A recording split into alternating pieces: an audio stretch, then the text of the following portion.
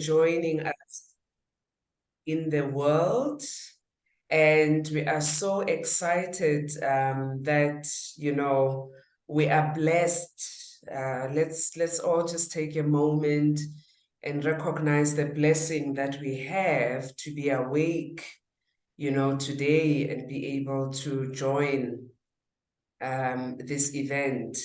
Once in a while on Facebook, I'll see that post. I don't know if some of you see it, but one that reminds us that we need to be thankful for each day because somebody did not wake up today, whether they were ill or something just happened to them during the course of the night. So we're really, truly grateful to whoever that you believe, whether it's God, whether it's Allah, whether it's Buddha, but whether it's the universe, truly grateful that we are here today. So welcome to the second day of this enriching, empowering conference that we are having. And I hope that the word that I kept hearing yesterday about the energy in the room, we will continue, to have that energy with us in the day.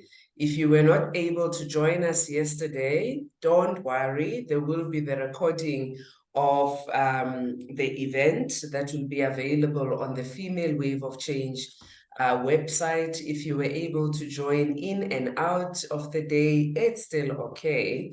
Today is really the day where we're really getting into the depth of the conversations. And for those of you that were able to attend to the dinner, how was that dinner last night? Oh my God, I felt so jealous.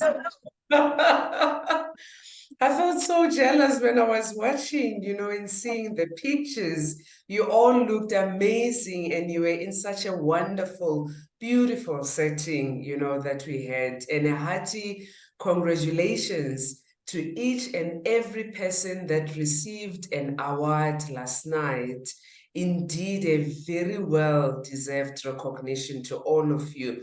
More importantly, the recognition and to our founder, Ingun, and we thank Gita and her organization, for the brooch that they were able to create. I'm sure it will be a lifelong remembrance of the day. Ladies and gentlemen, all the change makers that are joining us online and on site, we are ready for another day. We are ready to engage and converse with each other again about the authentic feminine. Oh, yes. We are ready, to talk about the authentic feminine leaders who are creating circles of change in an inspirational, inclusive, and innovative manner so that we are able to act together for a better future. Again, if you are one of those that is able to multitask and you can post something on social media, please remember our hashtags, hashtag FWOC Global Conference 2023. Second hashtag is Authentic Feminine Leadership. Now, let's recap on yesterday's proceedings. I mean, it was such a wonderful afternoon. At the end of it, I thought to myself, is this it? Are we done for the day? Great session that we had. We had from a lot, again, as I say, we had a lot about the feminine energy, and I loved it. I loved that we were feeling it, whether we were online or on site, and that everybody was able to participate using and bringing that feminine energy, including the men who are with us, who were really showcasing their feminine energy, in the program. We started the day with a welcome by Dr. Nawal Tarazi and our founder, Ingun Ball, and a gracious welcome that we received from the mayor of Noordwijk.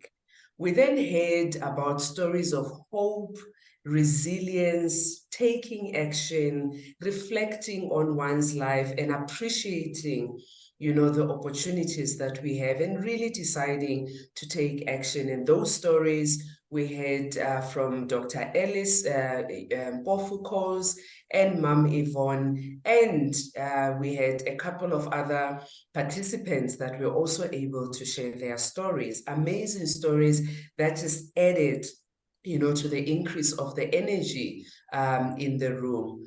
We then had engagements and conversations really about recognizing our current situations where we are, and really just reflecting that it is time to make change to the world that we desire. I think all of us out of yesterday realized that, just being in a talk shop is no longer going to get us to that world that we desire and the kind of world we want to leave for our children and the next generation. Some of the key messages that we received, from the participants were really about feeling and accepting our pain, being aware of our emotions, but more importantly, starting to heal ourselves before we can help others. I think for me, that was really a strong message that was saying if we're going to heal others, if we're going to heal the world, it is important to know that we heal ourselves first. And we know that it's not something that is going to happen immediately and end, but it is a lifelong journey, that healing. However, what is important is acknowledging that each one of us has some kind of healing that we have to go through so that we are ready to help and work with other people. We also heard about why it is important when we are healing, that it helps us to be able to teach something to our children. We also heard about how it is becoming much more important, that we reduce the double standards that we are seeing, in the world, and with COVID and with people moving all over the world, we're really starting to become aware of some of the challenges that are being brought by double standards that we as women and as female and as people that believe in this feminine energy, we need to play a big role in reducing them and thereby also improving love for ourselves. Because before you can go and love other people, you need to love yourself, so that once you have got that love, you can be able to share it with other people. We further heard about the importance of women increasing confidence in themselves.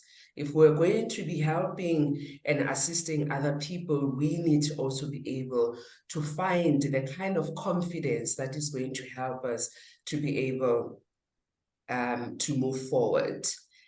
And whilst we're doing that, by learning and finding the confidence, it also then helps us to accept the differences that are in the world, to acknowledge them, but also not to be the ones that perpetuate them, until the end of time. Once we've acknowledged them, becomes a question of what then do we do to bring that diversity of that difference, to be able to ensure that there's inclusivity, there's inspiration, there's engagement of everyone in the world. And how do we as women, can help to reduce the limitations that we put on ourselves? Because, hey, we know how many limitations we put on ourselves, even when others see greatness in us, even when others see such confidence in us, but somehow we still have these limitations that we put on ourselves. So how do we reduce them? How do we reduce judgment that we put on ourselves? And sometimes that judgment is not, because we have said something to ourselves, but because we're reading things that are happening in social media. And how do we accept that when people post in social media, it's their posts, it has nothing to do with me? And all I can do is really acknowledge what they're sharing about themselves, and where possible, just, you know, appreciate that they are willing to open up about themselves. And how does that then encourage me to open up about myself? And towards the end of the day as well, it's really, again, the conversations about how do we need to be aware of these limitations and that we are putting on ourselves, and how to be able to overcome them. One of the issues also that came out very strongly is really around the children that are being trafficked. And I believe that as mothers, as aunts, as nieces, you know, we can play a big role in terms of ensuring that our children are safe, our own children, but our children in the communities where we live, and the children across the world.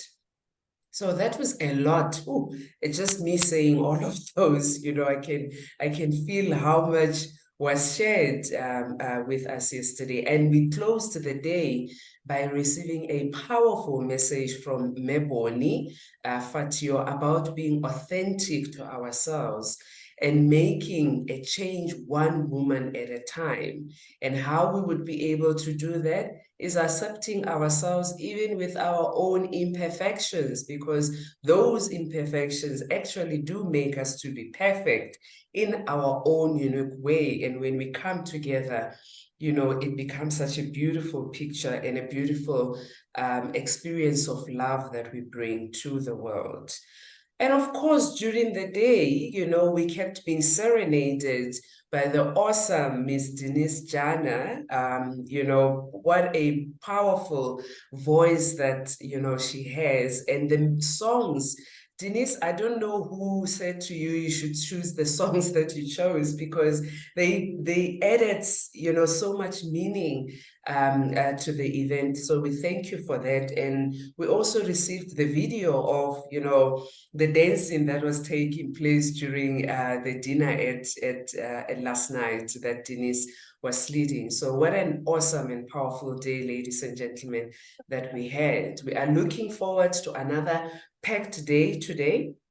And I'm hoping that you are ready, and that energy that you shared with us yesterday, you will continue to be able to bring to us today.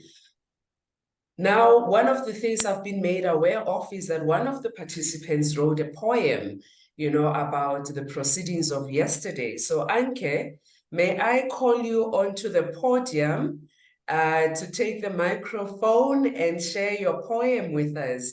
As you do that, please just ensure that you keep your microphone as close to your lips as possible. It just helps to improve the quality of the sound. Over to you, my dear.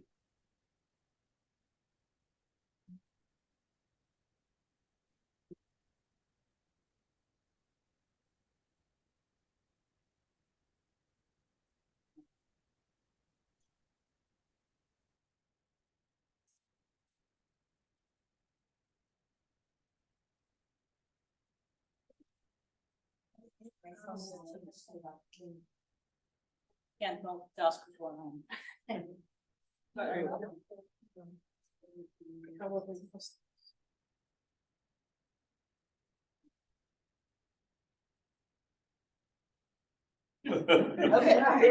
thank you. Your assistant. I wrote this last night at 3 o'clock because I was really felt inspired by all of you, all the stories. And Bonnie said I got a fire in my belly. That's why I thought, okay, I write a poem about you all. Proud to be female. You're a woman and you're strong. When people tell you otherwise, they completely are wrong. You're a woman, courageous and kind. When people tell you otherwise, they're just messing with your mind. You're a woman true to yourself while fighting to whatever you believe in. When people tell you otherwise, they think you will fail and lose instead of win. You're a woman, valuable and smart. When people tell you otherwise, they don't deserve to be in your heart. You're a woman, you're not invisible or without meaningful voice. When people tell you otherwise, it's their loss and their bad choice. You're a woman, you're compassionate and intuitive. When people tell you otherwise, they don't understand that compassion and respect are free to give. We are women, and united we make waves. Our feminine values and authentic leadership can lead to solutions whatever one craves.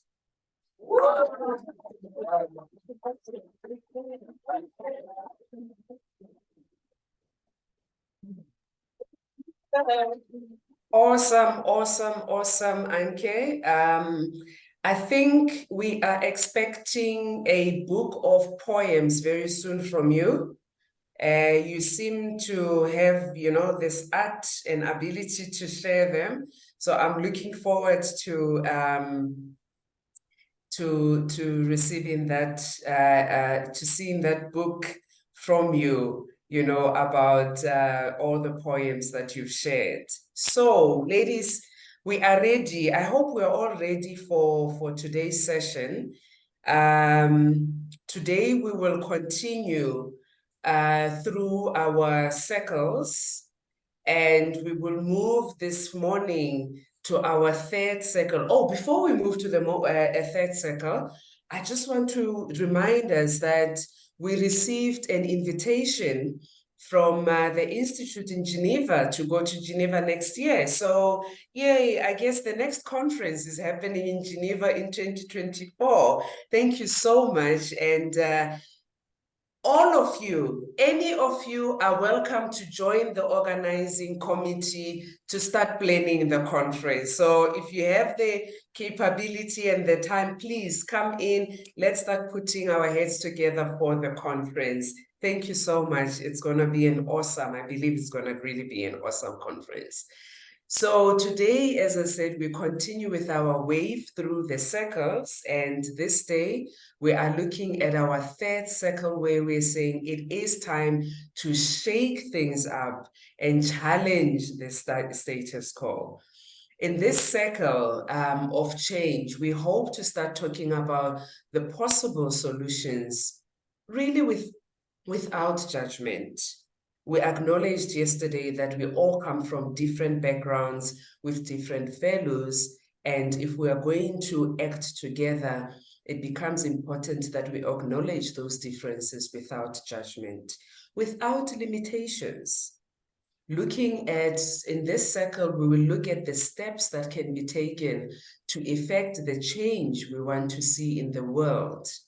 And I'm really challenging all of us to really take into mind that we, in our femininity, can do things differently, from the current system. And one of the things that I was reflecting on last night, is this message to the men in our lives and in the room that, when we talk about femininity and feminine wave of change, we're not talking about being against men. We're talking about being against the system of patriarchy. And that is the system that I think we're all fighting for.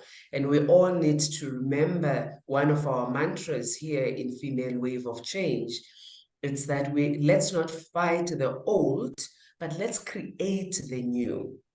So the speakers that will be sharing with us, today, they will really be, enlightening us and sharing with us about how we need to be aware that it is time to shake things up.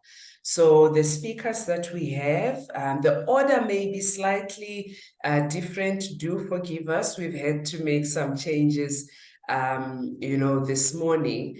But we will start with Ralin. Let's go to Ralin's slide. Ralin, I think it's called Ralin. I heard Ingrid say it yesterday. And Khalin is unfortunately not able to join us in person today. We heard last night how, life has really become hectic for her. Khalin is from the Netherlands, Khalin Beckers. She is a special representative for the Minister of Finance for Climate Action. She is also a guest lecturer for sustainable and development goals and implementation at Yale University. And she's an author of, amongst other books, Time for Women to Solve the Climate Crisis. So Khalin will be our first speaker. She will then be followed by Shada. Again, Shada will be joining us online, and Shada Kassab is joining from Lebanon. She is our ambassador for Female Wave of Change in Lebanon, and she's also an insurance broker. One day, Shada, I want to hear about the insurance solutions that you have for women by women. Shada will then be followed by Bindu, who's also, okay, our slides, as I say, things changed this morning. Dr. Bindu Babu, who's joining us from the USA. Unfortunately, also she couldn't travel to join us, who's also a member of Female Wave of Change Circle of Wisdom. She is an expert in trauma management, and she does so many things. We will bring Dr. Bindu's slide, before we go into the breakout. And our last speaker will be Corinne Brett Ramudla. Corinne is joining us from South Africa, who is a co-founder and CEO of Circle of Senior Living, an amazing project that she's working on. In fact, I think in about 20 or 18 days, she will be launching, this senior circle living that she has introduced in our country. So again, once we are done with our speakers and they've shared their messages, we will follow the same process as we did yesterday, where we will break into the various breakout rooms to be able to engage on this topic about what is it that we need to be doing to start shaking things up. I will also share the names of the facilitators. But let's not waste any further time. Let's go to Khalin Beckers, who will be sharing her message with us. Welcome, Khalin. Thank you so much. I hope you can hear me okay. We can hear you very well. Thank you. Wonderful. I'm so sad not to be there in person. I would have loved to be there with you and connect, and also be near the beach and have a really good time connecting in nature and with real people. So I'm very happy to be here anyway, to have the conversation and to share a few thoughts from my side. And hopefully to follow up on all the beautiful things you've discussed yesterday. It's already sounding very much like getting to the core of what we're doing here, what our role is as women, as authentic female or feminine leaders. And it's great that we come together to share about the importance of that, about how we can do that in our daily lives, how we can work together on that and support each other. And sometimes when you're in the system and where you're in this patriarchy, it's not always easy. So sometimes I also, by all the external influences and the realities of the world, you get overwhelmed. And I think right now life is a little bit too hectic, so I just couldn't practically make it over there.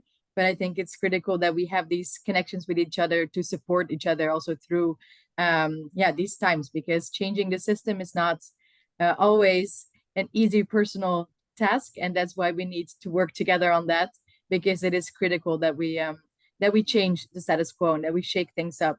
So very briefly, I have worked for the past 15 years on the climate crisis, because when I was 16, I realized this is like the defining issue of my time, of the future, especially being a young woman back in the days that saw what is happening and how we're treating the planet.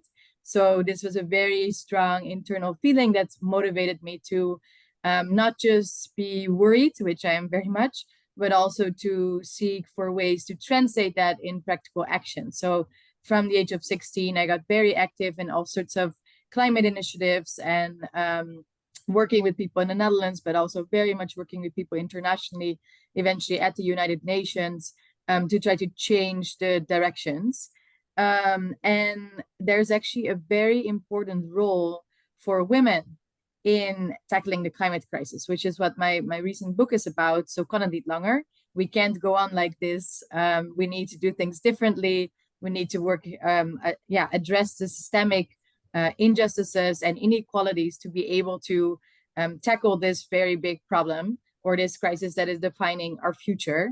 But there's also a very positive thing to it because women are playing actually a critical role in climate solutions. And you see that when women are part of decision making, there are better and more progressive results. There are better outcomes for climate policy, for nature protection, for reducing emissions. So there's actually research showing that if you have more women part of these decisions, we're getting towards better outcomes. And that also goes for broader diversity, where you also see stronger climate policies if decisions are made by more diverse groups of people, and more innovation, better outcomes, better results.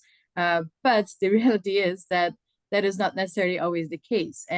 But you're starting to see that globally, there is this wave basically of young women and men as well, and boys and girls, but very much championed by young women, like those schoolgirls that are actually going out there in their communities, leading these movements for real change, like millions out there on the streets. And it's very noticeable that they are often women really championing that.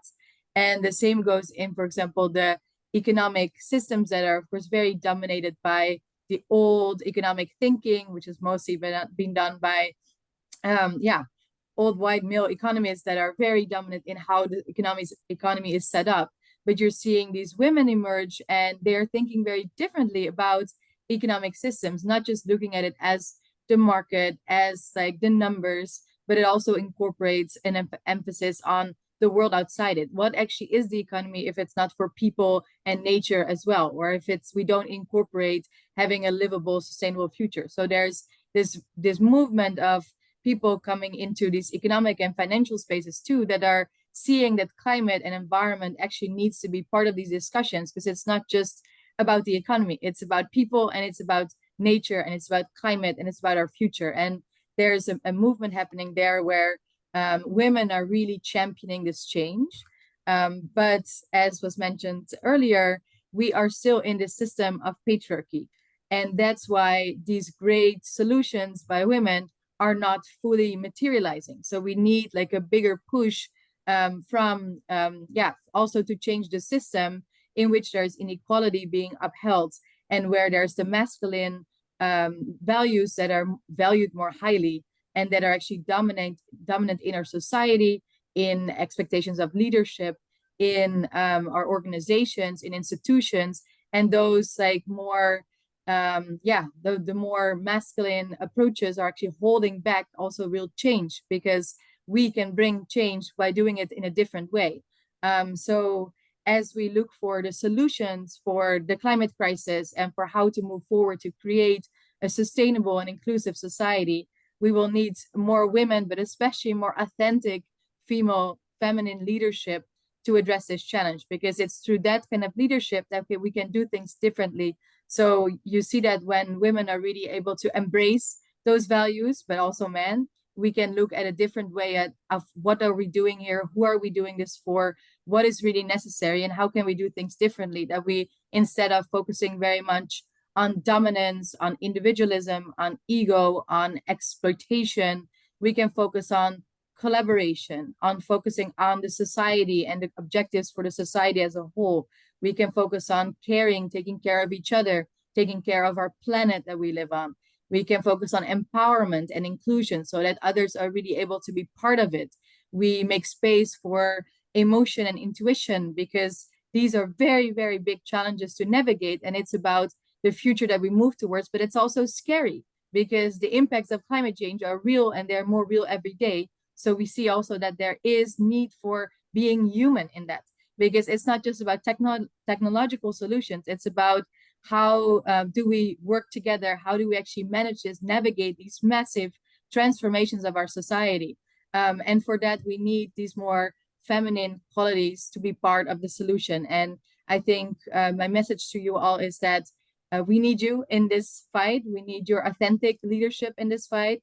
We need to transform the unequal systems that are now holding back solutions from women, because women are often not yet fully empowered, not in positions of decision making, not empowered economically, not invested in enough, while they can actually, showing as the research shows, but as we also know, bring the solutions that we need. So I invite you to become part also of this, tackling this big issue of climate change, because we need to do that together, and we need a different approach to it, and we need the approach that you are embracing, that you are leading. And I think we need to work together on all of this. So I will stop there. I hope it will provide some food for thought on how we need to take this issue forward from an authentic, feminine, female leadership approach. Thank you very much. Oh, Galine, thank you so much. Wonderful, powerful message that you have provided to us. But before you disappear, Galine, Ingun would like to share something with you. Ingun, over to you. Yes, Galine, thank you very much. And I follow Galine already for many years. I think since she went to Yale, and saw what she has been doing over at the United States. For instance, she was working also for Hillary Clinton in her presidential campaign. So did a lot of good work, and now here back in the Netherlands. And when she wrote the book, I really needed to be there. So fantastic. I already told you yesterday, you know, yes, that's the book. I didn't want to bring mine because it really it looks awful, you know. I've been writing, and that's my way to treat books, not very well. But anyhow, yesterday evening at the dinner, there was a leadership and award dinner, was also the moment that we granted awards to women. That is what we do at our global conference, and to show appreciation for what you're doing. And one of the awards is the Young Leader in Action. And let me just read.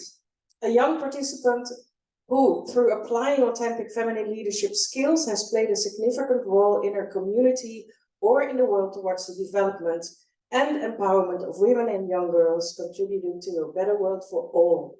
This award is for you, Radine. Oh my God. Thank you so much. I'm so sad I wasn't there. Oh. There it is, a little bit close to the camera so that you can see it. We'll meet somewhere in the next coming weeks. And one of our participants, Dr. Stephanie, she gave a book to all the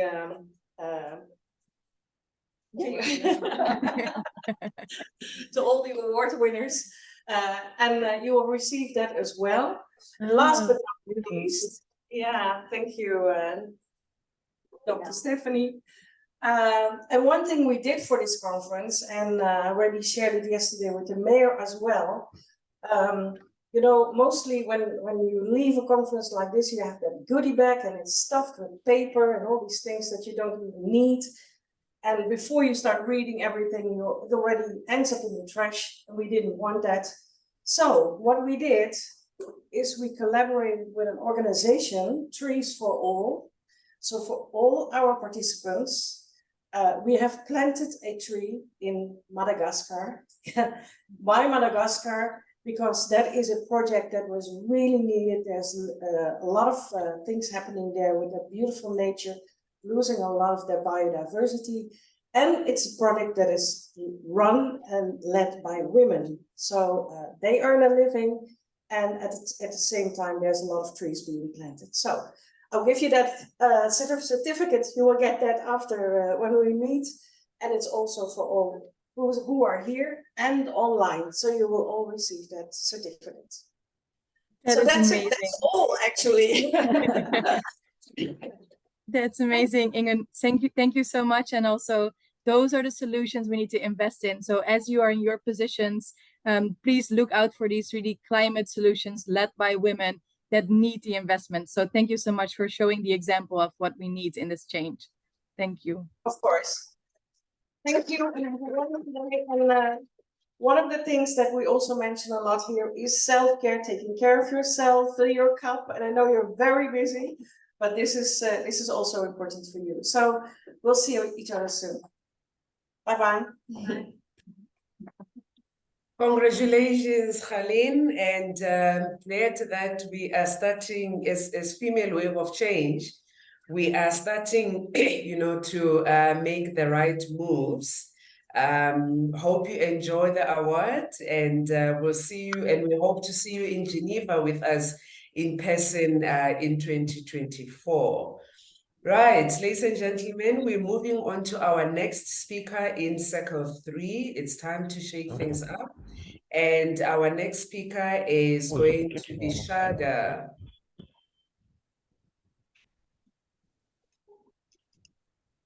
Shada Kassab will be our speaker. And Shada, as we've indicated, is our Female Wave of Change ambassador in Lebanon. Hi, Shada, can you hear us? Hello, everyone. Can you see me? We can hear you. Can you hear me? Yes.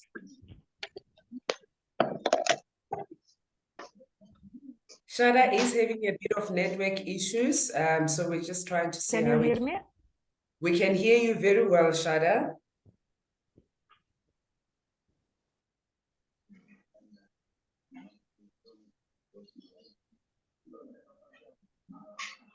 I think maybe she's having sound challenges on her side. Shada, can you hear us?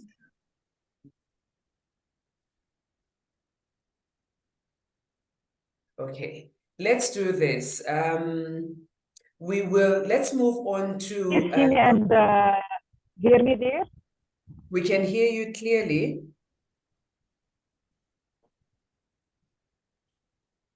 Hello, everyone.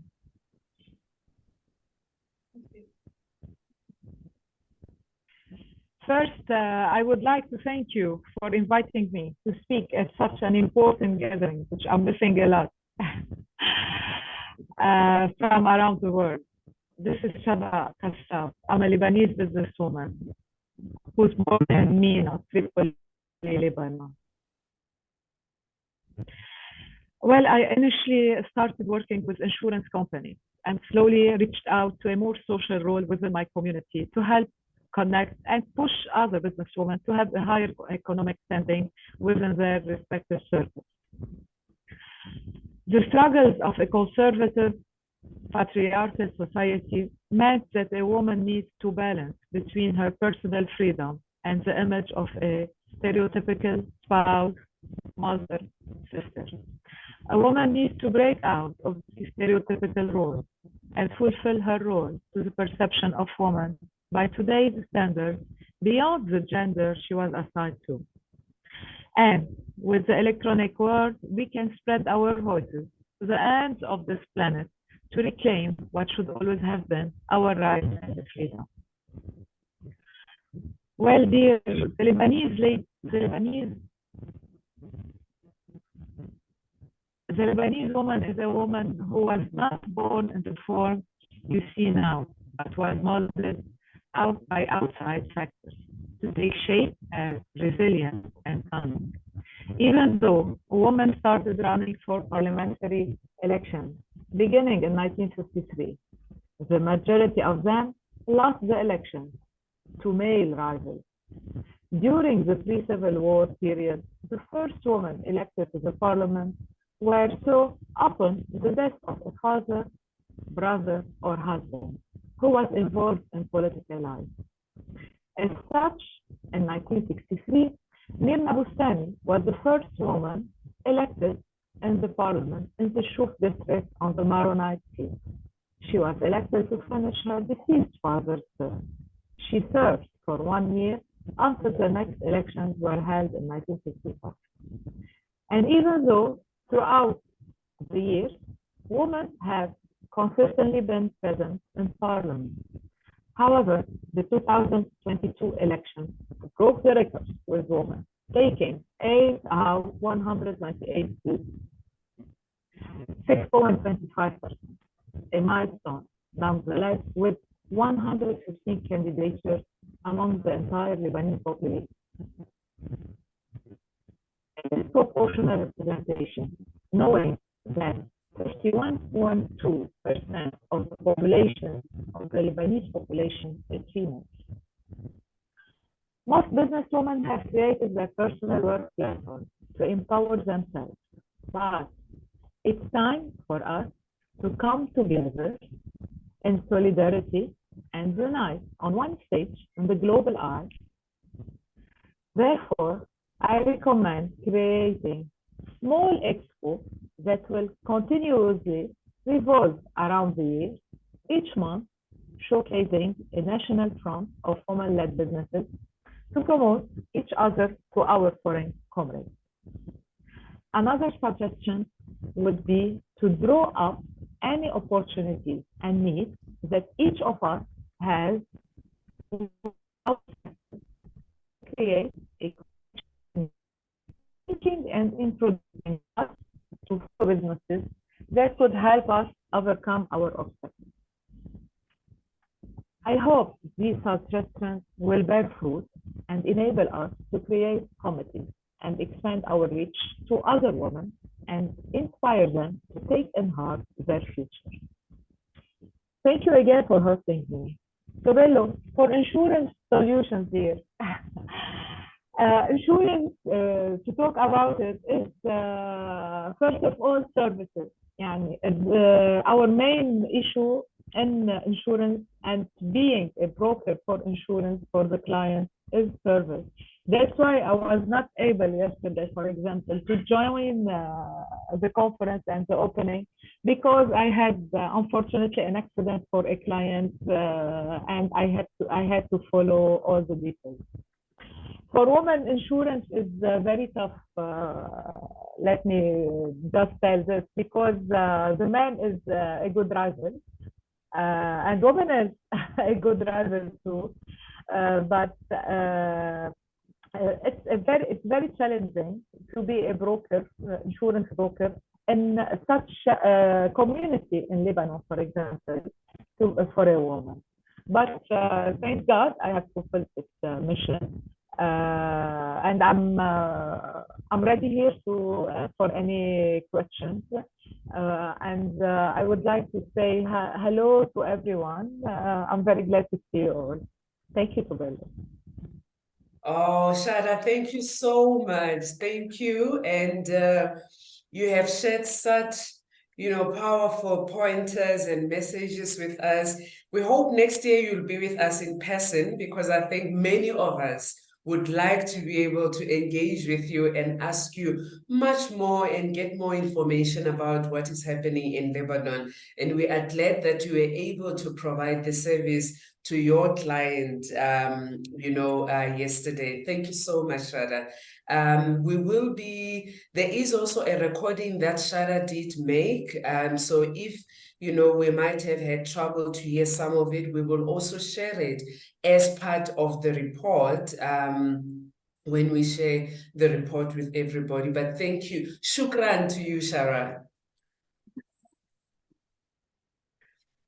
Great. So our next speaker that we are going to move to is Dr. Bindu Balbu. As we have said, she is joining us from the USA, and she is a member of the Circle of Wisdom in Female Wave of Change, and she's the CEO and founder of Hearts of Change. We met Dr. Babu first here in South Africa in 2019, and she's really played a big role together with the likes of Dr. Lumka and Dr. Selina, who really have been helping us to understand the issues of health that are impacting on women in the world.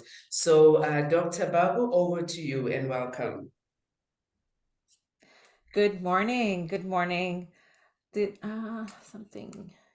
I hope I'm being heard. Yes. Yeah. Great.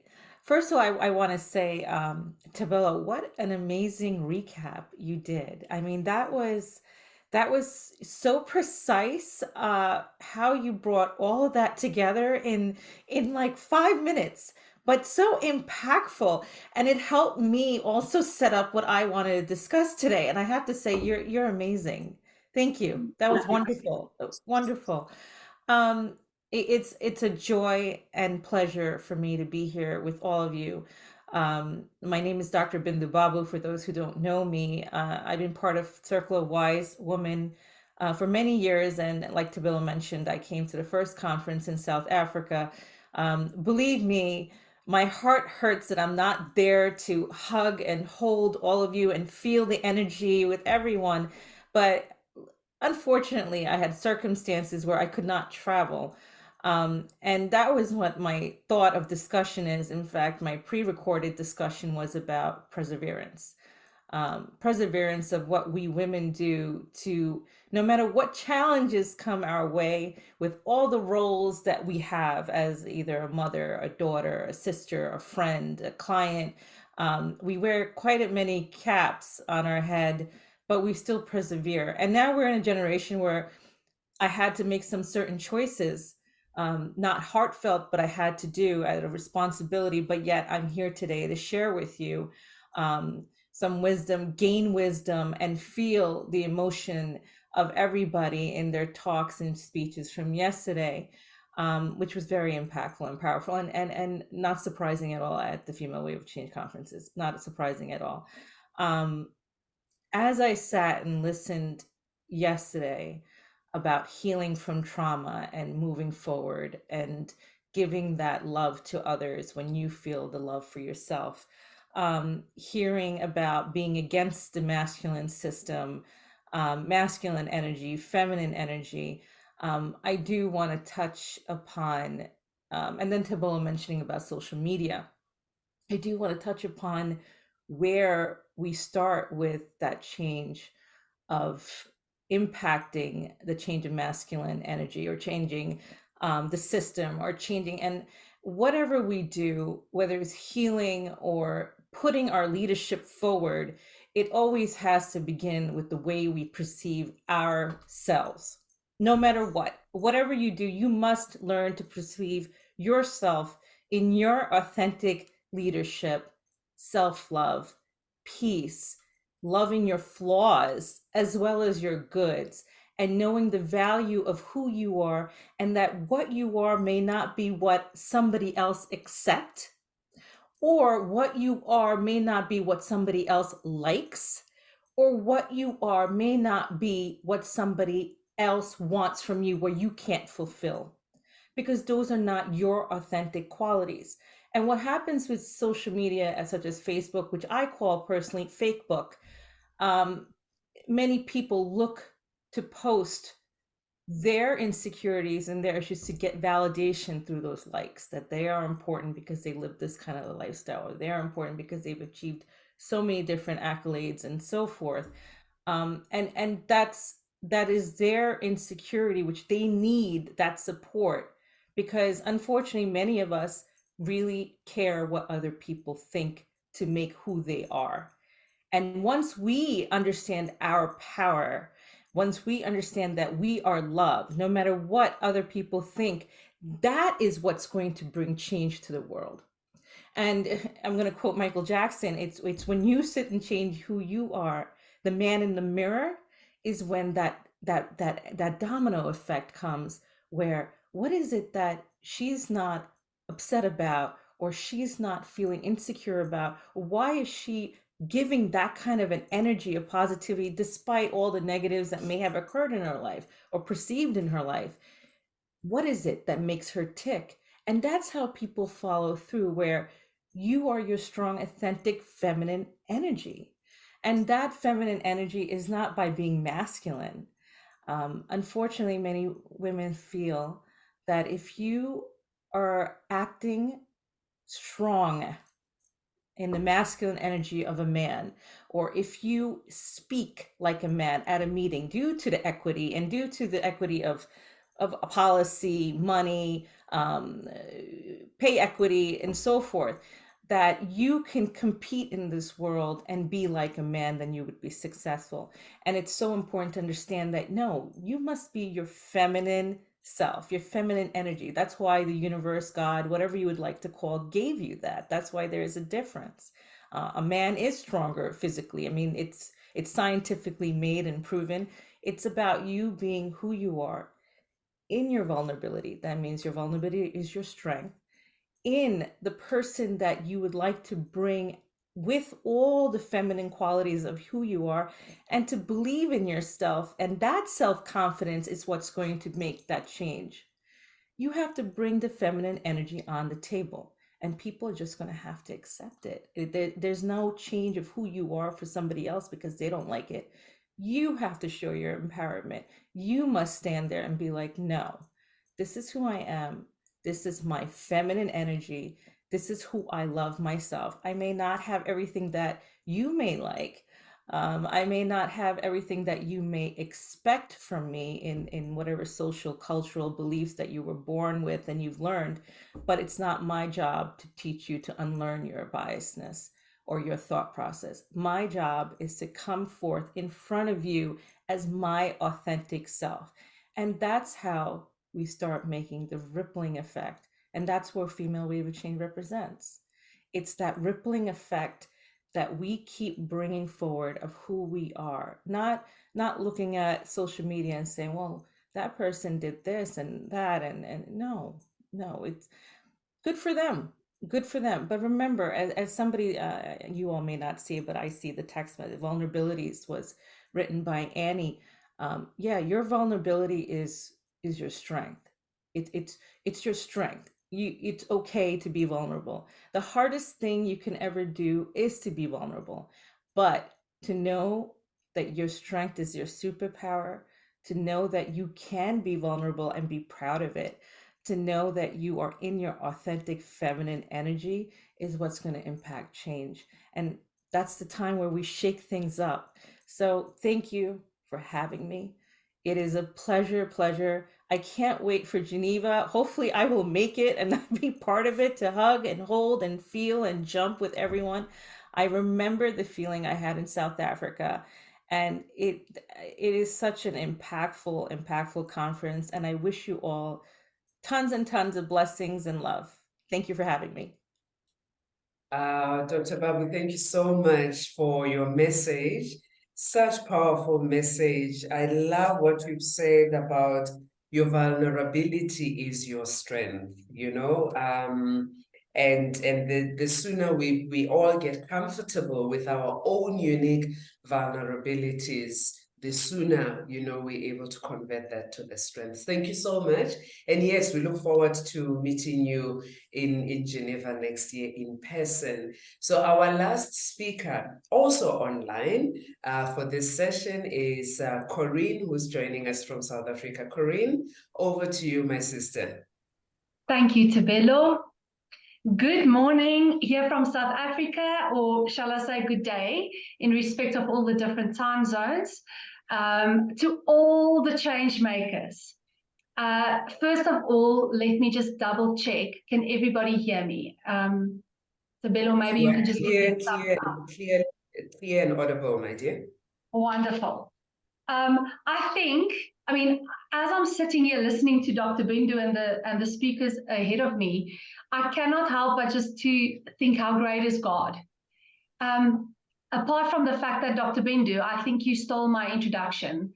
Thobelo, you are doing an incredible job, and oh my word, how wonderful just to see how that golden thread and how the team has actually set up the agenda, so that we see that golden thread going through from yesterday into today. And I think there's going to be great things happening towards the end of today.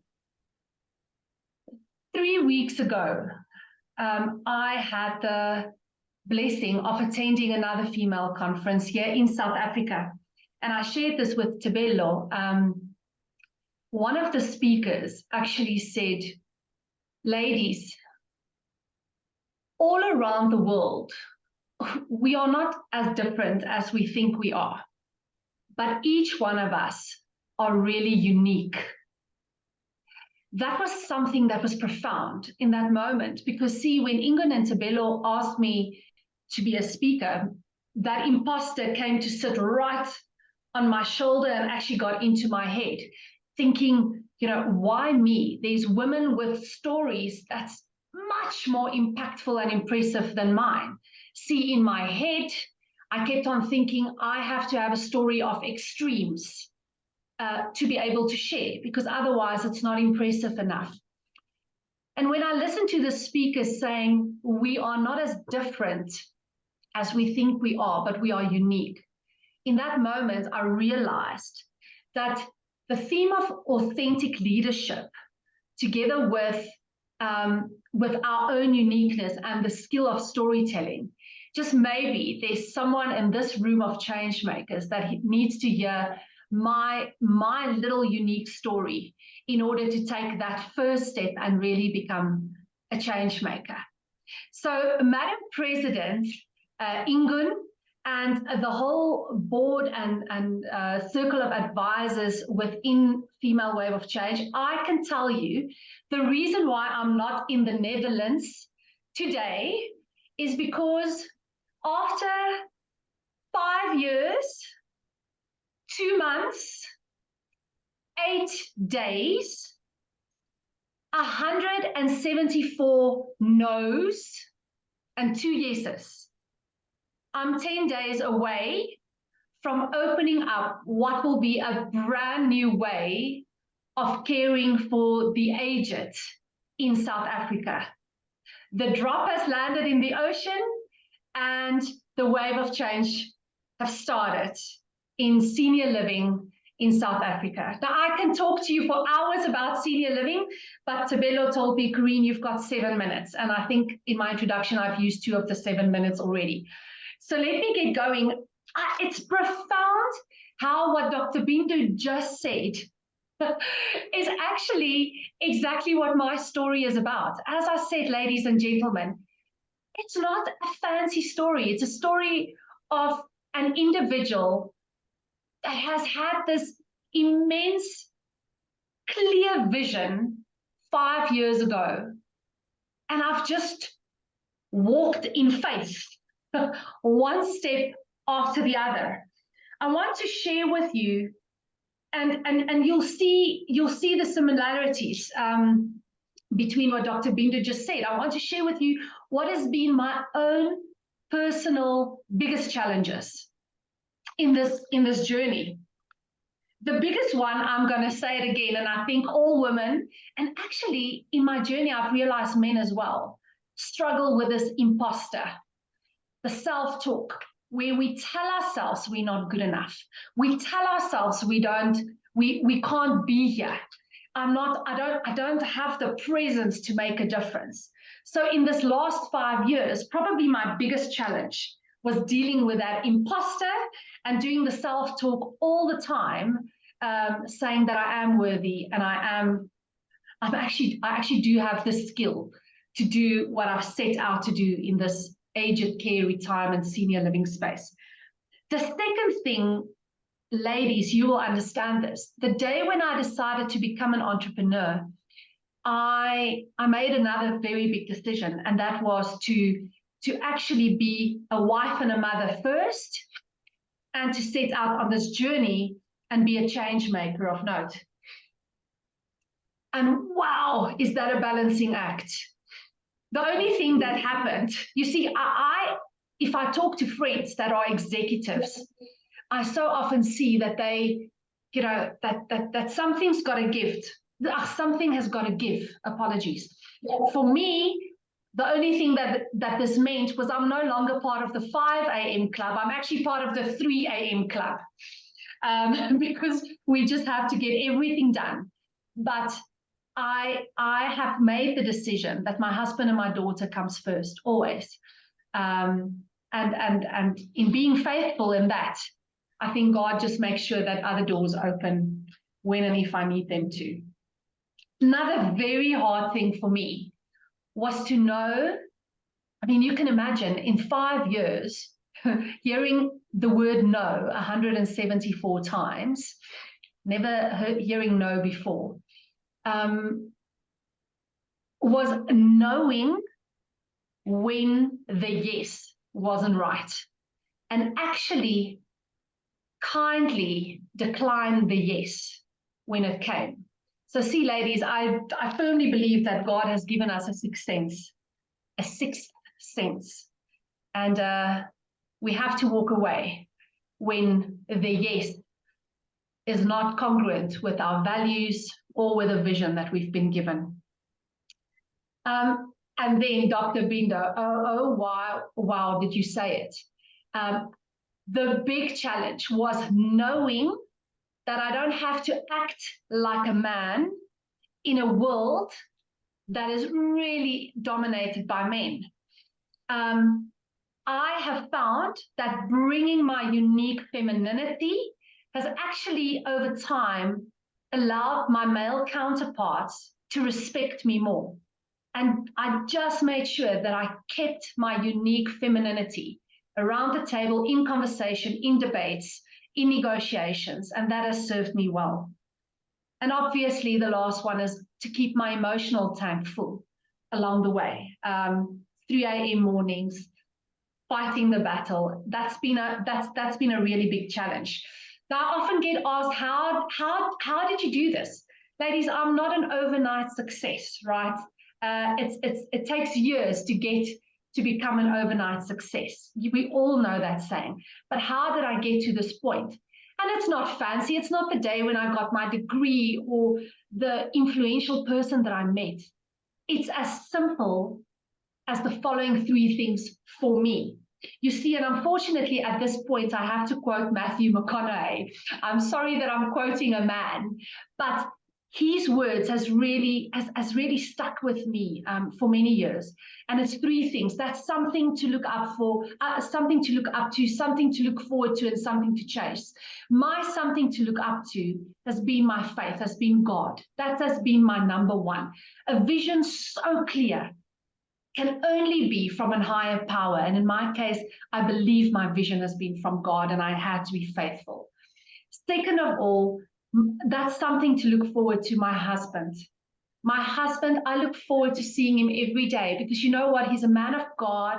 And in my case, he has given me immense strength in times where I wanted to give up. So ladies, I suggest find that something to look forward to. Maybe for you, it's not a husband. Maybe it's a friend or something else. In my case, it's my husband. And thirdly, my something to chase, my little girl, Olivia Grace, my daughter. My something to chase is that I never want to let her down. And I'm going to end off with a story. She was 6 years old. She's turning 8 in a week from now. And the blessing in joining you online is she's sitting right in front of me, wanting to watch mom do this and holding all thumbs that it goes well. But she was 6 years old. And I remember crying, sitting on the couch, holding my husband's hand, saying, I can't do this anymore. I can't be the woman in a man's world. I can't, like, nothing works out. I heard no another time. And my husband was doing his normal pep talk, and Olivia Grace, she was 6 at the time. She came and she held my hands and she said, Mommy, look at me. I looked at her, trying to, wipe the tears, embarrassed that I'm crying in front of my daughter. And she said, Mom, are you done with Circle Senior Living? And I said, what do you mean, my angel girl? And she said to me, are there residents living inside of your facility yet? Are you done with Circle Senior Living? And I said, no, I'm not. And she looked at me and she said, well, then best you finish what you started, and then you can move on to the next thing. So see, ladies, that's my something to chase. My goal, and I believe I'm creating that next generation change maker, looks up to me, and I'm chasing the fact that I don't want to let her down. We are all good enough. You are enough. It's as simple as a strong vision, and out of the mouth of a 6-year-old, you are not finished until it's done. Thank you for this opportunity, and may the wave just get bigger and bigger. And she said to me, what am I going to say?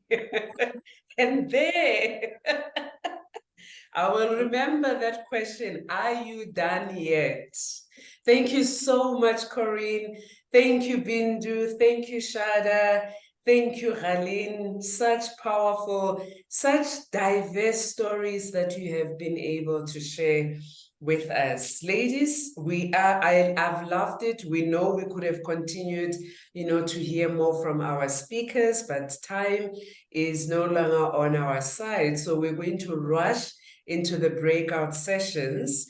And our facilitators today, so it's the same, processes we followed yesterday. We will move into the 3 various facilitation rooms.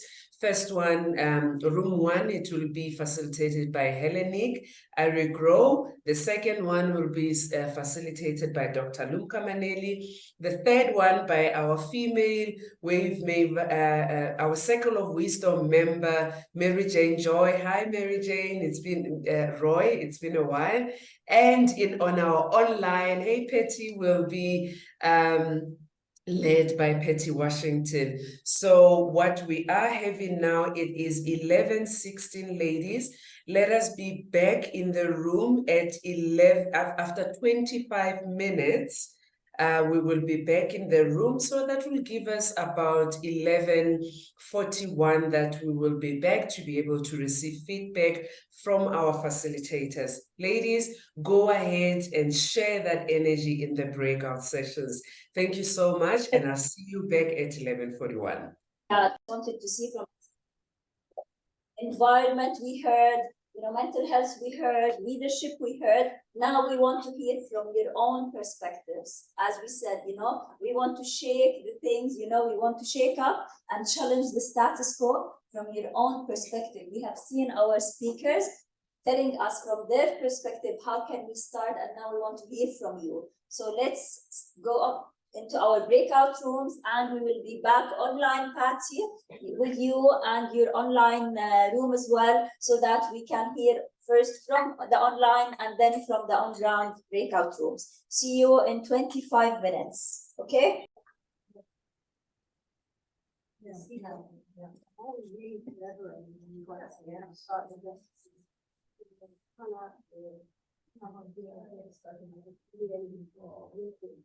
By the way, I need to ask the crowd something. Okay. Hey, I see Patty. You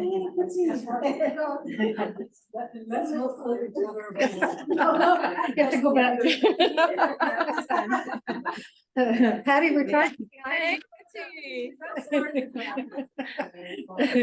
Ingrid, can I ask you a question real quick? Yeah. That link that I sent you, did you have a look at it? Yeah. Let's go. We're just waiting for one more room to join us, and we will start with Patty and all the lovely participants. We miss you all. Make a note. Wonderful. I have one remark. And I know that not everyone is in the room, and that's a very practical one for tomorrow.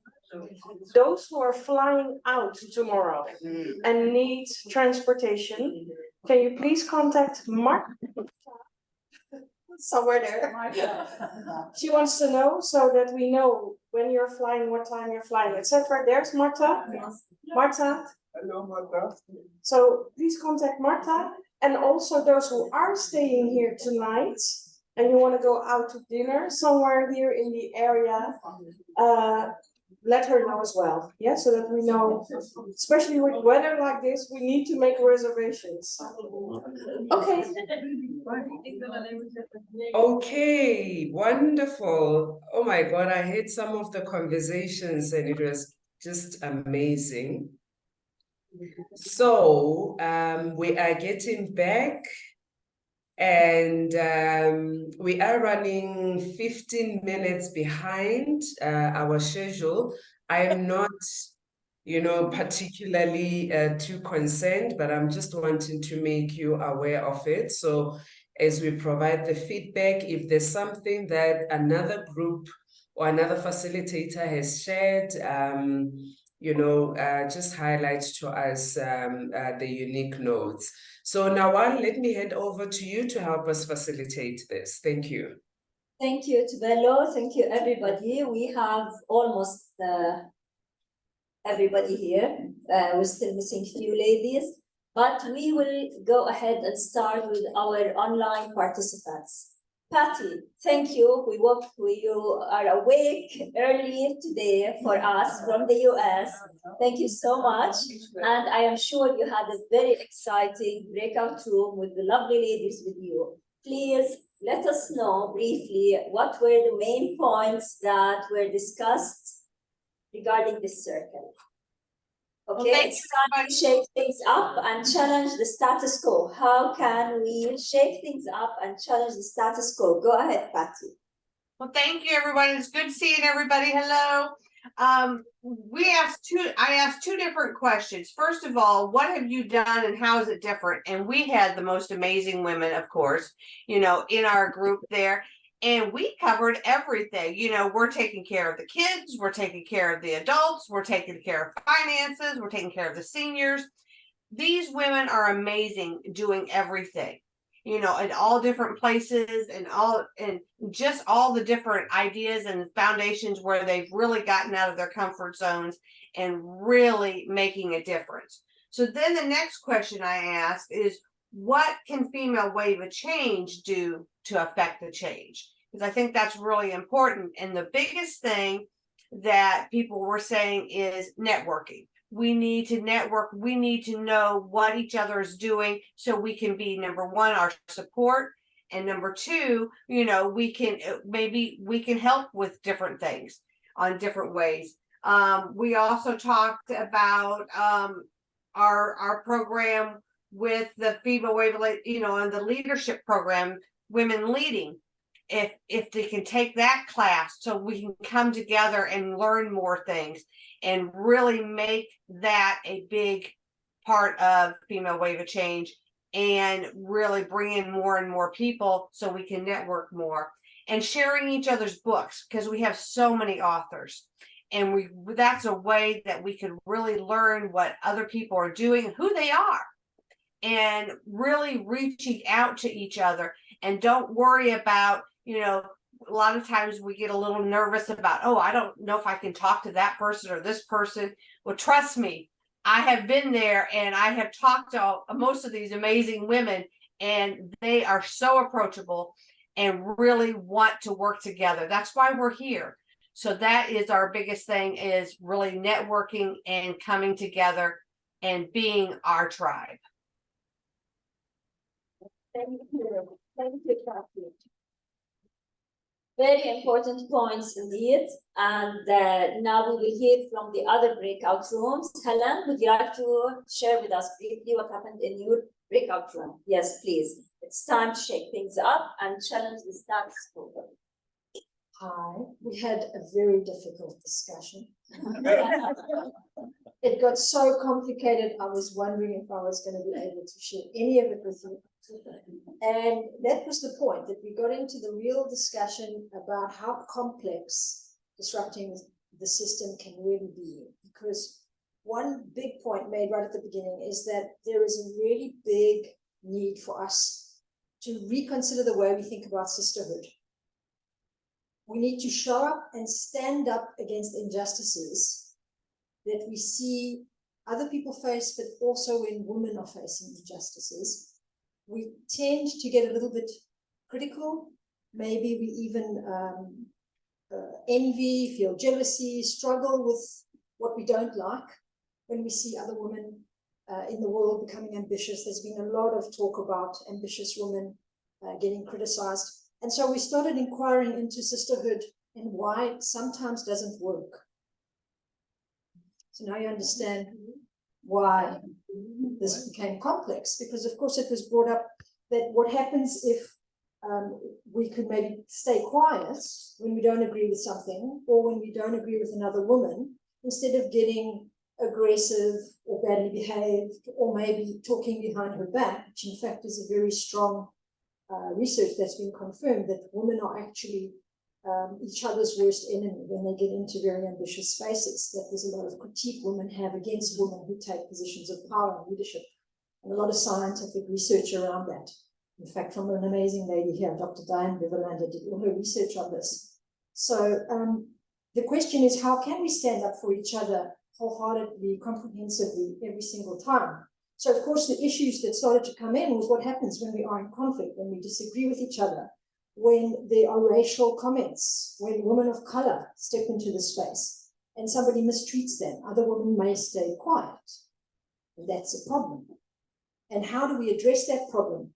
Because perhaps one solution when we don't agree with each other is to stay quiet and not criticize each other. But that then becomes a paradoxical problem where there are injustices in the room. And so we then came to the point about context. It's very important to consider the context then of what is happening when we are believing sisterhood is going to save us all, but sometimes our sisterhood is not really real sisterhood. So you understand why the conversation got quite complicated. So we're now looking at maybe how do we purify our sisterhood? How do we stand truthfully?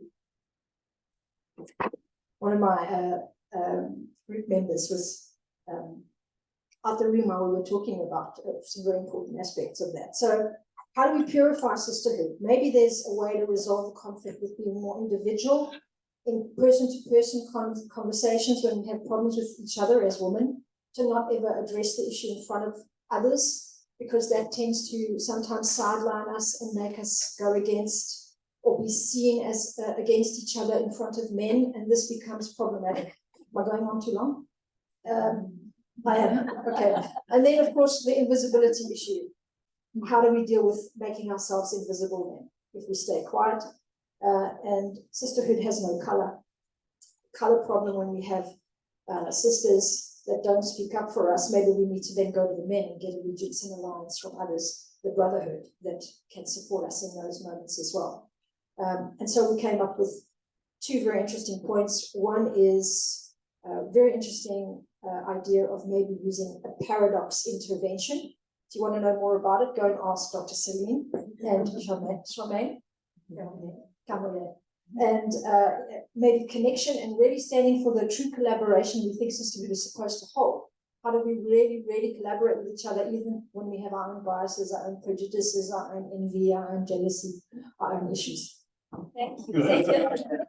So, I love that, I attended some and I know the complexity, but every single point is very important. We need this. Renee and I are preparing for the night, the end circle, and every single point is important. Mary Jane. Oh dear. Please. Noel, would you be able to hold it so that I Yes, don't have of to? course, of course. What then? Move the mic away. Yeah. And hi, everybody online as well. Okay. Oh dear, now dear. Okay, we started off big. All right, the big idea was the system has to change. But then we realized very quickly, thanks to Jacqueline, we need to take a step back and keep it small, right? There's so much complexity, things don't happen overnight. We need to stop analyzing what's happening and take action, do. I asked about the 5 pillars that are the basis of female wave of change. And there is real power in these 5 pillars. So the ambassadors in, I think I've written many, I'm not sure, many countries choose one of the pillars, all right? Co-create together, choose a project, garner the commitment from everyone in that project, and communicate, all right? Look for others who can look for other partners. Who's doing it already? Who can support this to make it happen further? Partners with similar values and a common vision. Pam, I want to say Jan again. Pam gave us the example of what she's done on the Mother Earth Project. If you haven't heard about it, please do ask her about it. This is exactly what she did.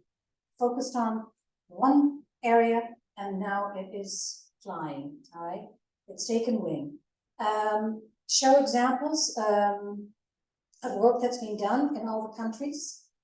Collect, curate, show, spotlight from the work that's been done with women, both in Female Wave of Change and outside Female Wave of Change. Each ambassador can set goals for what's needed in their country. The example was that in Jordan, water is a real problem, right? So what can be done? Support each other's needs and having and bring the experience and expertise available. Share our collective wisdom, make it visible. Each pillar has a group organized. The example that was given is the pillar of health that I forget your name. Marit is part of. Marit, we showed a formula that I think would be worthwhile to share, but maybe not here, and go into detail on that for the group. Convince those running the system that we do take action, all right, that we are taking action. Invest energy in demonstrating and spotlighting this. The strongest need is to belong. The strongest human need is to belong. Once we believe and dream and demonstrate, then our goal would be reached because others will want to be part of that as well. Idea creators, yes, so remember the question, are you done yet? I couldn't read my writing. We need idea creators, execution, and marketing and communication. We need experts in those areas for anything that you want to take on. So look again within your group, who's got those kind of qualities.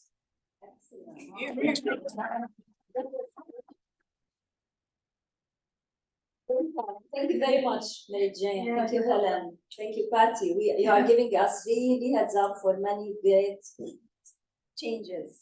It is so amazing that we're separated in different rooms, but still we sort of come to the same conclusion. So in ours, we looked at leadership. If we can look at changing anything, it has to start with the leadership. Because with that, it's going to influence any other areas that has been discussed since yesterday. And within leadership, we said it starts with self-leadership, where we walk the talk. And we say that we need to really embody our own values, and whatever actions that we take should be aligned to our values, so that there's consistency, we keep on going with whatever that we need to do. Then I think we spend more time talking about collaboration because we understood the need to tap into the power of collaboration. We took it further to try and understand what are the barriers, because already there are networks that they have Female Wave of Change. Why are we not making use of this platform to collaborate? And the issues of competition, because of how we were brought up, that we are all competitive and everyone wants to do on their own and feel the pride that comes when you feel like I've started this project from A to Z on my own and all the credit comes to me. The issue of trust, that can I trust the other lady with my vision or with the project that I want to do? And so we thought that we need to really work on that, where we can reach out to each other, maybe a project that will take you years. It can take you a few months if you make use of the ladies that are already in your circle with all the expertise that are there. We also talk about the power of vision, the vision for yourself, and also vision as a collective, that we need to have a powerful vision, a vision that's so powerful that we need to keep going, until what was the question of the 6-year-old again? Are you done? So we spoke about that until they say, are you done yet? So I think the issue of women leading in change also came out actually, because obviously we can't talk about leadership without mentioning women leading in change. So it did come out that we need more ladies joining into the program so that they can go through the self-discovery journey to find themselves, to understand themselves and know exactly where they can plug in, where they can play, where they can make the most impact with the change that is so needed. I think with that, some of the things that we said. Yeah. Thank you. Thank you, ladies and gentlemen. Thank you, our online participants, for your words, for your notes, for everybody from the breakout rooms. There will be a slight change in the program. We were supposed to launch the book before lunch, but now we will head for lunch. We'll come back at 1 o'clock and we will start the afternoon session launching the book of Female Wave of Change. So excuse us, it is hearing your notes and your feedback is very important to us. And that's why it is okay to change the program a little bit to hear more from you, because at the end, we want an action plan coming from this room and from our participants online, okay? So see you at 1 and we will continue together. Thank you again. To tell us more about rights and business. Thank you, Ingen. People can see me? No, not yet. No, doesn't matter. I'm a Dutch entrepreneur, and I started a business 17 years ago. And then I felt the need to meet like-minded women, other entrepreneurial women. I didn't know any. So I invited them to have dinner at my place. I have 8 chairs, and there were 7 other women and myself. And that was so interesting. And we learned so much from each other that I turned that dinner into a networking concept called Bites and Business. We love to eat and talk about business. We help each other, we inspire each other, and we get to know each other. It's always around dinner because food connects, right? And we have this very nice envelope method where we can pick each other's brain. So everybody writes down a question that she has at this moment. She writes down the question on the envelope, and the envelope travels all night around the table. And so now we're 20, 30 people at a table, 20, 30 brains that think about your question. It's an envelope, so people put notes in it with their tips, ideas, suggestions, feedback, or it's a brain picker, but also a Rolodex picker, because you know maybe somebody that in your network that can help her. So this became quite big in the Netherlands, in 25 cities, but now I want to go abroad. Yeah. So I thought, let's go here, because women eating and helping each other can work in India, in Cyprus, in the States, in Mexico, in South Africa. So if you want to know more, if you are interested in starting up Bites and Business in your city or country, please come to me the rest of the day. Thank you. Thank you, Marijke, for your contribution to make this event happen, this conference. Charlie, can you come to the stage? Because we're going to do it's a special moment. We're going to launch something. Do you want to share a little bit what happened the last couple of months? So for those who haven't heard yet, I'm sure we've mentioned it to probably quite a few already, we were doing a podcast series, which is where it started having some inspiring and interesting conversations with a number of you who are in the room. But we didn't want to just have it on that platform in terms of talking about feminine leadership and what needs to change right now, which was obviously mentioned both yesterday and today in terms of systematic changes required.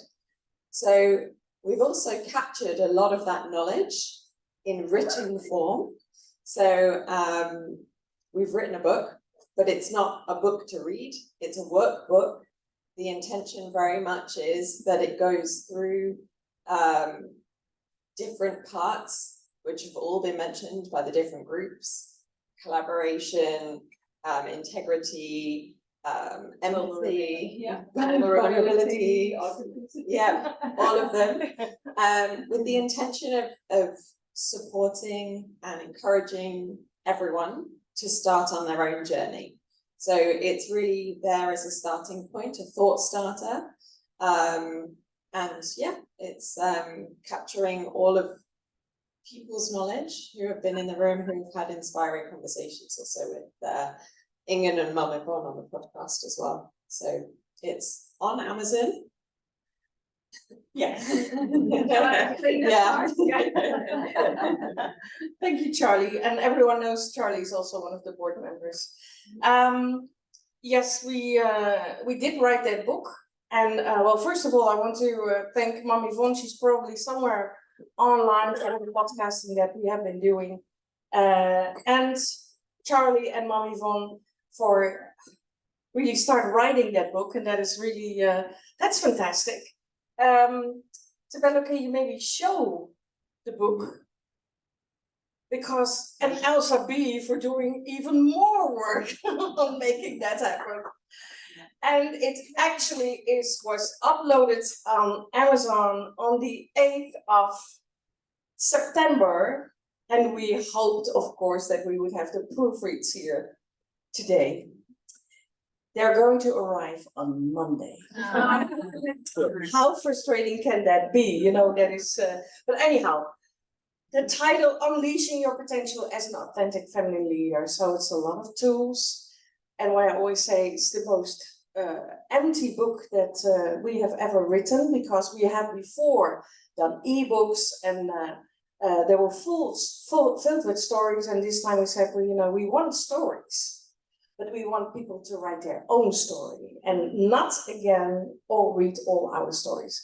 So this is the cover. And maybe you can do the next one.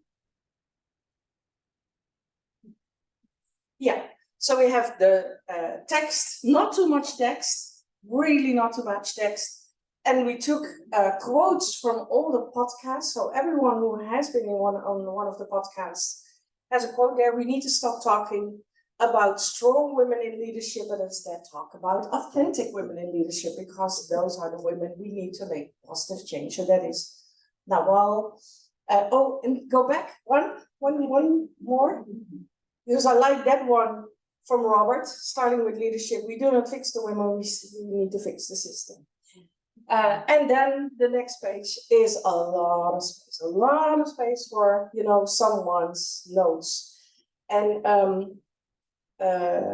this is for us, is really the way, again, to contribute in a different way to authentic feminine leadership. You know, people waking up, doing their part, and realizing that they can be the change.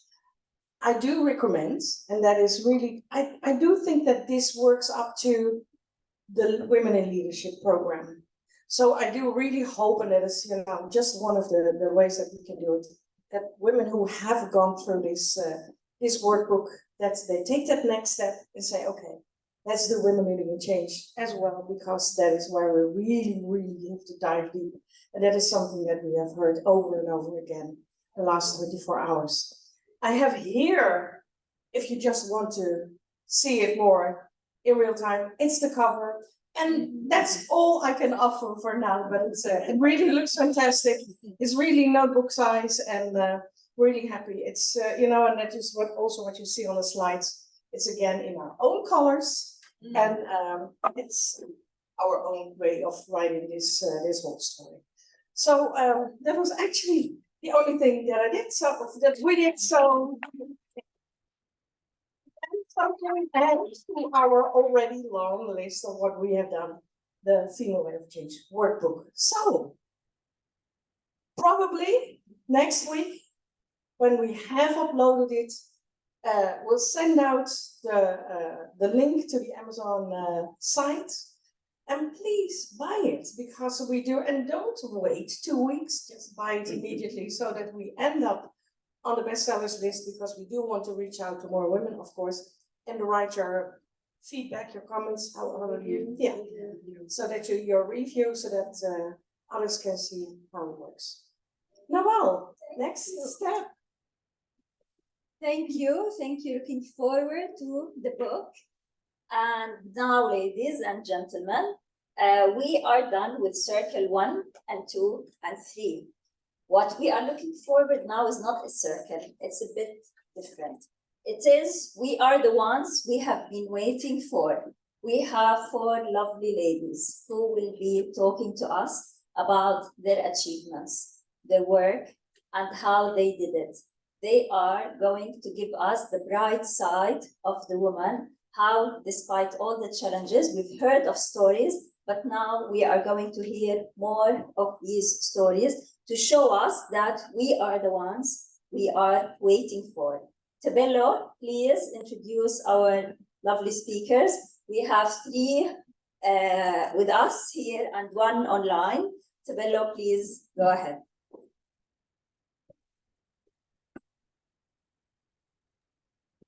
Okay, welcome back everyone, and I hope that you all enjoyed the break and the lunch, and congratulations to the organization for the book that has been just launched, and hopefully we will all be able to get a copy in our hands very soon. So this particular session that Nawal has already introduced, let me go into the speakers that we will have. The first speaker will be Dr. Selina Pinashemo from the USA, who is also a Circle of Wisdom member, and she's the CEO of VGI Mental Health. She will be followed by Hellenic Argiro. I've been practicing that, Hellenic, who is an ambassador of Female Wealth of Change from Cyprus. And she's also the CEO of Helen Aha, Women of Truth. And Hellenic will be followed by Lama Shasha from Jordan, who is the chairwoman of International Robotics Academy in Jordan and is also a digital expert. And the last speaker that we will hear from is Gabrielle Buresh-Teichmann, who's from Austria. And she's also a member of the Circle of Wisdom and is the founder and CEO of Color Lights World Project.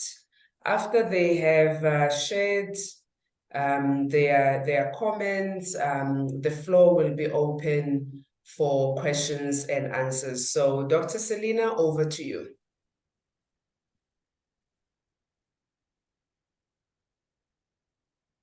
Hello, family and friends. Is this on? Can you hear me? Yes. Hi. Yes, we can hear you. The first speaker. I have to feed off of other people's stuff, you know? So let me start with the foundation. So the foundation is that before we entered into this world, we were given gifts. And those gifts were our innate gifts that we still carry. That we still carry.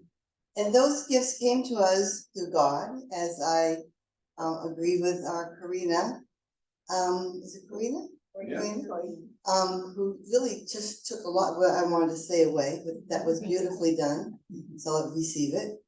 And so those gifts are inborn in us. You have them. They're yours.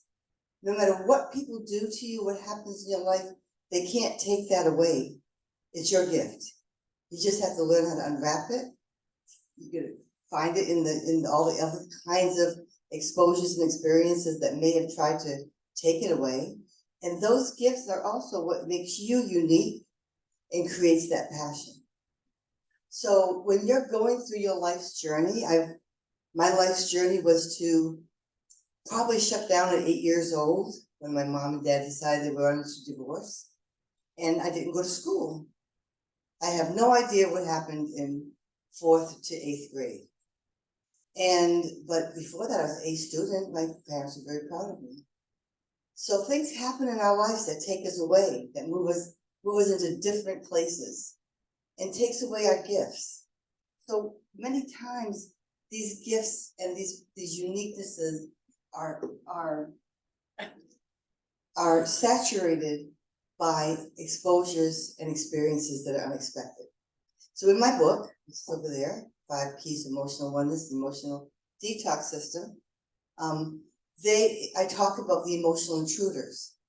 Because it's those emotional intruders that come into our lives that make those shifts, that create these transitions, and bring about what was also mentioned, the imposter's perceptivenesses that we incur. I'm not good enough. But every now and then you go back to that gift, but sometimes you don't know what that gift is. That's your authenticity that you're missing. So for many years, I didn't know what that was. So my story is that as a little girl, I stared at people. As a teenager, I stared at people. As a young adult, I stared at people. As an older adult, not that old, I stare at people. And it's just my gift. I didn't know it's a gift. Because when you go through life's exposures, it shifts those things away. It brings up more intrusions, more imposter perceptions. I didn't go to school. I can't be smart. No way I'm going to go to college. No one will accept me. So I dropped out of school in high school, got married, went through a whole other life-changing experience of abuse and all these things that come into our life. So you hold on to that gift. And I used to be, I describe it as being on this train. And the train, I'm holding on to the little handle there. And I'm saying to God, I'm getting out of this. 8 years old, 10 years old, 16 years old, another occurrence of abuse. And then I'm like 20 years old. I'm heading your way, Lord. I'm coming your way. Because he kept on showing me my gift, but I didn't know what it was. And finally, when I came that way and I found my way through it, it was shown to me. Someone approached me and said, "You want to go to college?" I said, "Oh my gosh, are you crazy?" I barely finished high school. I did go back and finish at 21 years old. No, I'm sorry, I was 20 years old. So I went back to school and I finished high school. And then this person said, "You can go to school." I thought I was a businessman. I used to keep his books. I said, "Okay, I'll go. I'll be an accounting major." He said, "Accounting major?" I said, "Why not?" So I got an A in my first class. I was like, "Oh, I'm smart. I can do that." Another gift, right? That's a gift that was given to me at birth too. My intelligence, my knowledge. So I got my first A, and I went all the way to my doctorate. I never stopped. My gift came when my recognition of my gift came when I was able to, when he brought me to the college, and I got a job doing my dissertation. My dissertation? Yeah, my dissertation. They said, "What do you want to do?" I said, "I'm going to go to counseling. I want to be a psychologist." Actually, my undergraduate. So I said, "I want to be a psychologist." So they said, "Okay, let's hire you, and we'll do so and so assessments, whatever." So I ended up going there, and I realized that I really liked working with people. And so my master's, I'm doing my master's in psychology. I'm gonna get my doctorate in psychology. So finally, I get to do this transition in my life, and I'm looking at this gift that I have of staring at people and understanding behavior and understanding what they're doing, because I wasn't really looking at what they were wearing. I was wondering, why do they walk like that? Why were they thinking like that? You know what I'm talking about, don't you? Because that's what we do when we go through those other transitions. It brings about brightness on the other side, doesn't it? From that darkness into that brightness on the other side. That's why you write about it. So you get to that brightness, and all of a sudden you start bridging, and writing my book about bridging passions with mishaps, one of my keys. You bridge your passions with your mishaps.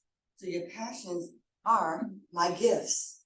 And as I'm going through my mishaps, those gifts keep on unraveling. And then you take another step forward, and you're not afraid to take that next step forward, or that next step forward. Before you know it, you're unwrapping a whole bunch of gifts, and you become Dr. Selena Peter-Schumann.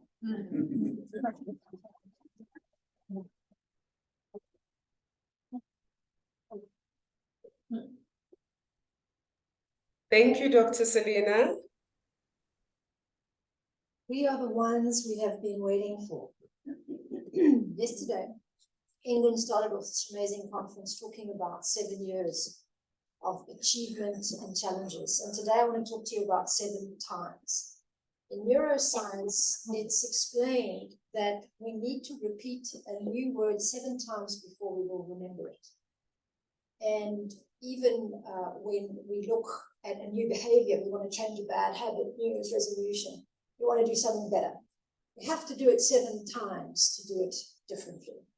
So we build neural pathways through neuroplasticity when we learn to have the perseverance, the commitment, and the sustenance to be able to do it differently 7 times. And so to all of you, I want what I say today to be a call to action to all of us to know that if we are going to change this old paradigm to a new one, we have to be able to deal with whatever we're going to go through, to repeat it 7 times and maybe more. I'm going to share with you 7 insights through my life that I thought made a very big difference to my understanding that spirit meets science. And I think when we can really respect that in ourselves as human beings, we can do amazing things. So let's remember where it all begins. At the very, very first moment when we're conceived, we are just an atom. And this is an amazing sound. We are. If I have time, I'll ask us all to vibrate on an R, to get into our hearts, because R, A is the first letter of the alphabet, not by chance. It has a very deep mystical teaching for us. All the names of gods have origin root words that start with A. A is the atom. A is where it all begins. A is the alpha that ends up in the omega. And in that moment, we are a moment of true miracle frequency. So we are the ones our parents were waiting for. Not much later, around age 6, I was walking down the stairs in South Africa where I was growing up. I was born in Zimbabwe. And I realized very quickly that I was the only one walking down the stairs that moment. And I thought, no one's ever going to know that I walked down these stairs. And I couldn't comprehend the thought for a moment. I was 6. And then I just realized, wow, that's an amazing thing. I could do anything down the stairs and no one will know. Or I could do anything down the stairs and no one will know. And I think in that moment, I realized that we are not like the rest. None of us are ever like anyone else. And we carry a legacy, we carry an ancestral teaching, a training, a purpose, a DNA, a miracle frequency that turns into our legacy. So in a way, you are the one that life has been waiting for.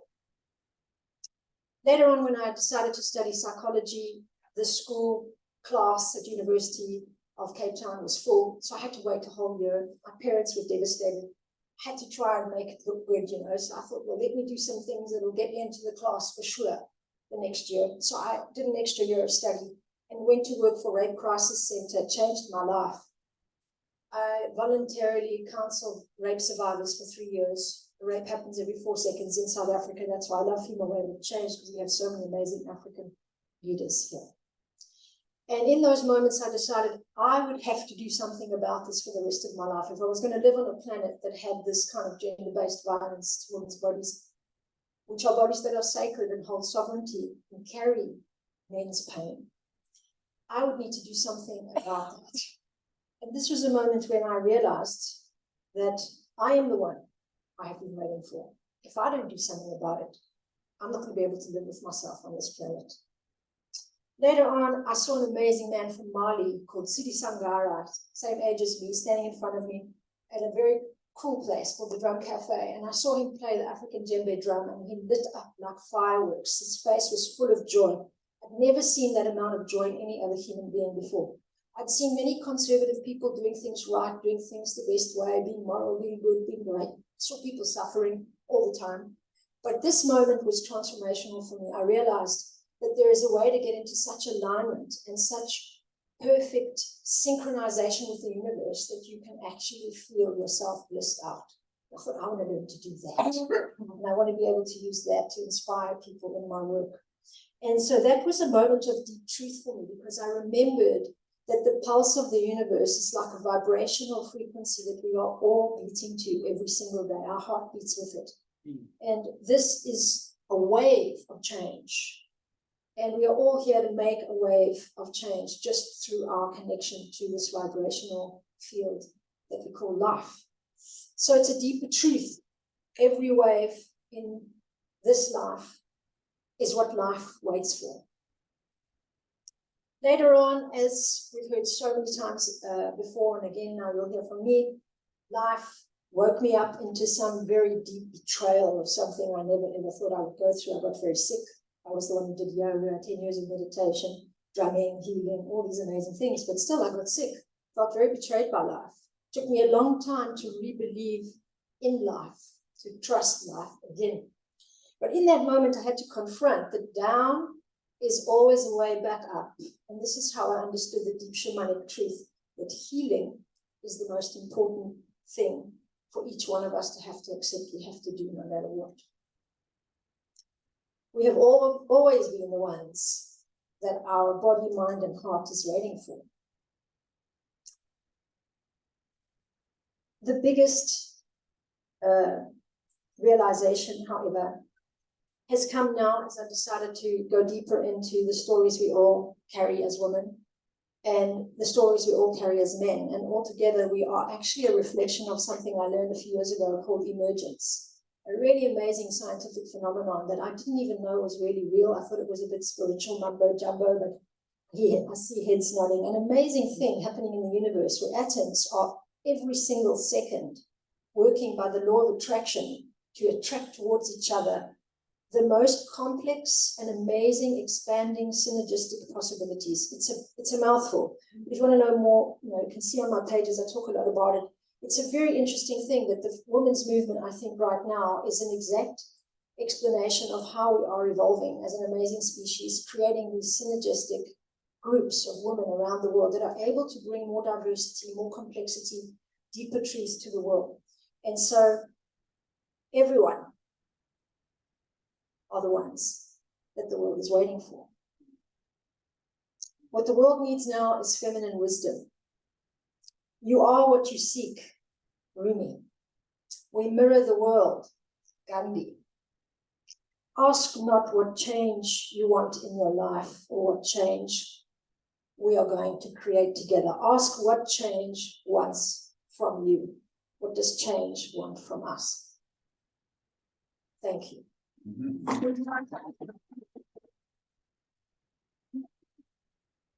Thank you, Hellenic. Thank you. Now we are welcoming online, all the way from my dear country, Jordan. Lama, please go ahead. Hello, hi everyone. I hope you are hearing me well. Yes, okay. Great.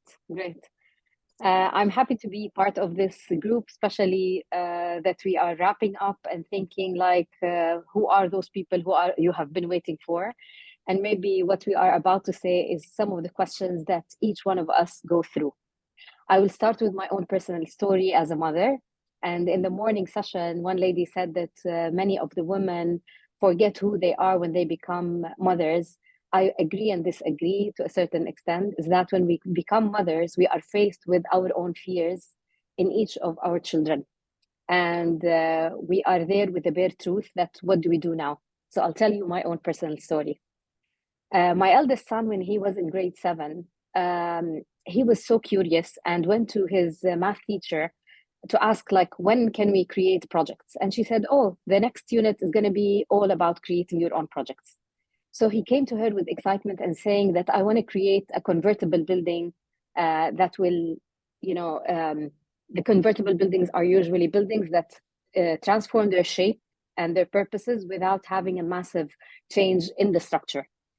So she came to him and said, Nadir, please, if you are excited about robotics or whatever it is, this has nothing to do with the way we want to evaluate our projects. So please take those ideas, big ideas, into a scale where we can work with you and forget about this project. He was very devastated, came back to us at home telling us that even if they want us to create a project, we have to downsize our ideas to a place where the teacher can go with her criteria to judge or to mark those projects. And my husband came to him and said, if you have a dream or an idea that you wanted to come true, just go ahead and do it. So he decided on daily basis to go to the International Robotics Academy, where I founded this academy to support students like my own son in creating their ideas into reality, and then go to the carpenter to create the walls of that convertible building and how would it work with the robotic kit in order to open and close those convertible buildings and make his point valid and that can be seen in the school exhibition. From my own experience as a digital expert and the skills in the digital age, I decided to take this pain that I faced with my own children and convert it into programs that support those students who are thinking or who wants to validate their ideas and create them in a way that is safe, to feel that they are heard and seen in a space where it is safe for them. They're not judged, they're not going to be marked. All what they need to do is to come and convert those ideation into a real work. And I have to say that this came basically from my own pain. I thought that it was the pain of my child because, you know, I was faced with it through him.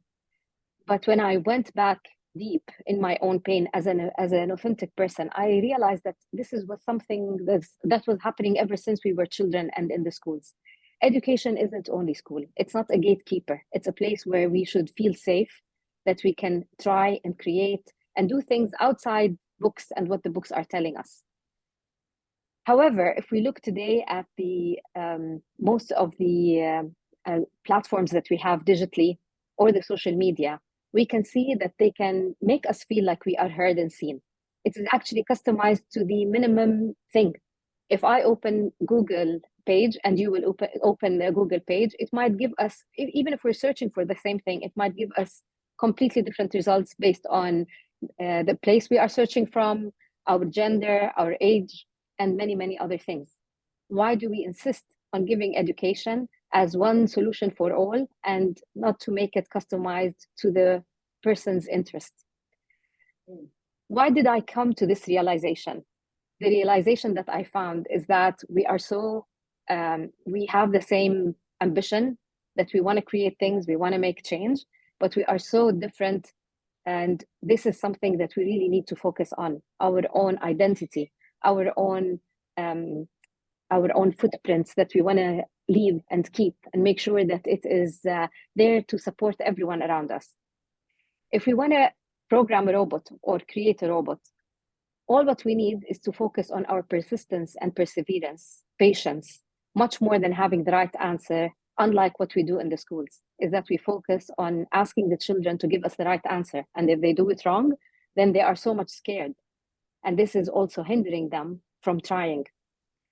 If we see this comparison, we understand that we are in an age where we really need to challenge the status quo. We really need to think of our own skills in a different way. What we need today is so different from what we needed before. I'll go back a little bit in time and tell you about my eldest son, but this time when he was 5 years old. He went to the school and the teacher asked them to copy the letter T for 10 times. So he wrote it one time and gave her the paper. She said, I asked you to write it for 10 times. Why are you giving it to me? And he said, you already know that I know how to write it. We are in an age where we can print those. Why do we need to keep writing them? For me, it was another realization moment that this small kid was able to understand that the skills needed today is far more than just writing.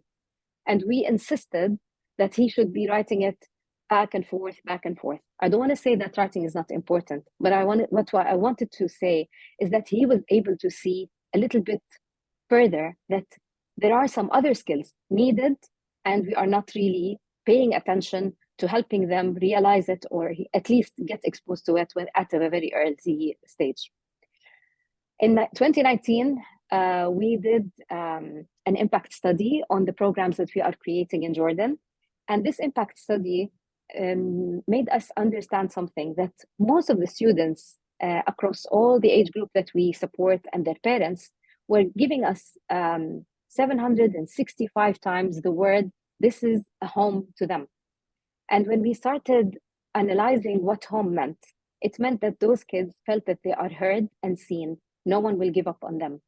And in the neuroscience today, we see that the basic needs for us to learn is first to feel safe, then to feel that we are heard and seen and receiving love. Then we will start learning and getting the skills. I think at the age that we are living today, we really need to think how we can customize not only education, but every service that we can give. we are unique, and this uniqueness is a blessing. And the way that we can take this further is, for me, I chose that out of education, but I'm sure that each of you has a different way of showing this uniqueness. Thank you very much.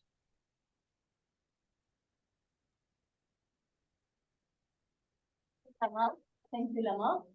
We are now with Gabriella. I think it's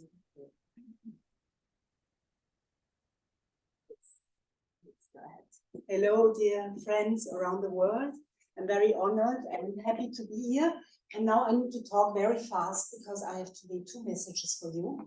So the first message is I did a little survey before I came here.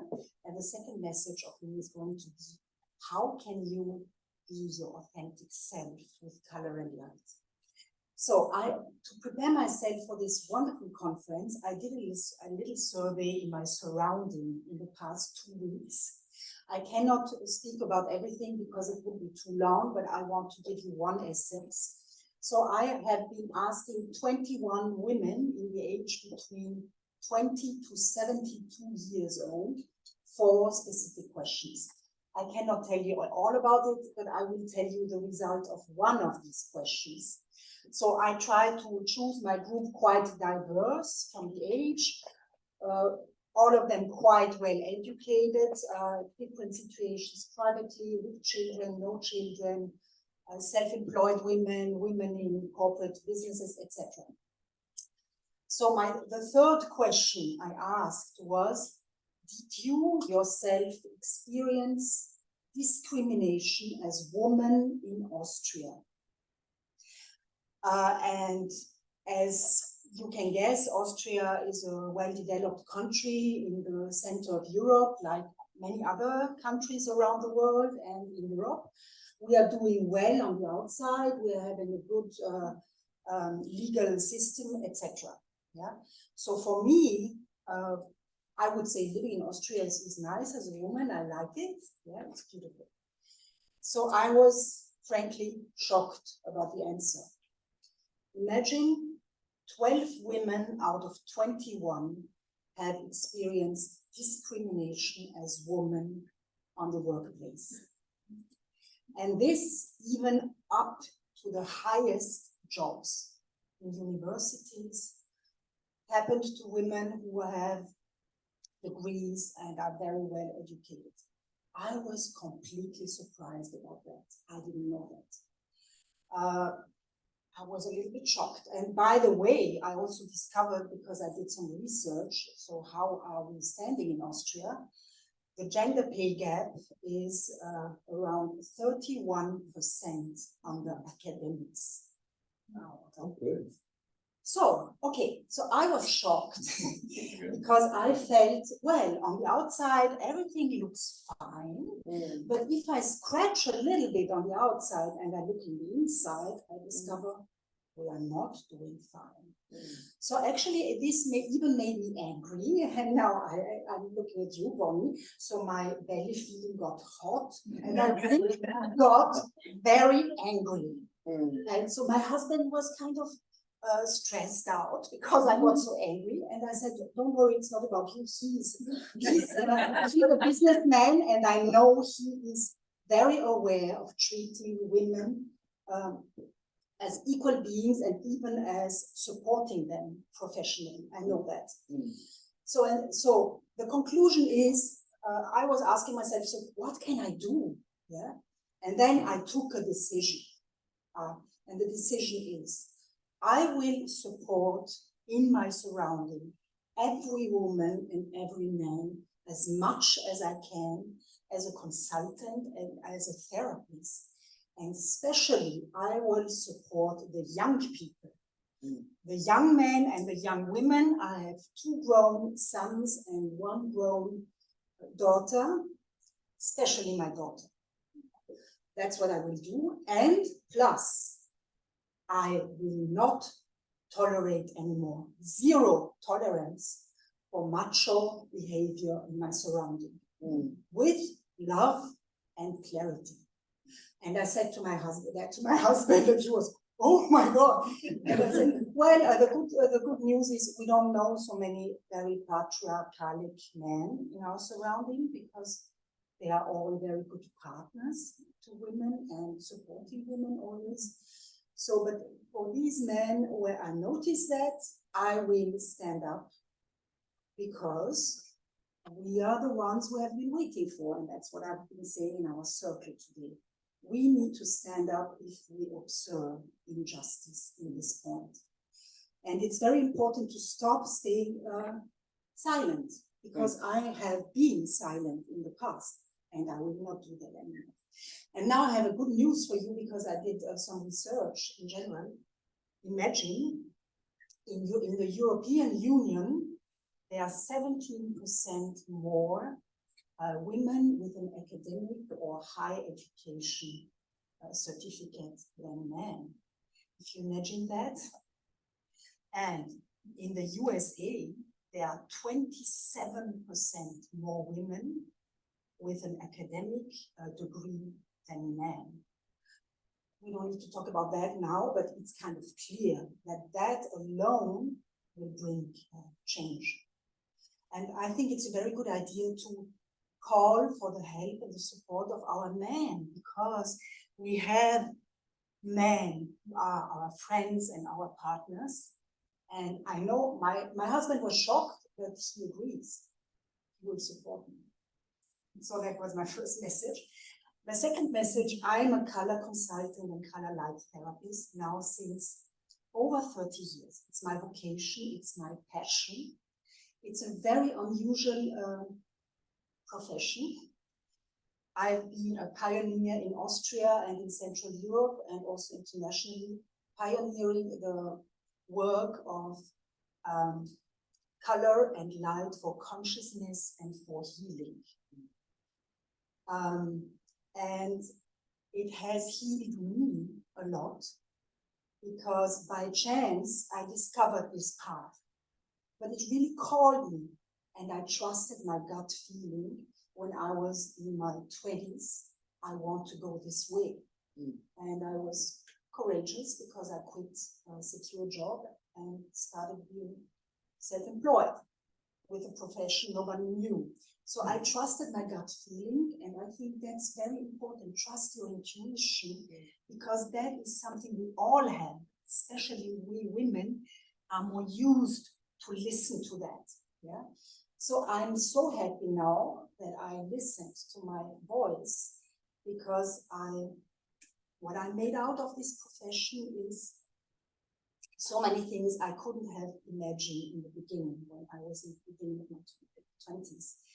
And it has healed me, because I come from a difficult family background. We had a war of roses, a divorce of my parents, and I was completely shattered from that many years as a young girl. Yeah? So it has healed me, it has supported me, and now I come to my point that I want to give you today. The color and light work has helped me to discover myself. Because if you're dealing with color and light, for example, only the question, which colors do you like, which one do you don't like, that says something about you. It says something about your strengths, about what you like, and maybe also about your weaknesses and hidden problems and shadow sides. And if you befriend, for example, the colors you don't like, that brings healing, because it heals aspects that were maybe painful or hurtful, and it brings this aspect again in your life that you kind of shut out because you were afraid of pain or feelings that you were avoiding. So yeah, I'm a color light therapist, and now 3 years ago, I want to invite you to two events. 3 years ago, in the midst of the pandemic, I founded a project that is called Color Lights World Project. So a collaboration with a group of 10 to 15 international colleagues between California, South Africa, Europe, and Japan. And we have been running Zoominars, especially in these times of COVID, where we were most of us at home and having time. And so our aim was to spread the healing energy and message and consciousness about color and light. So I've been running Zoominars with this group of colleagues for 3 years, and it has been a great pleasure because we had the feeling we could reach 5 continents. And it was quite amazing what was possible via Zoom. I mean, we all know Zoom meetings. So we were streaming colors and even color light via Zoom and realized the effects are soothing and really healing. So that's my passion. And I have 2 events and I want to invite you to. So this is this page lays there on the table. On October 10, we are having a world Zoom event called Color Lights Gifts to the World, where 6 of us, color light experts, are going to give gifts related to light and color, to inspire you, to recharge you, and to awaken your rainbow intelligence. So this is going to be October 10 at 8 p.m. CET. And then we are running a retreat, an online retreat for a weekend, November 11 and November 12. 7 experts from 7 countries. And it's going to be a weekend retreat where you can heal, inspire you, befriend, refriend your colors and yourself, and have outlooks for your recreation of your personality and of your future. So this is, if you are very happy if you take a look at my website, you can register there, and I would be very happy to share the beautiful energy of color and light in that way with you, because Goethe said, colors are children of light and light is essential to life. Thank you. So I'm wishing you all the colors of the rainbow. Thank you. Thank you very much, Gabriella. We have listened to 4 lovely ladies. That proved to us we are the ones we have been waiting for. I'm looking now at our participants online. We have 37 participants online. Please show your faces. We would love to see you. Here we have 40 lovely ladies in the room, and we would like to see your faces online. Please show us. Robert, can you please put the screen? It is lovely to have you all with us, 37 ladies online from all over countries. You know, I don't want to start naming them, but we are so happy to have you with us. We are the ones we have been waiting for. We heard from Dr. Selena about, you know, what we have inside us, what we can discover. We heard the from Hellenic and Lama. Thank you for telling us more about, you know, how to change the systems and where to start, also taking some tips from our kids. Gabriella, you colored our word with your colors. Online, ladies and gentlemen, please, we have 10 minutes. We are not going to any breakout rooms. We decided we want to make, you know, an interaction within the, you know, the same room and online. So if we can have some questions online, if you would like to tell us, if you are one of these ladies that can give us another reason why we are the ones we have been waiting for, give us more hints. Who would like? Yes, we can see it. You know, I can see Gladys, I can see Sveda, Patty, Amelia, the other ladies, Gita, Annie, Leo, please show us your faces. We'd love to see you. And if there is any question or, yeah, can you see us? We are all here. Yeah, yeah, we're all waving. Anyone, Gladys, maybe you can tell us something. Hi, everybody. I'm from Harare, Zimbabwe, and I'm happy to be in this conference.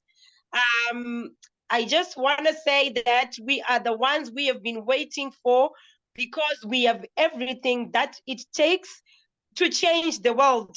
The presentations that we are having in this conference are just evidence that as women and as men that are in this conference, we have in us stories that can change the world. Our stories are the ones that we have been waiting for, because our stories can change another woman and can actually give hope to another person. That is what I just want to say. We have what it takes to help another person and be the change that we have been waiting for. Thank you so much.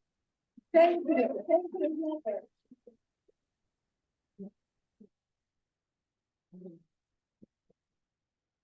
Anyone else? We would like to hear from you.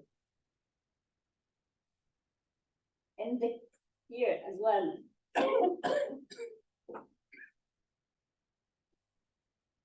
Anyone online would like to add anything? Here and in the Netherlands. Who else? Elsa B, yes, please, our winner, our award winner. I'm We're excited to show my face. Hi, I'm not everybody. sure. I can't wait. Let me just switch my consent. There you go. Can you see me? Hi, everyone. can see you. First of all, I'm so jealous because you're all there and I'm here. But anyway, I just want to say, why are we the ones that we've been waiting for?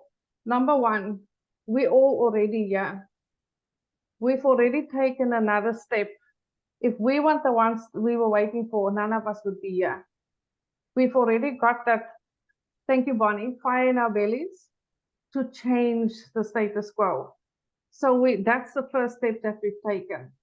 And I know each one of us are unique and we are all strong people. I'm going to say strong women. Forgive me, Robert and Mohit. We are all strong women. And we've got so much inside of us. We've got the passion, we've got the grit, we've got the determination. And all of us, our stories are all different, but all of our stories come from a place of there was discrimination against us. Society was against me. My circumstances wasn't good.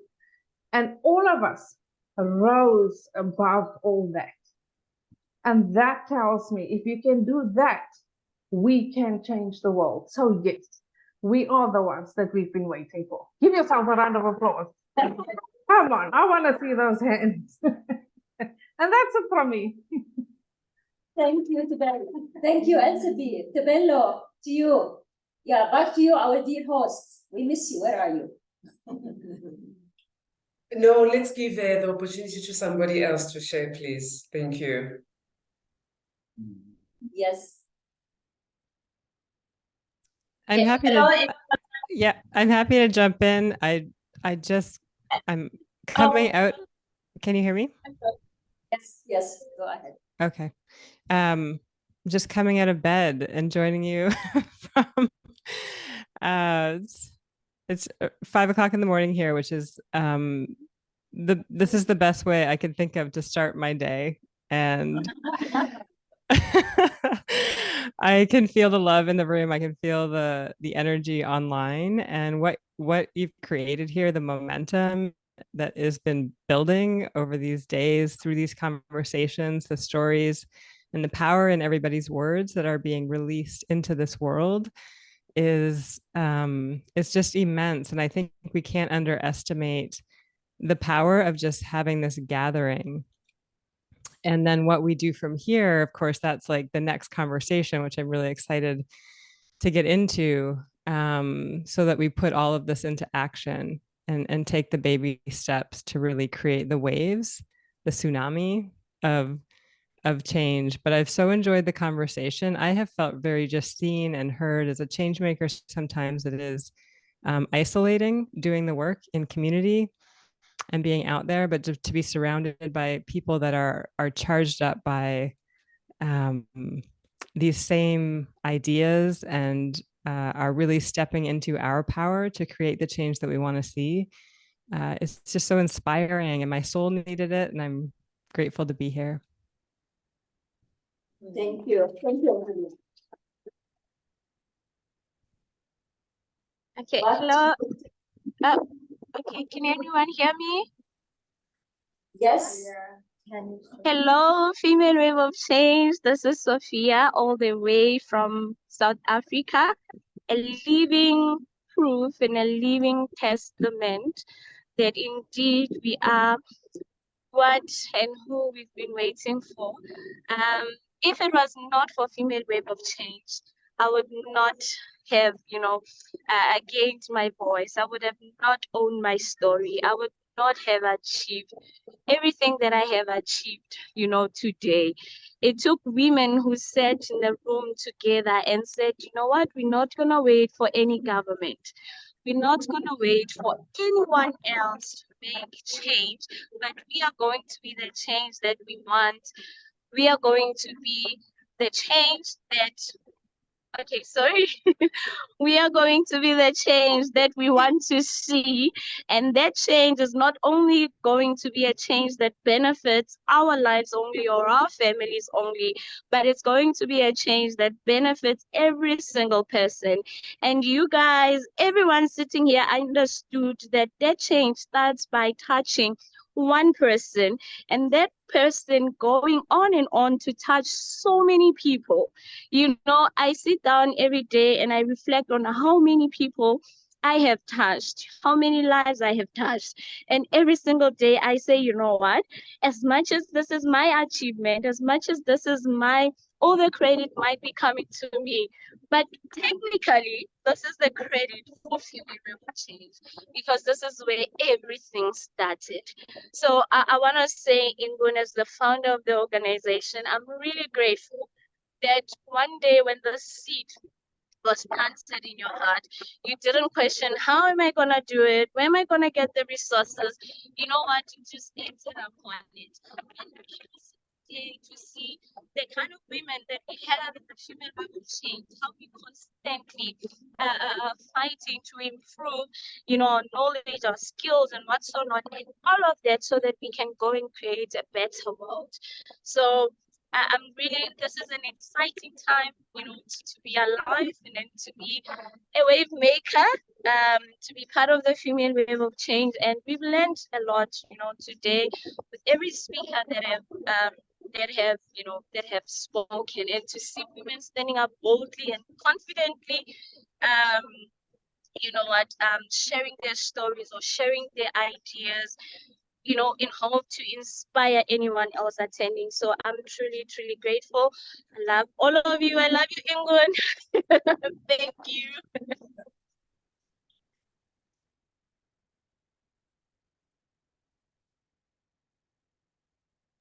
Tebello, I will leave it to you to close this session, please.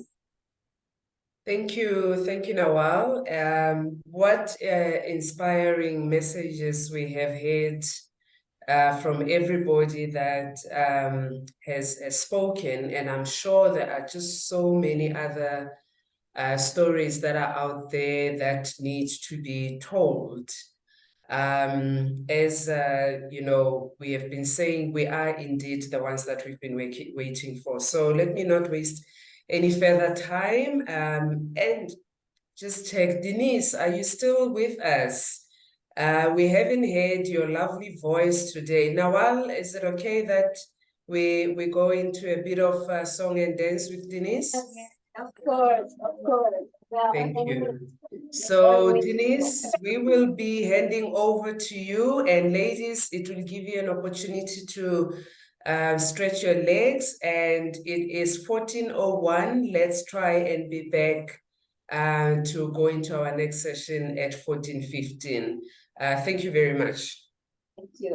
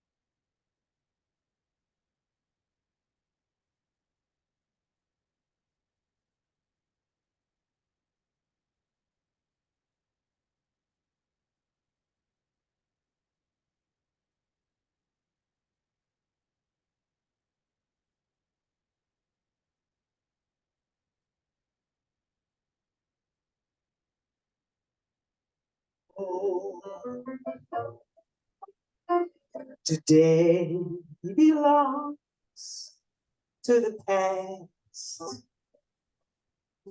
Our golden hopes of our yesterday can all be yours at last. Reach for tomorrow and keep your head to the sky. You may get hurt in 1,000 ways, but give it one more try.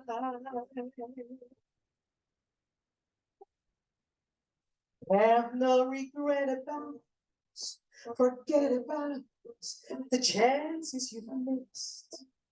In days to come, I know there's some better than this. Reach for tomorrow and make your dreams ever new.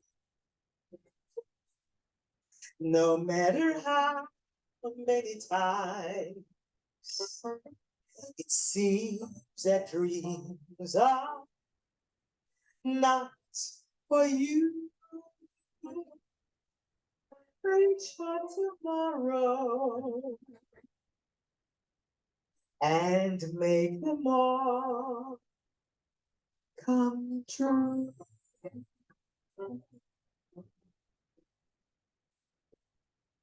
Have no regret about, forget about the chances you missed.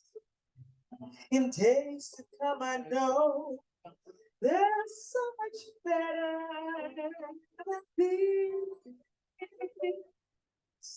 Reach for tomorrow and make your dreams new.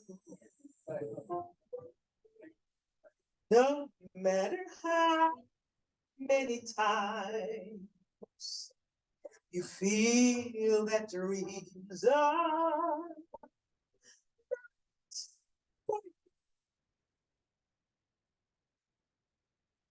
just reach for tomorrow and make them all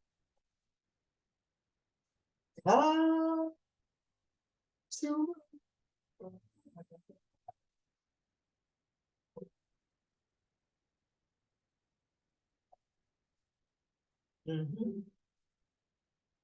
Wow.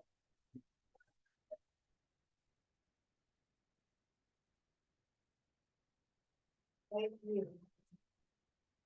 Thank you so much. You know, I wrote a song for the World Wildlife Fund, het Wereld Natuurfonds, about 4 years ago. It was like pre-corona. And it is a promise to Mother Earth. Yeah. Mother Earth in the Afro-Surinamese tradition is called Vanaisa or Mama Isa. Vanaisa. So I wrote this song, Promise to Vanaisa, Mother Earth. When we were doing yoga this morning, you know, I had my hands in the sand and then I like felt her, you know, and then we would sing, Vanaisa, Mother Earth, hear us. Vanaisa,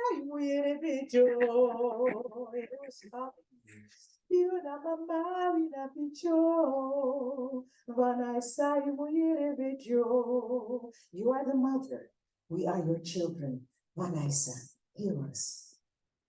And this is my composition called Promise to Vanaisa, Mother Earth. Oops.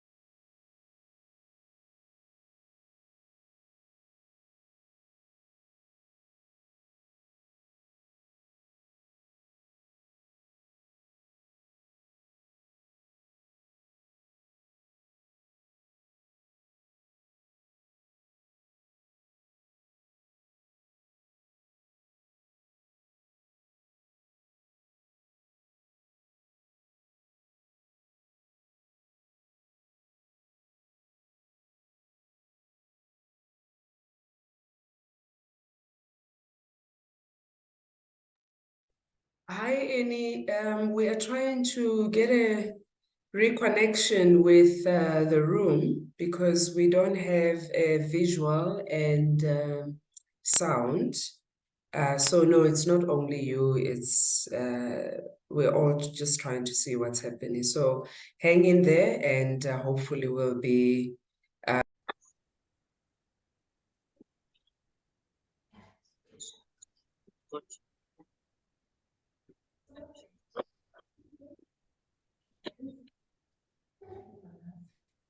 okay.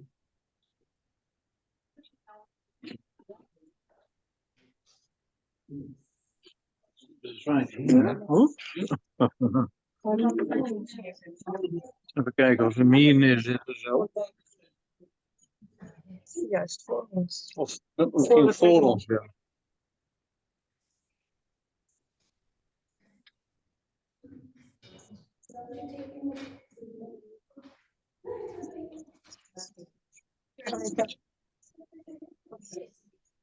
We can see the room and we see some seats being moved forward. Okay. Just let me know when we can start once the room has been sorted.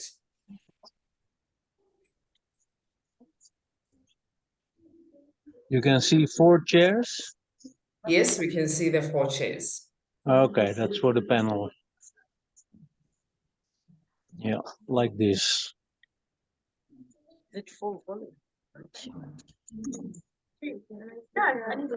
Full volume. Yeah.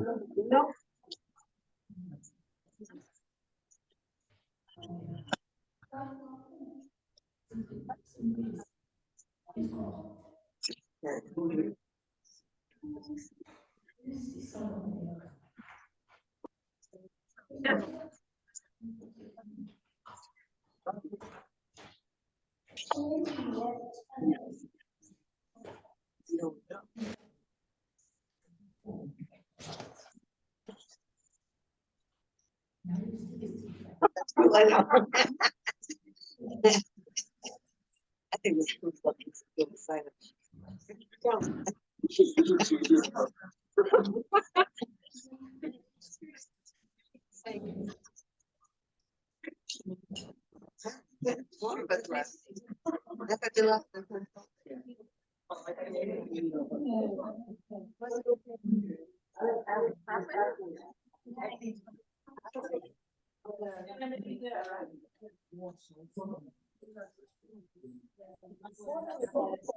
We'll just wait for the go-ahead from the room and then we can start with our second last session.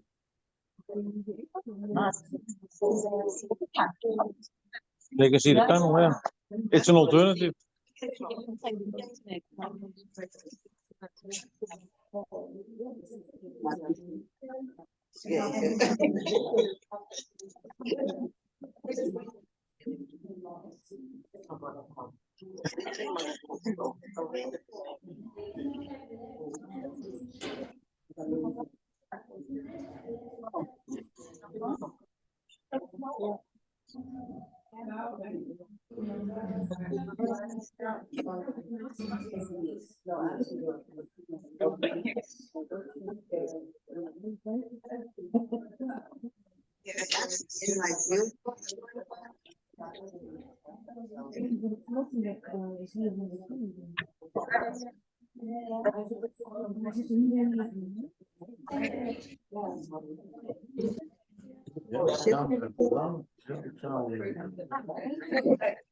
Maar je hebt zo'n grote scherm dat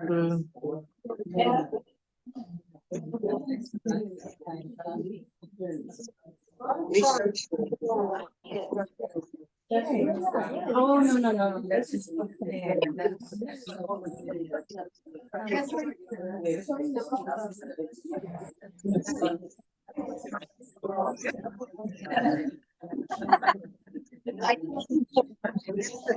So we have had a great day up to this point. Can you imagine that we started yesterday at 2 p.m. And we are here 22 minutes after 2 today. So we've basically had a full day of the Female Wave of Change Global Conference for 2023. And right now we're just awaiting to start our next session, the last circle for the day, or the second last circle for the day, which will be a panel conversation that will take place. And we hope that it's also going to be as energizing, and we will hear awesome messages once again from our speakers, as we've heard from the ones that have spoken so far.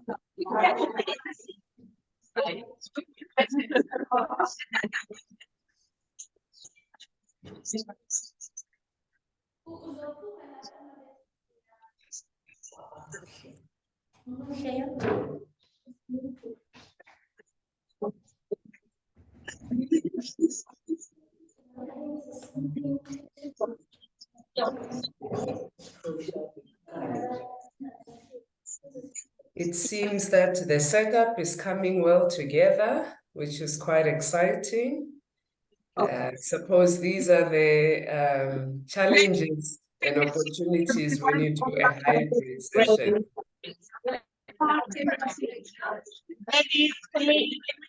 Take a seat. I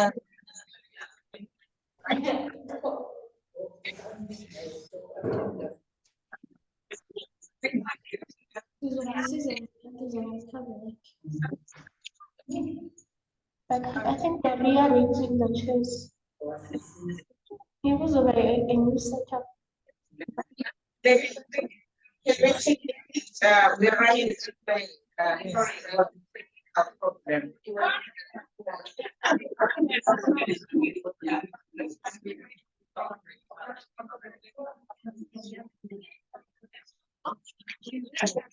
Hello, lady.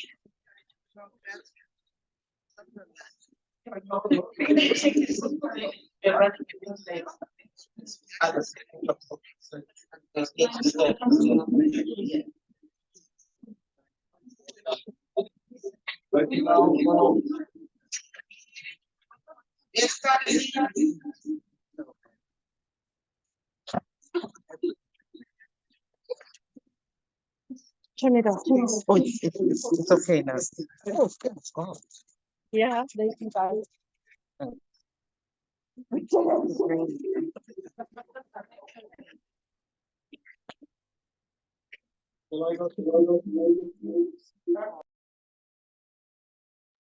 Hello?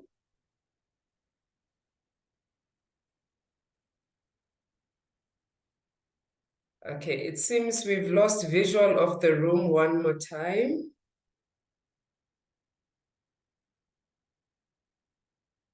That all of us are, on LinkedIn. We can see you very well, Alice, and we can see the panel. But somebody's phone is going to have to be off sound because we're getting a background vibration. Yes. Now I've become a technology buffin. Thank you. Sorry about that. No, it's fine. We really just have to laugh at ourselves. So, ladies and gentlemen, welcome back. This is kind of the last few miles of this race, and this energizing, inclusive, inspiring, invigorating a day and a half that we are having on the Female Wave of Change Global Conference for 2023. As we move now into our next circle, which is, its topic is You Are Enough. What are your intentions? And you can see there the beautiful circles that we have. You are enough, and what are your intentions? I will hand over to our panel facilitators. We've got the two doctors facilitating for us, Dr. Alice Mpofu. We heard her speaking yesterday and her sharing her story, and Dr. Nawata Razi. By the way, both of them were conferred their doctorates whilst they are members of Female Wave of Change. So who knows? Maybe this is a message for all of us. Over to you, ladies. Thank you. Yeah. Thank you, Tabelo. I've been asked by a lot of other women around. There's an echo now. No, you can lower the sound. Okay, just stop. At least your sound is perfect for us online. Okay. I've been asked because yesterday I talked about home, and it seems like people were saying it became a theme about how we carry our home. So I'll just read the poem before we start with these executive people on the panel. No pressure. The poem is in my book, From a Poached Egg, Dear God from a Poached Egg Breast. The poem goes like, my home. The word home indicates a place where a person lives. It is a real place, possible with walls and a door. But is the emotion you feel that make a place your home? I wanted to, in my real home, a place I feel comfortable and safe. Many people consider their family their home, and there was a time where I thought this was the case for me. Everybody lives. That make me as homeless. My home is myself, my body. It is marked with a journey through life. It shows my family origins and also emotions. My mind, it holds every memory and it treasures the existence of every object of importance to me. Wherever I will go, whatever I do in the future, I'll be home. My home is me.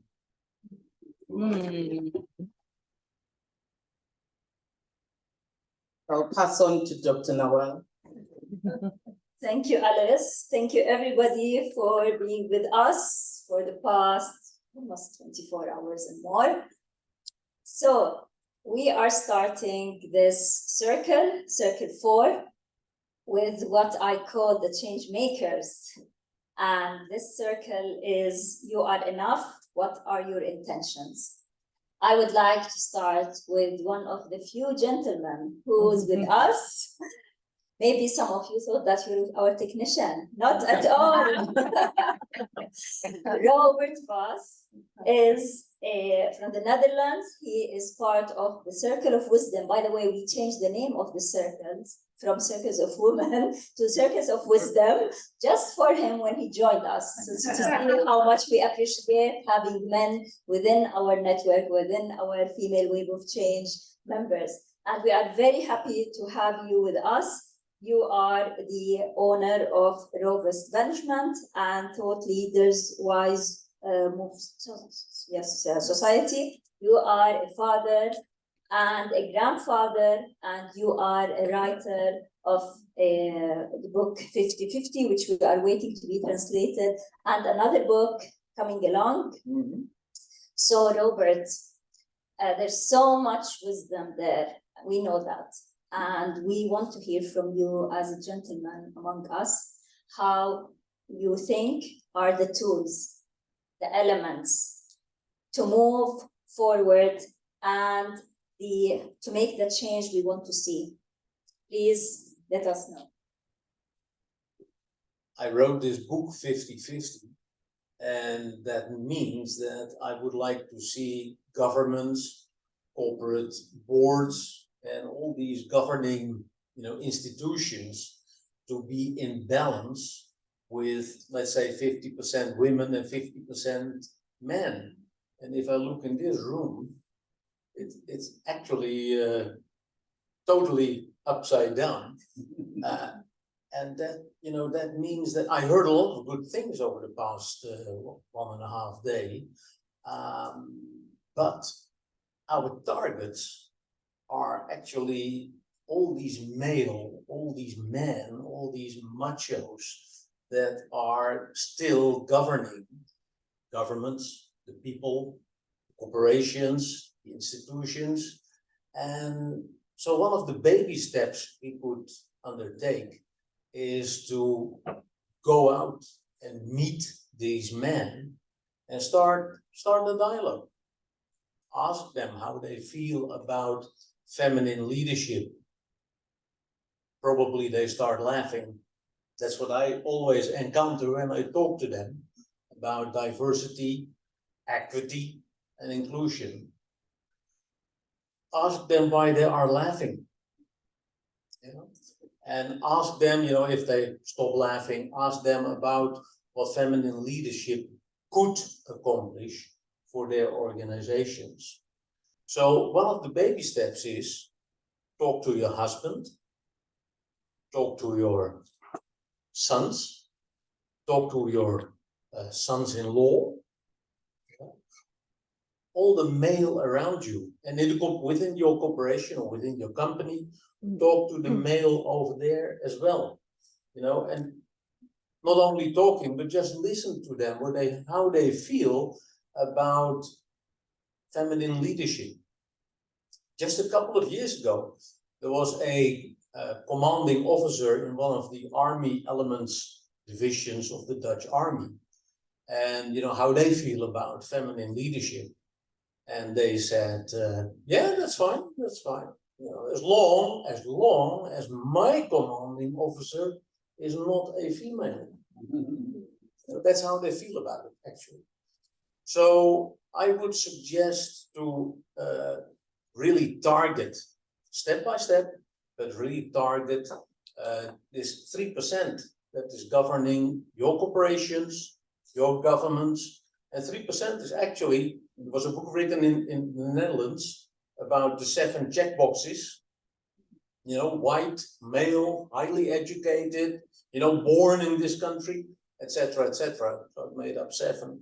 And that ends up to be the 3% that's actually governing this country. And those are male because one of the checkboxes is male or female, male. Yeah. So I would suggest to start there, if I may say.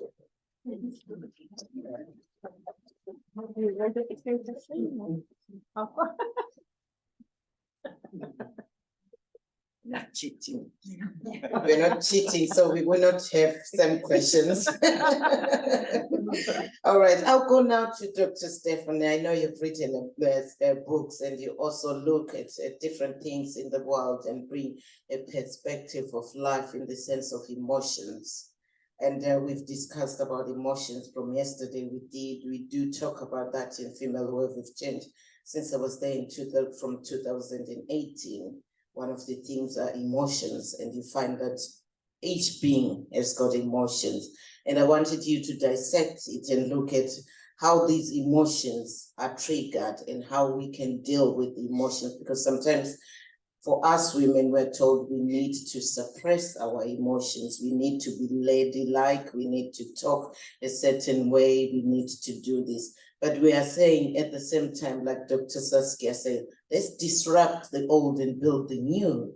Let's do change. Let's do these things. How then do we bring emotions into this circle that we are coming into? Thank you. Well, in 5 minutes, it's going to be difficult to give you the full work that I do around emotion and how it can really empower you. But I will focus on how emotions for men and women can be empowering. But mostly we see them as a hindrance to our performance. And if it hinders performance, then we don't want to show it.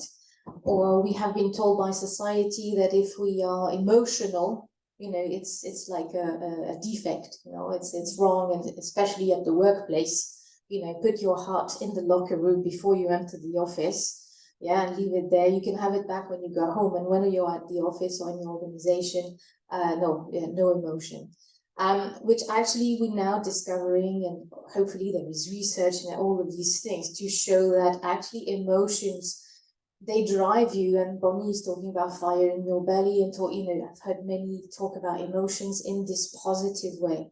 But teaching men and women to not only be aware of their emotion, know where they come from. Why do you feel angry? And we had this discussion with Alice earlier about, you know, when you are triggered by something, your emotion is just talking about you.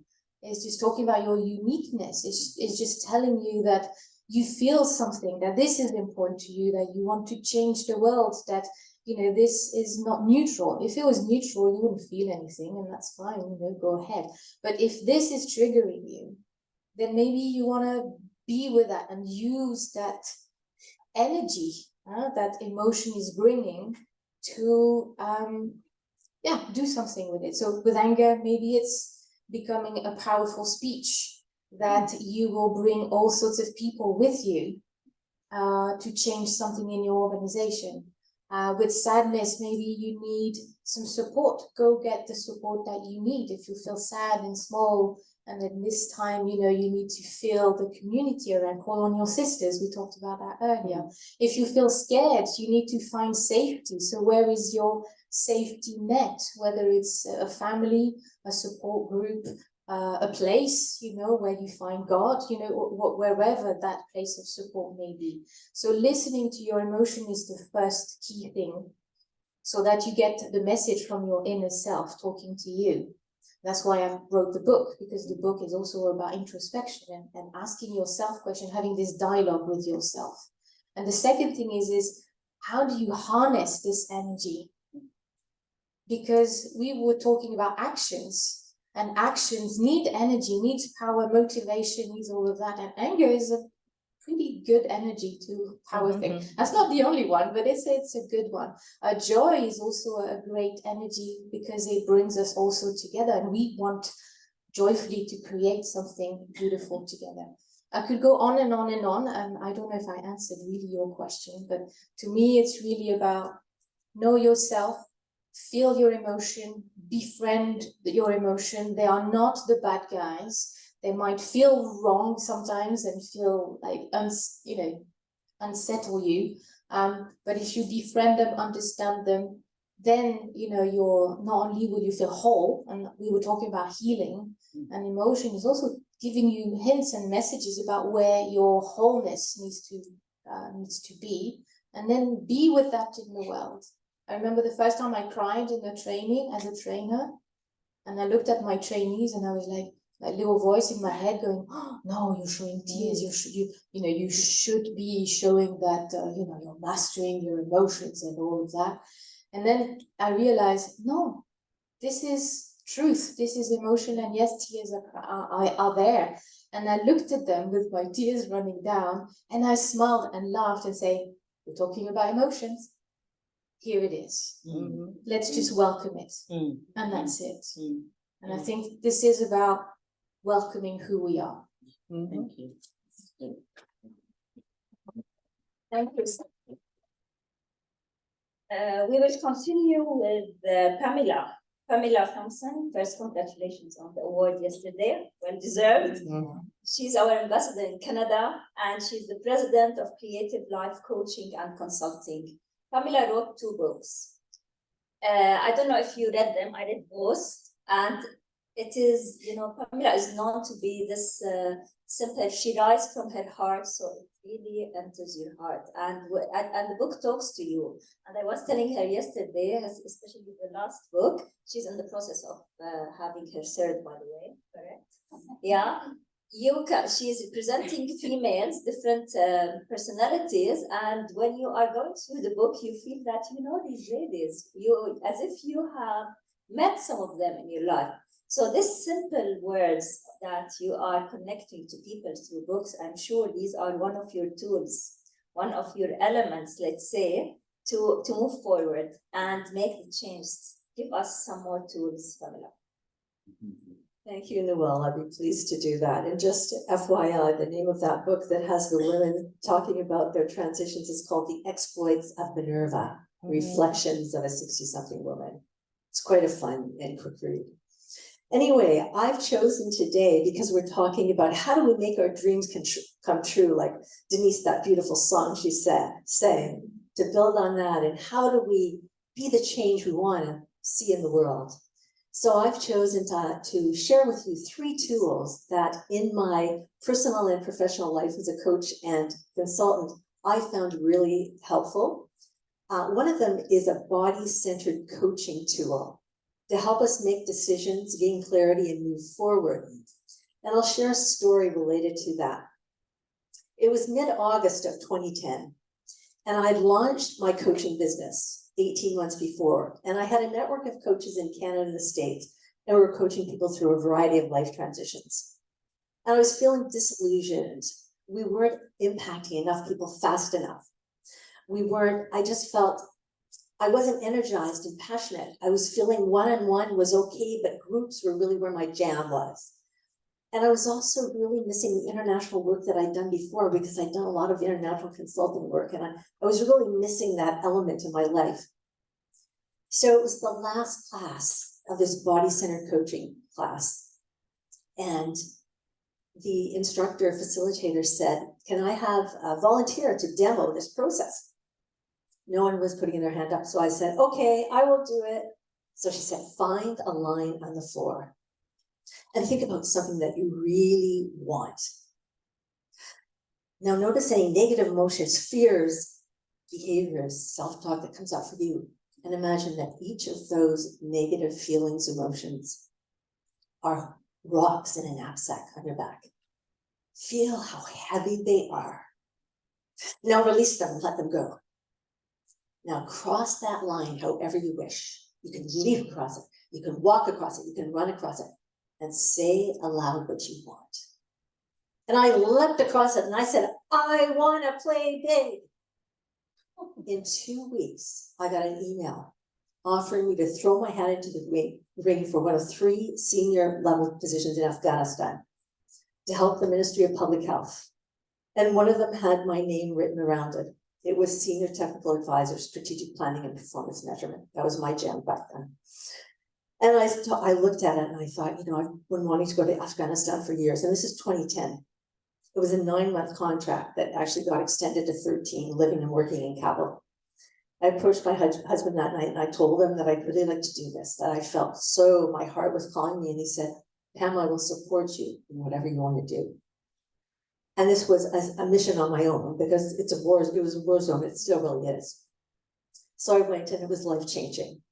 So all this to say is the power of a tool like that, declaring what your intentions are, and feeling and sharing that emotion in your body has so much power, and having the universe, God, whatever you call Allah, bring that dream toward you. Mm-hmm. I didn't even specify what that plain big was, but man, when it came to me in my email box, I knew that was it. Mm-hmm. And so that's one. The other one is William Bridges' work. You may be familiar with him. He's done a lot of, he was an organizational theorist who's passed. And based on about 30 years of work with people and organizations, he identified that regardless of the transition you go through, there are 3 distinct phases: an ending, a neutral zone, and a new beginning. And there's work associated with each phase. And if we do not do the work, we often keep repeating the same patterns in our lives and remaining unhappy and unfulfilled.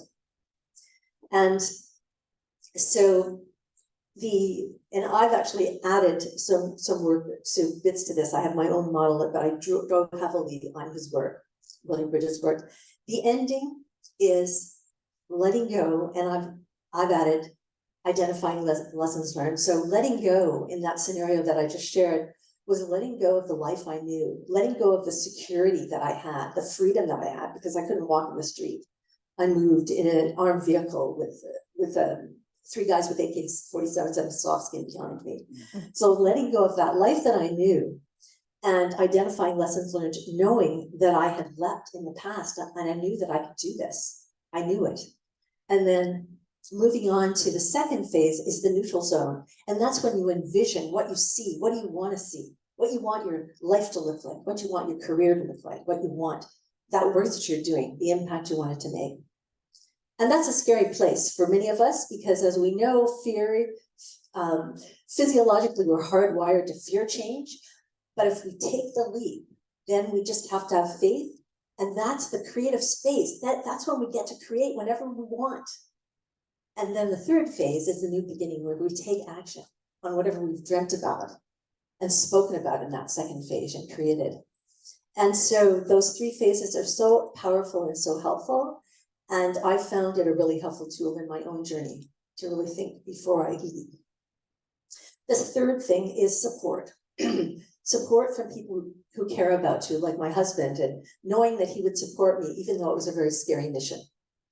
And also the support of friends, family, and organizations like Female Wave of Change. We have incredible support, both in our own countries where we've created seeds of change, if you will, and also through the wonderful movement, Female Wave of Change Global, that Ingrid 7 years ago created for us. So all of us, we have that support, and we also, many of us know that we have the support of a higher power. So if we think about the different tools that we have, the stages of transition that we go through, that body-centered coaching tool that I mentioned, I believe that we can all make those changes that we want to see in the world.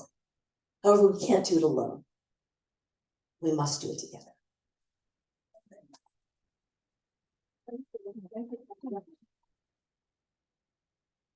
Thank you, thank you. Now I come to our president for the Female Wave of Change, Inga Mbo. And for you, I'll come on a different perspective for this one, because looking at what we've been talking about from yesterday, people talked about children, they talked about the husbands, they talked about the emotions, they talked about the changes they want to create, they talked about so many communities that they come from and their differences. When we look at this organization that you started and others within those organizations, time that you started Female Wave of Change, you started other organizations inside, but you have Peter here sitting as a husband, you've had children, you also have grandchildren, the house is getting bigger, we saw the Peter eating there on the screen, and all these other things that are happening entirely in your life. As people who are listening, whether we're young or old or in middle-aged or anything, the tools to carry on and bring such diversity in all these organizations is not an easy thing, because people bring their personalities and all kinds of things. But we want to hear from you the root that keeps you standing, because they say even a sycamore tree is very short, but if you go deep down there, you find the roots are actually quite big. Can you give us that, please? Wow, that's a deep question. The roots that keep me standing. I think for now, moving forward, and I am someone who's really action oriented, that's for me is very important. There's always so many things to do, and sometimes it can be very, very overwhelming. So you have to make choices. For me is having my family and a great support system around me who join me on this mission. That is for me important. And it is, I really believe right now in the world, we need communities, we need sisterhoods, we need tribes, we need to do things together. You need to have environments where you feel that that it is a safe place where you can express what is going on with you, and that you're trying to, take the next steps, or maybe you don't know where to go, or how to do it, but that you feel that you can share that. Those communities are important. Communities of like-minded people. Where you can evolve as well, that is lifelong learning, and that you open yourself to new conversations. There is so much wisdom in this world. There is so much knowledge, so much experience to share, that doing things by yourself, you are constantly reinventing the wheel. And that doesn't move you forward. It only moves you into, okay, so what's next? What's, you know, that thought process. While I do believe that building communities, and whether that is what I'm doing here with Female Wave of Change, and or what I'm doing with the Wise Women Society, is something that we really need. I think that we need that to move forward. Absolutely. So I think if I look at what I need, you know, my roots, what drives me, well, first of all, what drives me is that I will still want to contribute to build a legacy for us, but also for generations to come. That for me is so important. And a couple of weeks ago, when we were celebrating our 40th anniversary, it always sounds, well, you're married for even longer, but it sounds very long, but it is. We spent time with, of course, we have these little ones, so you're thinking of something, what brings them joy. So we were spending time at this safari place here in the Netherlands. And we had this cabin that was overlooking the savannah with giraffes and zebras. And, you know, these kids were constantly in a high, you know, they just loved that. And so we were already making plans. So over 5 years, when we're celebrating our 45th anniversary, we will do this with a real safari. Then the youngest one is 5.5, so we can do a real safari. And then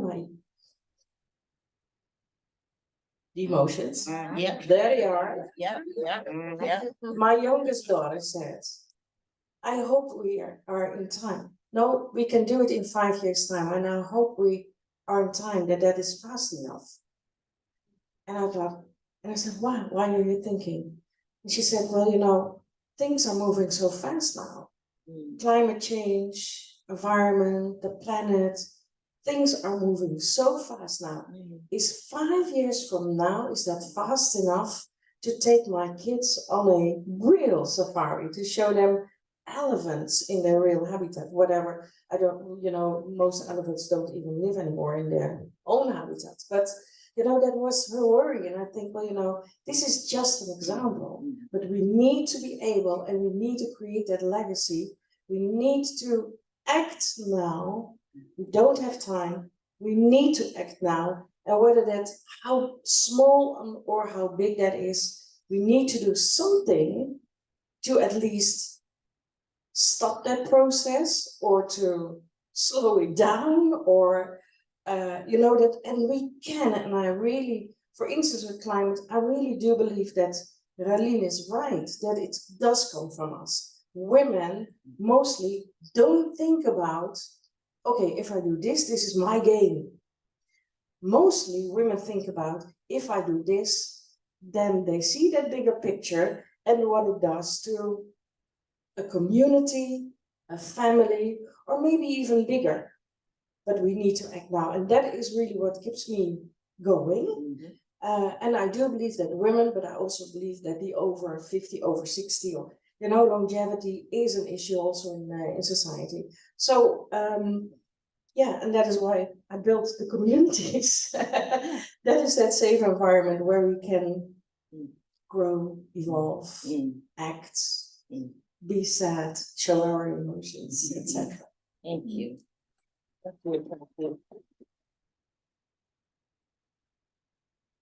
Thank you, thank you. We'll go back to our gentleman, Robert. We quoted you in the book, Female Wave of Change. You say, we need to change the system. And we want to go out of this conference, as Ingun's saying, we are an action-oriented female wave of change, and we want action. Give us the guidelines to change the system from your point of view. Give us the guidelines. Oh, we're always saying. You didn't expect that, did you? Trick question. You didn't actually expect that. Well, you know, the interesting thing about men is that they know it all. Yeah. So, yeah. How many guidelines do you have? Yeah. Where to start? Where to start? let's say, how can? Well, you know, that worry that Ingen just spoke about, that is worrying me also. And, you know, when I look around in this world today, I don't see the male leadership to solve these issues. It is up to you. And that is where I always state that you women are good enough as you are. And so it's actually female leadership that can help save this world, save this environment, save this planet. And that means we have to talk to these, the current male leadership, and actually start some kind of revolution, disruption, or whatever you want to call it. And I know there are lots of male, you know, unconsciously who support that, and we have to wake them up. So one of the guidelines would be wake up these guys, you know, and tell them that we actually don't have time. Time is now to make that change. I'm a strong believer in female leadership, authentic female leadership, at the highest level. And that means we really have to change the governments, the boards of corporations, the boards of institutions, and get you in those seats together with men. I mean, men are strong, right? And since they are strong, they should be employed at an operational level, not at a strategic level. That's where you should be. Because you have that vision of an inclusive planet. Yeah, you have that vision of collaboration, of empathy, and all these things that we heard yesterday and today. So yeah, it's time for a revolution, a female revolution. And there are lots of allies around, you know, maybe I'm one of them, but there are many more, I know. And some of them you have to wake up, you have to wake them up. Yeah, and that means you have to look around yourselves or within your organizations and try to find these sleeping allies and awake them. Yeah. And keep in mind that all the other guys are extremely scared that this revolution is going to happen. Bonnie and I spoke about it on the terrace. They are afraid to lose something, and we have to make sure that, you know, that's where we do not fight the old, but create something new. Make sure that they overcome that fear and that they will realize they won't lose something, but they will gain a new world, a better world. Yeah, and a world where we have inclusion, a world where we are not afraid for each other, a world where we don't fight. Yeah, how many guidelines?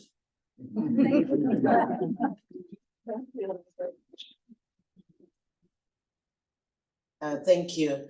Dr. Stefan, I'll come back to you on sort of coming into that leadership, feminine leadership. We recently, as we know, my sorrow goes to people in Morocco, in Libya. My daughter was there when this was happening. And there's a lot of things happening in the world. Refugees are drowning, earthquakes are happening.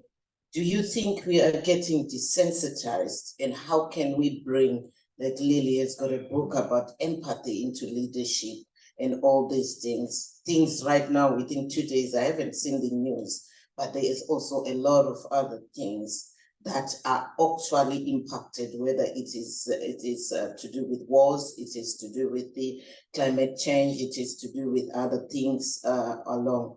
How then do we bring that action that we are looking for in leadership with these emotions? Thank you. This is a tough question. So life will keep throwing stimuli at us. It always has. So maybe the media have accelerated this and has brought stimuli from around the world instead of our everyday life stimulus. We are receiving, these messages from around the world. So we have maybe we are receiving more inputs than before. But what's important is all of these stimuli, they're only, let's say that they become triggers for you depending on who you are. So it is up to you, as a choice that you make when you are feeling an emotion about a specific topic. And so it's not about being desensitized, it's more about what is triggering you and what do you want to do about it. And when I say what do you want to do about it, I'm not saying you have to solve it yourself, but what's in your power or in your zone of influence, so that you can feel you are contributing in your own way towards maybe a cause or something that you are triggered by.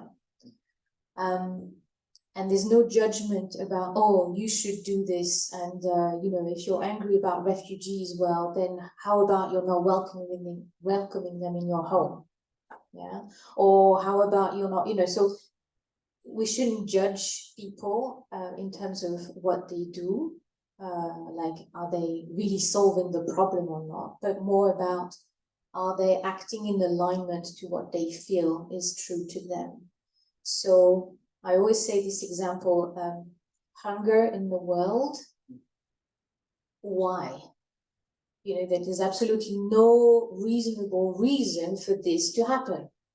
You can look at the facts, the science, the geography, the wealth of the world, the food that there is. This is just, if you look at the scale of this, it's just nonsense. But when you look at yourself and you look at the world, you're like, well, am I enough? And that's one of the questions, how can I solve this? And of course, as one person, the bigger problem you will not solve.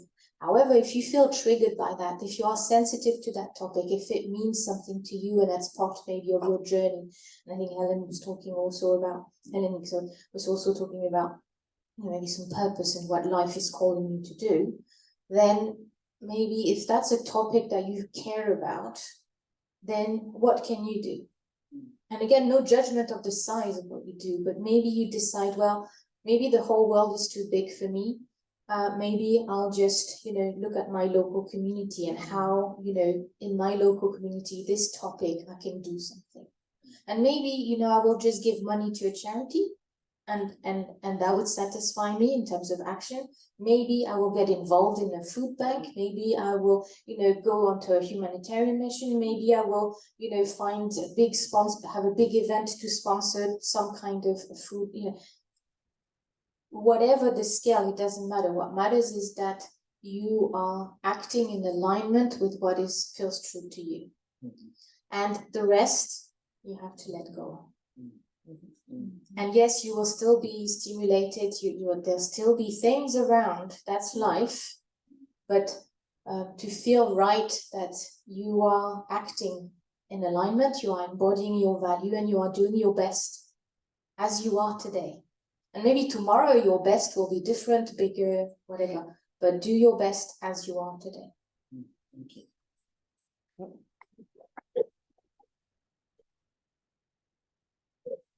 Two more questions, one for Pam and one for Ingun, and then we will go into our breakout rooms. Pamela, we are talking about leadership and feminine leadership. We have noticed, and we've been talking about it to the other ladies, that there are some women, when they reach high positions, they wear the suit and they start acting like men. They are converted from leaders to managers to bosses, and loses their touch of authenticity. We call it feminine. Give us two hints. How can they keep up this feminine? We want these leaders to continue to be leaders, to continue to show their authenticity. Give us two hints. Two hints. Okay, 2 hints. Where do I start? Well, I think I think one way to do it is if this is a woman in my circle, which they probably wouldn't be, because it's not the sort of women I hang out with. But if I wanted to change them, and I guess I could take it if I was in an organization in a fairly senior position and I wanted to change them, I would model a behavior. So I would try to set up a scenario whereby collaboration, true collaboration was shown.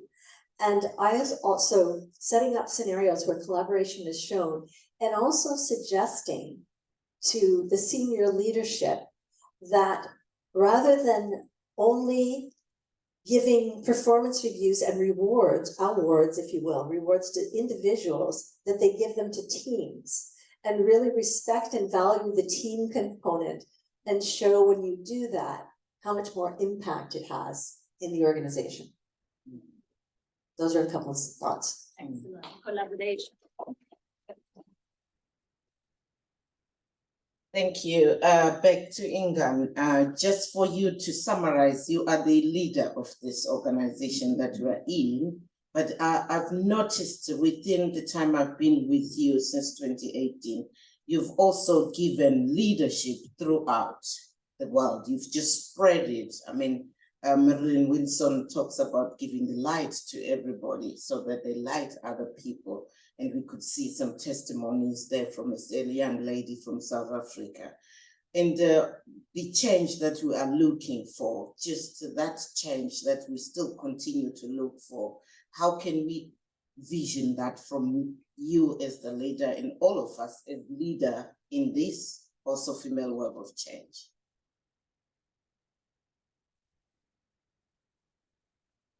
Well, the thing is, Alex, I don't really see myself as a leader. I am one of this group of amazing women, and everyone is really doing the things that they need to be or can be doing and doing amazing things. And I'm not running a show, you know, and I love it. And I am already telling that for 7 years. If you want to take over, it's okay, you know, and especially my voice is louder, you know, because it is going to happen. Leadership is something that I think that you lead from the group. It's it is not about telling people what to do. And I love that quote from Stephen Jobs, and I tell that a lot when people ask me, so what do I do? What do you want me to do? Say, well, you know, Stephen Jobs said, I don't hire people to tell them what to do. I hire people so that they can tell me what to do. You bring in new people, you bring in new perspectives, you bring in new cultures, you bring in new whatever, because you want to learn from that. And I know that bringing in a very diverse group of people, the conversation, but that is what we experience here. The conversation gets more and more interesting than when I bring copies of myself. You know, then you keep on learning from what you're doing. And I just love it that that there are so many women, people here that bring in these different perspectives, and that I can learn from it. And I think there is also a quote from Bonnie that we put in the book is, when I transform people, I am transformed. It's a constant learning process, and it is something that it's a project that you know, it doesn't stop until whatever. It is, you just keep on going, and I just love that's the journey. But again, if I look at leadership,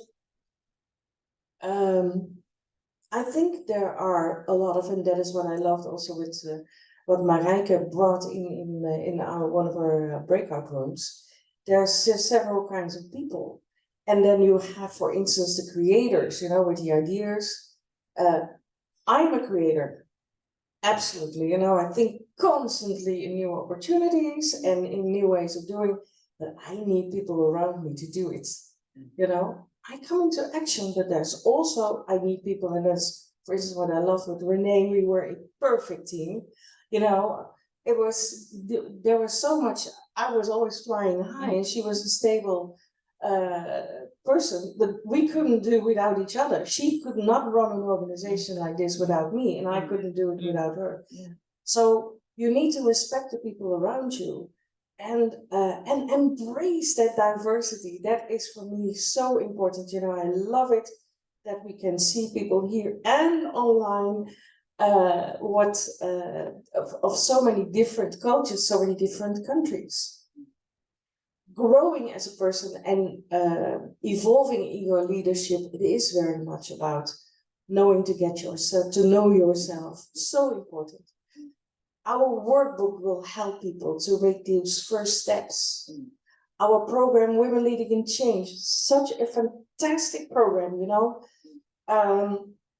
Tell people about it, you know, when you get home and say, okay, this is really what you need to be doing. When I see what has happened from a program like that, and we saw Sophia, you know, this afternoon, I don't remember anymore what it was, I completely lost track of time. Sophia, the last conference in South Africa, the last hour we had this thing because we needed to prepare the strategy and things like that. We had this moment of some kind of marketplace, you know, just share what you need and we will see if there's anyone in the group that can help you. At one moment, Sophia, she stood up and she said, I am, you know, in a situation that I just need help. And I think she just hit rock bottom and she had no idea how to get out of that. And immediately there were several people who said, okay, I can help you, I'm going to work with you.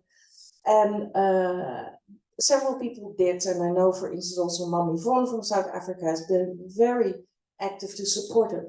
If I see what Sophia has done since that conference in 2019, and yes, she did the Women Leading in Change program as well. She has written books, she has finished her education, she got married, remarried her husband, you know, got another child, but constantly moving forward in new projects. And that is also what I mentioned, you know, is it about what we do for this one person, or is it about what that person is going to do after that? And that is how we can duplicate leadership. Thank you. I think within my culture, I'll say,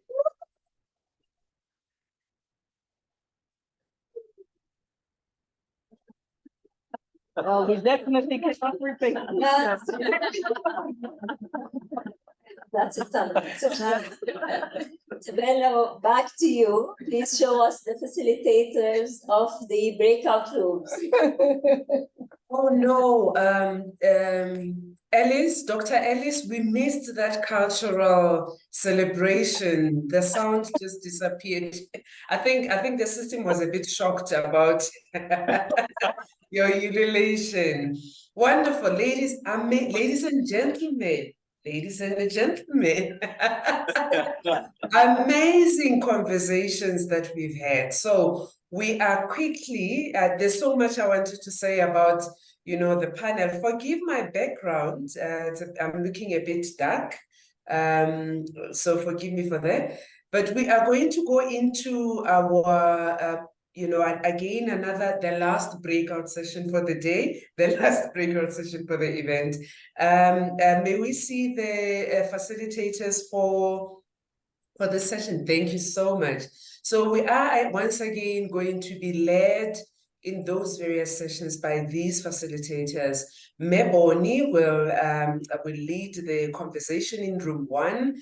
Cecile will lead Mason will lead the conversation in room 2, and Dr. Saskia Harkema will lead the one in room 3, and Amelia will lead the conversations online. Again, it's really around, you know, we're saying that you are enough. What are our intentions? So it's really about being intentional about the next steps that we need to take individually and as a, as a collective.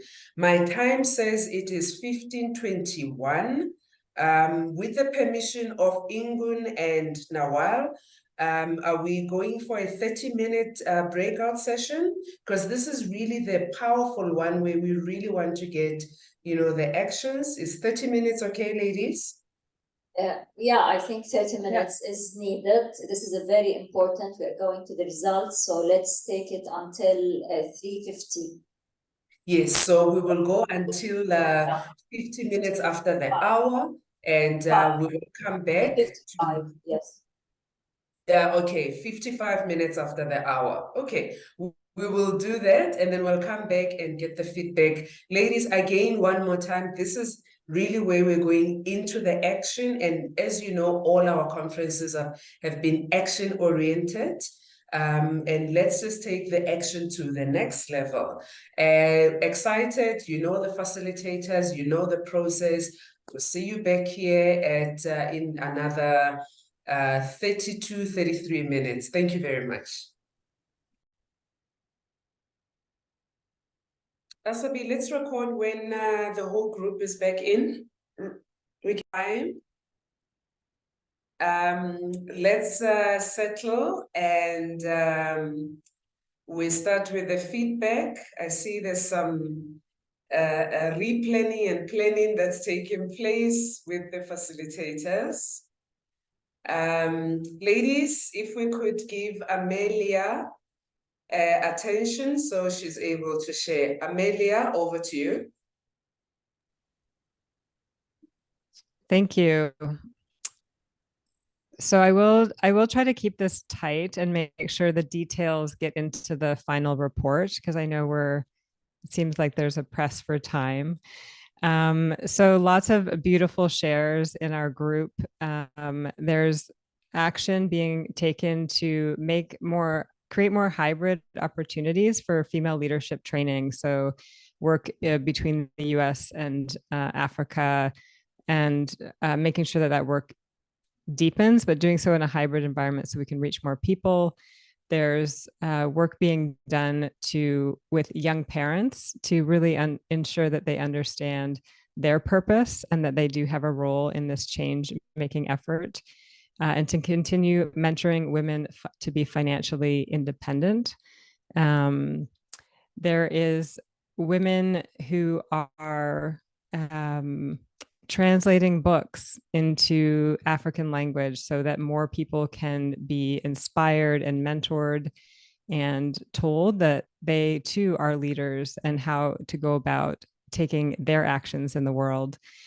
There are actions being taken to really support women, especially mothers, again, to understand their emotions, but to align emotions with purpose, to ensure that when we're taking action, that it's not just emotionally charged, but it's deeper than that. So there's sustainability in the action.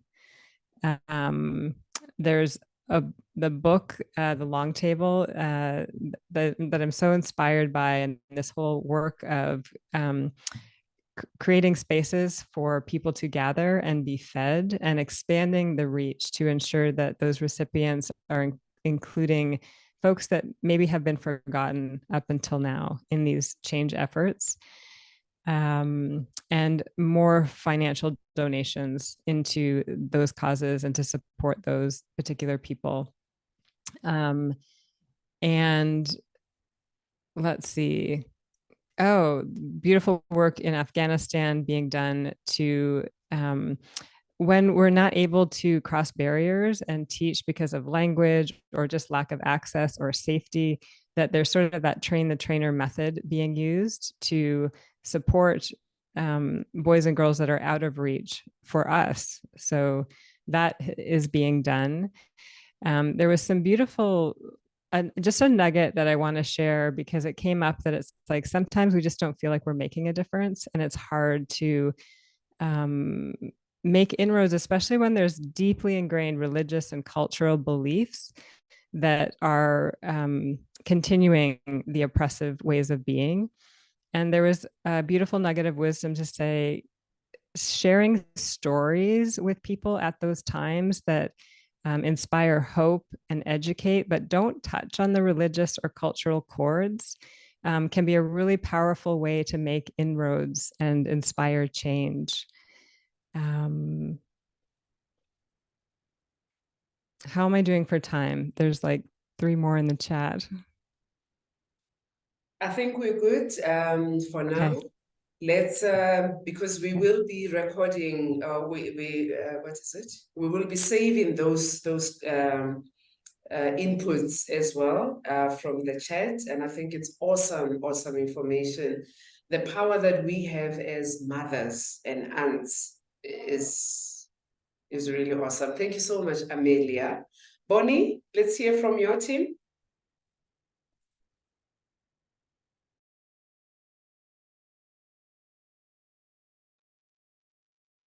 I cannot hear Bonnie.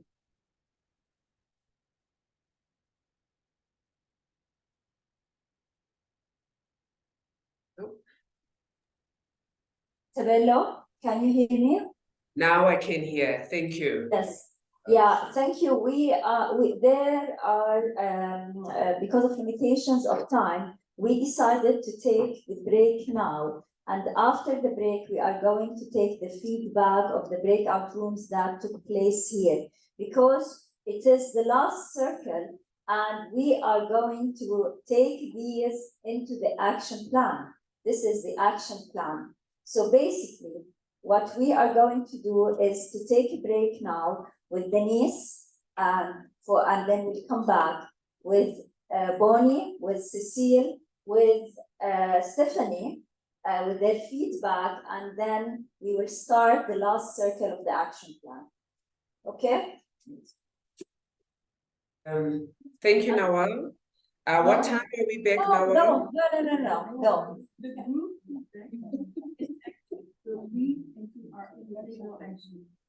Okay, but now what? The break is the lovely police, and then we'll move right to the individual. And all that's being said in the sections will be solidified. Yeah, but we need to hear from the ladies. They will, they will do that Afterwards, so it's just. Okay.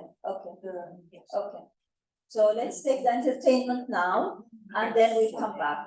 Okay, thank you.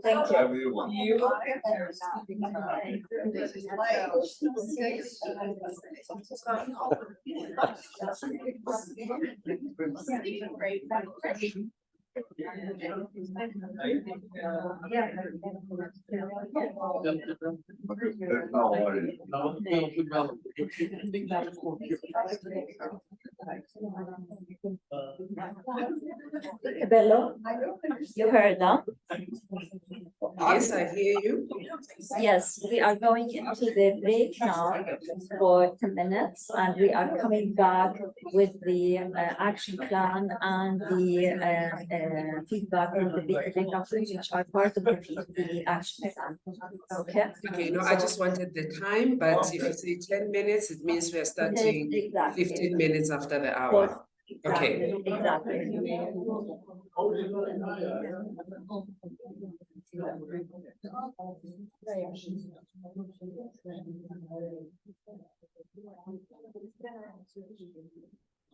Yeah.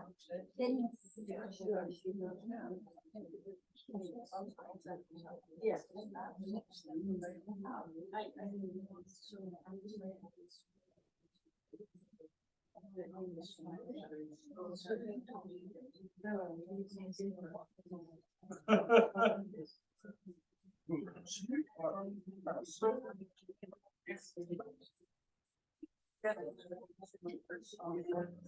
This song is it's part of the commitment that I made in our groups. I know it's late, but I can't wait to call you on the phone. It's been a while since I've been home. All of this was my own choice. Since the guy upstairs giving me this phone, No matter how hard it takes, no matter how hard it breaks, I gotta use it, never lose it. Just can't seem to refuse. I gotta do. I gotta sing my song. Sing the hatred into love. Sing the praise to the God above. Sing a tear to a smile. Sing it in a feeling. It is all the world. Sing it loud, sing it clear, sing so everyone can hear. Sing it high, and sing it low, sing it all the soul. Hey, do what I do, 'cause if I couldn't sing my song, either way, may I say thank you for the love you've shown all the years that I've been grown. My father thought I was college bound, expected me to settle down. I'm not ignoring what you had in mind. No, do I want to be unkind, but I gotta live up and never give up to the talent that I've been given. I gotta do, just gotta sing my song. Sing the hatred into love. Sing a prayer to the universe.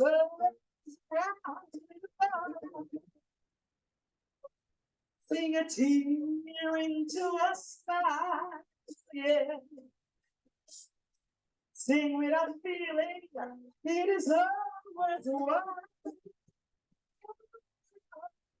Sing it high, sing it low, sing it in my soul, sing it loud and sing it clear. Sing so everyone can hear. Gotta live my song. Nothing. Said I wouldn't be nothing if I couldn't sing and bless and spread the love. If I couldn't sing, have my soul.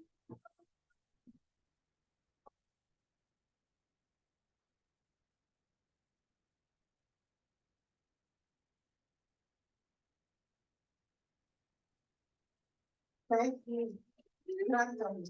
Thank you.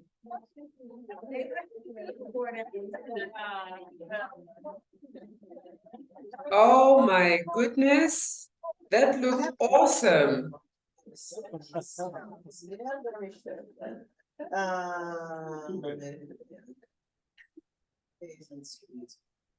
That looked amazing. I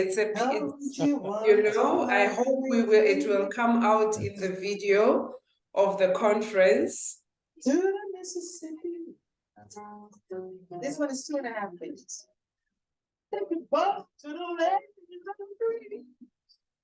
Steam down the river down to New Orleans. Our friends are there to greet us. And old folks there to meet us. Where all the fine and the white folks meet. We call it Basin Street. The Basin Street is the street, but finally always means it is the land of dreams. New Orleans, where you live, how it seems, and just how much you need really mean. Glad to be, yes, sirree. Well, welcome street, and it's dear to me. Where I can choose. Raisin Street Blues. So it's almost time. Tabella, just tell me when to fade out the music.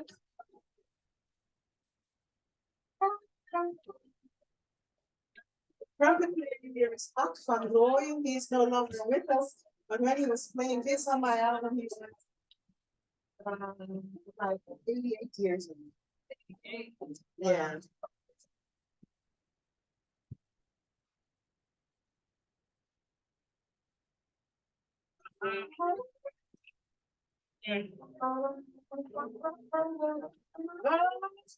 Benson Street, here's the street, how it finally always meets. It is the land of dreams, New Orleans, where you 16 and just how much it really means. Glad to be, yes, sirree. Well, it's free, and it's dear to me. Louis Armstrong was also saying, where I can live, but there's the street blues. So that was street blues.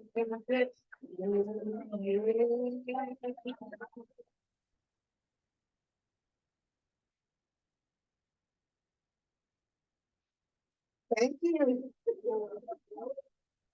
Awesome, awesome, awesome. Oh, Denise, you got me up on my feet dancing to the tune. Say that again, Tabella? You said what? So you got me up on my feet dancing to your tune, and I really enjoyed it. Thank you so much. Right, so we're getting to the last, we're on the last mile. We can see the end goal. We can see, you know, the end of the race. It's been an amazing, you know, 1.5 days together. And we are now, what I've been advised is that we are now going to go into, you know, the last part of our session, which will be facilitated by Dr. Nawal Tarazi and our former board member, Renee Elsabi. Let's tell the people who Renee is, because this is the first time that we are seeing her. There she is. So we're really going into the intentions. And Renee van der Berg, for those of you that haven't met her, I'll be very surprised if you haven't. She is an honorary board member from the Netherlands, board member of Female Wave of Change, and she is also a leadership and career coach, you know, leading Capricorn Consulting. So Renee and Dr. Nawal Tarazi will lead us in the process of how we are taking all of this information that we got to the next level. Ladies, over to you. Tabello, I would like to add that we will have Lumka with us. Dr. Lumka will join us, yes, to make this summary. There was a lot of information. And we need Lumka's wisdom with us. Thank you all. This was, I don't know what's the word to say, marvelous, beautiful, amazing. I don't know, what can I say? I can't find the words to explain the emotions. And we are really grateful for these 1.5 days. There is a lot to share.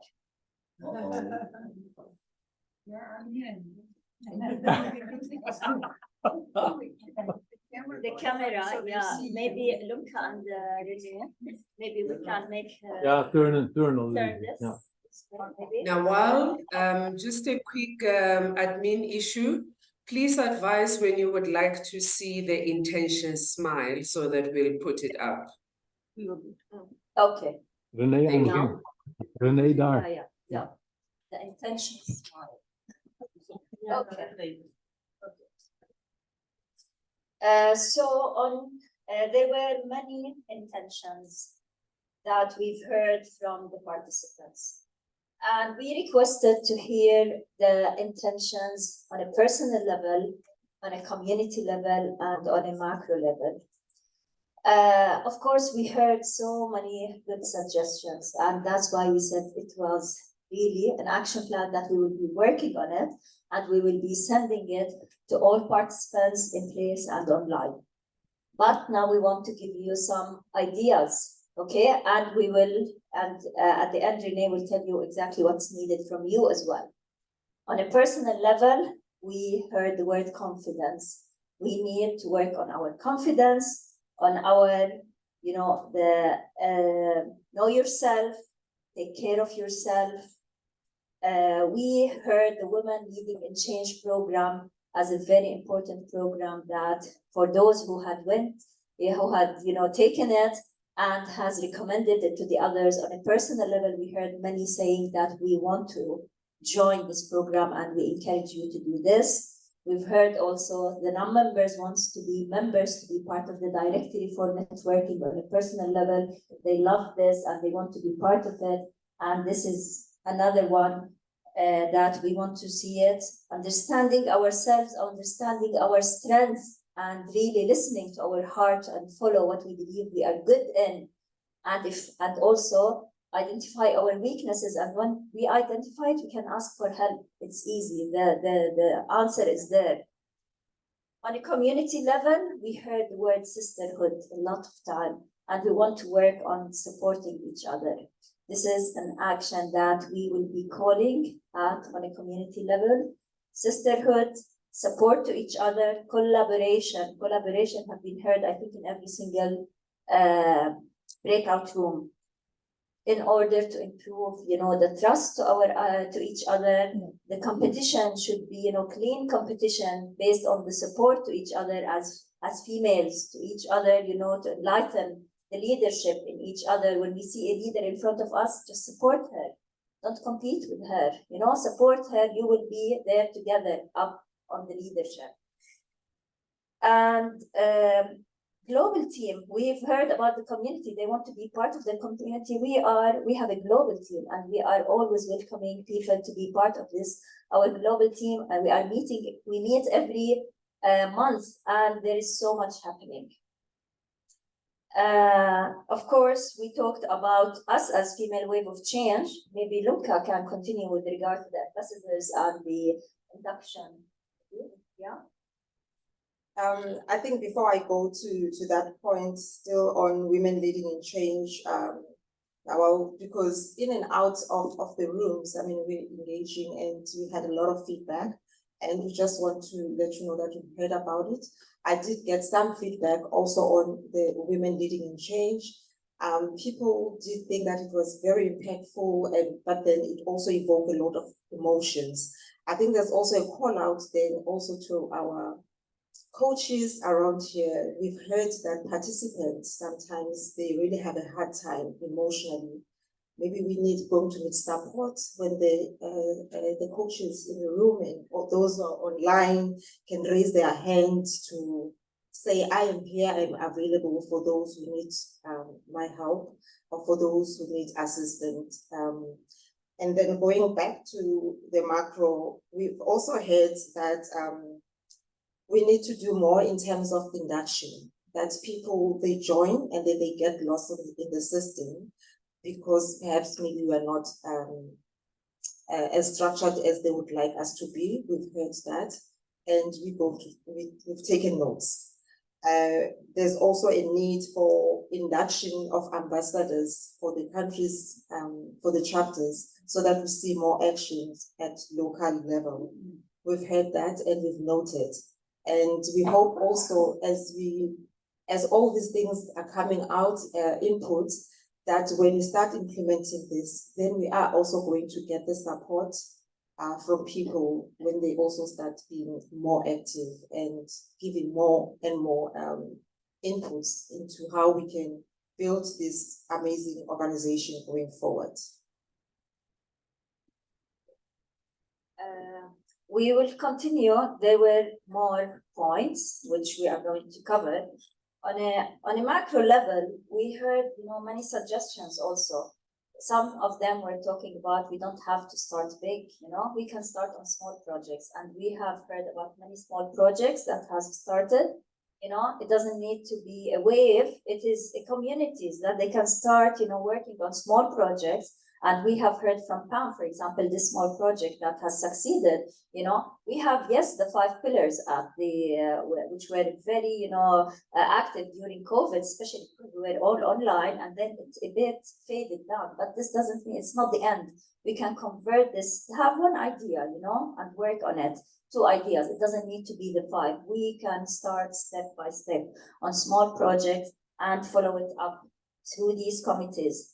We talked about education. This is my passion, so I'm being selfish and saying again, we wanted to change the educational system. We want to work on that. We have to really start from the roots. If we want to change something, we said we want to start with us, but again, for the generations to come, we have to put, to change the mindset in many aspects and learn how to say no to in our organizations of the big, in order to fight these double standards that we are facing in many positions, in many companies worldwide.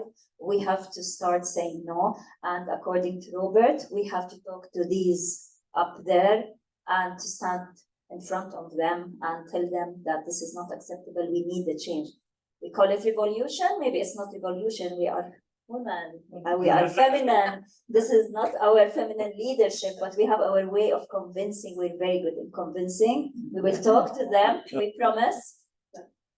Gabriella is standing up and she is starting this in Austria, and we are all standing up and we are starting also to talk about it to the other men and women up there about feminine leadership and the need for it. There is more. There is more to add. Deborah, what more? Yeah, that's what Okay, so there were other topics that came up, like the child trafficking. Those are the things, some of the areas that came up. We also heard about, other countries that are having it hard, women abuse, gender-based violence. So these are other areas that we can be looking at. As it was said here, I think Mary Jane Onige, she gave the reports that different countries will have different issues that are important to them at that time.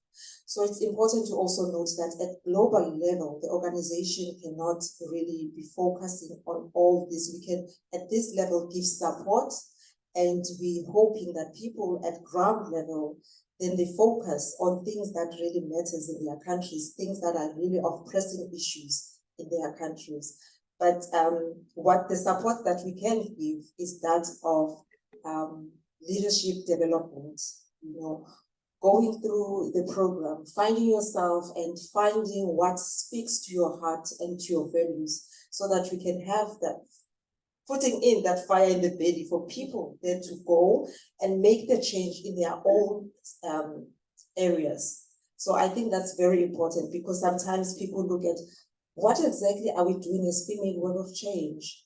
Where am I supposed to play my role? You need to figure that one out, because it needs to speak to you what you need to do. We can't tell you, because then when you are told, the passion is not there, right? So it needs to be something that really comes from within, and then it doesn't feel like work.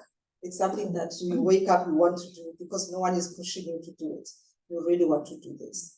I think with that, maybe. Thank you. Thank you, Nawal and Lunka, for this beautiful summing up of all the subjects and topics we've touched. And I think it's it may be not even complete, because you have shared so much. But there's time for this. So let me point out 2 things before we start and doing real self-work. One is, we have incurred in your summary on community level about the leadership development, the program, Women in Change, the directory, that we want a community. And actually, a lot of it is there in our organization. So we have to maybe ask ourselves, why is it not used?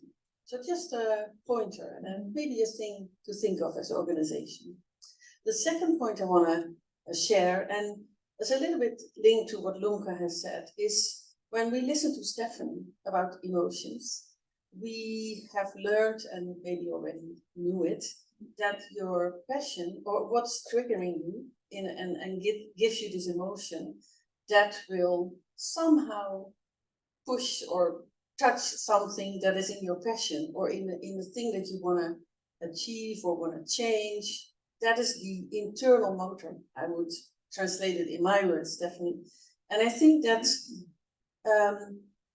thinking about that and thinking about your own circle of control. So even if you start small, you don't have to change the whole world. So sometimes you can be overwhelmed by this big problem of climate change or gender violence. What can you do? So now making change in the past group, the circle, you all have made your personal commitments. And I've heard in one group how strong these commitments were and are. And we've heard from Amalia about the online group already. So what we want to do now is give you the opportunity to further solidify your personal, individual intention. And Tabello, Elsabe, if you can share the slide, please. Because change is in phases. Change is sometimes you think about, and then maybe you speak about it. So you've done that just now. And then you write it, because, you know, that is the phase. And once you've written it, it's there, it's truth, it's reality. So we're going to ask you to write it. Please take your notebook. And for the people online, I'm sure that you have a notebook or a paper next to you because you've made wonderful notes about the program and all the beautiful speakers. So take one empty page of your book. We will keep this slide on so you can just watch it. And there's two papers, same content.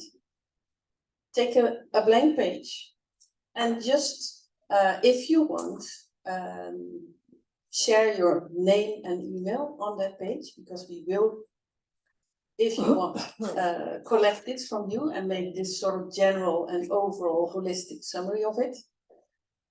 And then answer these questions. So what of all the projects, the areas, the causes you've talked about, you've heard about, what is it that puts this trigger in your belly or touches the fire in your belly? Where are you passionate about? What is that area? What is the area that you want to contribute to? Want to take action on? Want to drive change? That's one question. Not a long story, just 1, 2 words or a short sentence. 2, what action are you committed to? So work on what you just shared in the last circle of change and put that on paper. And then 3rd, what support or resources do you need to make this happen? And then what we'd like to do, we give you maybe 5 minutes, I guess, because you've already, you know, thought about your intention in the last group. So 5 to 7 minutes maybe, we'll check. And then we'll ask any one of you who wants to share this, you know, to get this inspiration and all your great ideas out. We'll ask some online, and we'll also ask some of you in the room, and we'll just share this together to finalize on a high of inspiration and a high of a call to action that we all commit to. So I'll be silent now. Success and enjoy.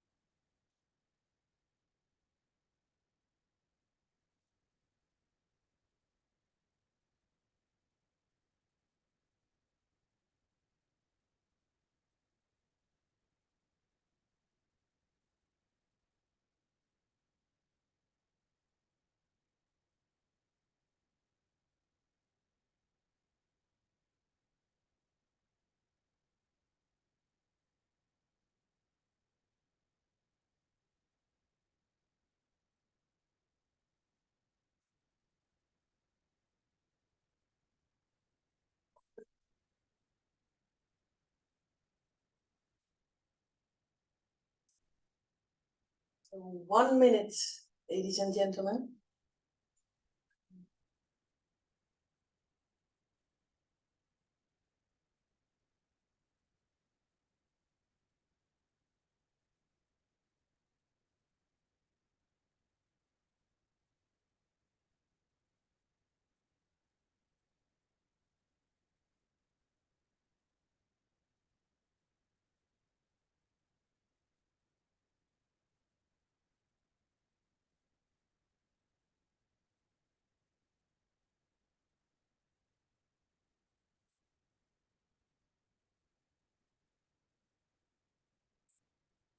And we now break the silence.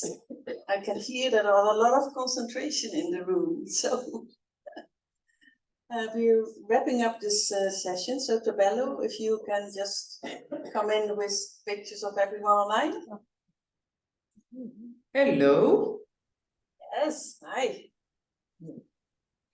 Okay, so at this point, we have time for one sharing from the group here and one online.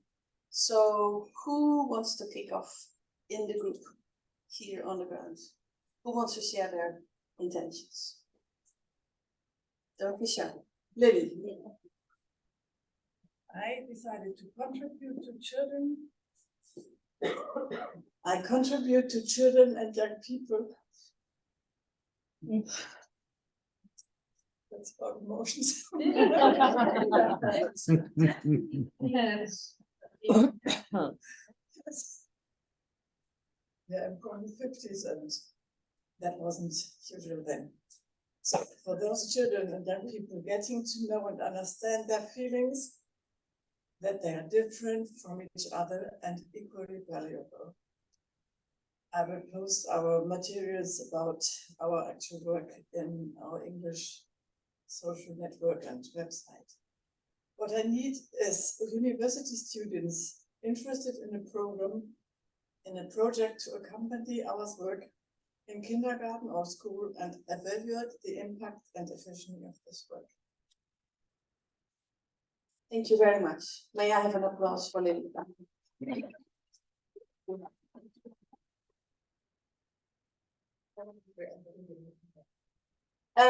Who online? Tabello, who can we hear? Ah, we see that Gladys is here. Gladys, please unmute yourself and share with the conference the kind of support you're looking for. Thank you so much, Tabello, and I'm very happy to be in the conference and to meet all of you in this conference. I run financial literacy trainings for children, and every school holiday we hold boot camps, financial education boot camps for children aged between 4 years to 19 years. So we have done 3 boot camps so far since inception, and we have seen that our turnout is very low because a lot of the children, they cannot afford to pay the fees that we charge them. So we are looking for sponsorship for this kind of boot camps so that we are able to reach more children and impact more children at a younger age. We have tried in the past to approach our local institutions and banks, but so far we haven't found any sponsorship. So sometimes we find challenges in holding these camps because many of the children will be failing to afford the payments. But if we get sponsorship, we'll be able to reach out to a lot of these children. That's the support that we need for our financial education programs for children. Thank you very much. Exactly. Thank you.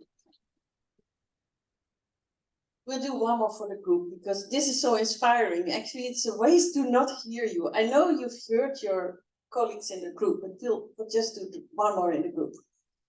Yes, please go ahead. Microphone. Oh, yeah. There you go. Please first, in my country, we have a problem for there is no place for kids to play, so all the kids they play in the street. I started convincing some schools around us to open for them the playgrounds after school, and I'm trying to convince the government to make playgrounds around our houses. So I will continue on that because it's a project that makes me angry.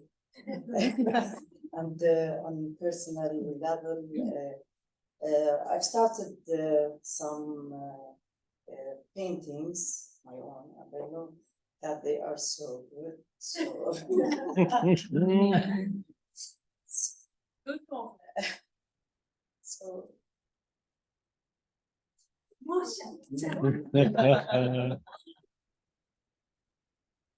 Yeah. maybe You want to do this? I will do an exhibition to support education. What do you need And, from us? I would love to be a member.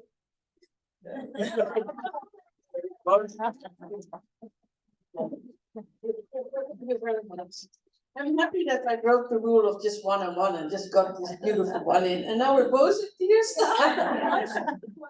Okay, let's do a practical thing then to sort of calm our emotions. So I would love for our people online to send their intentions to info@femalewaveofchange.org.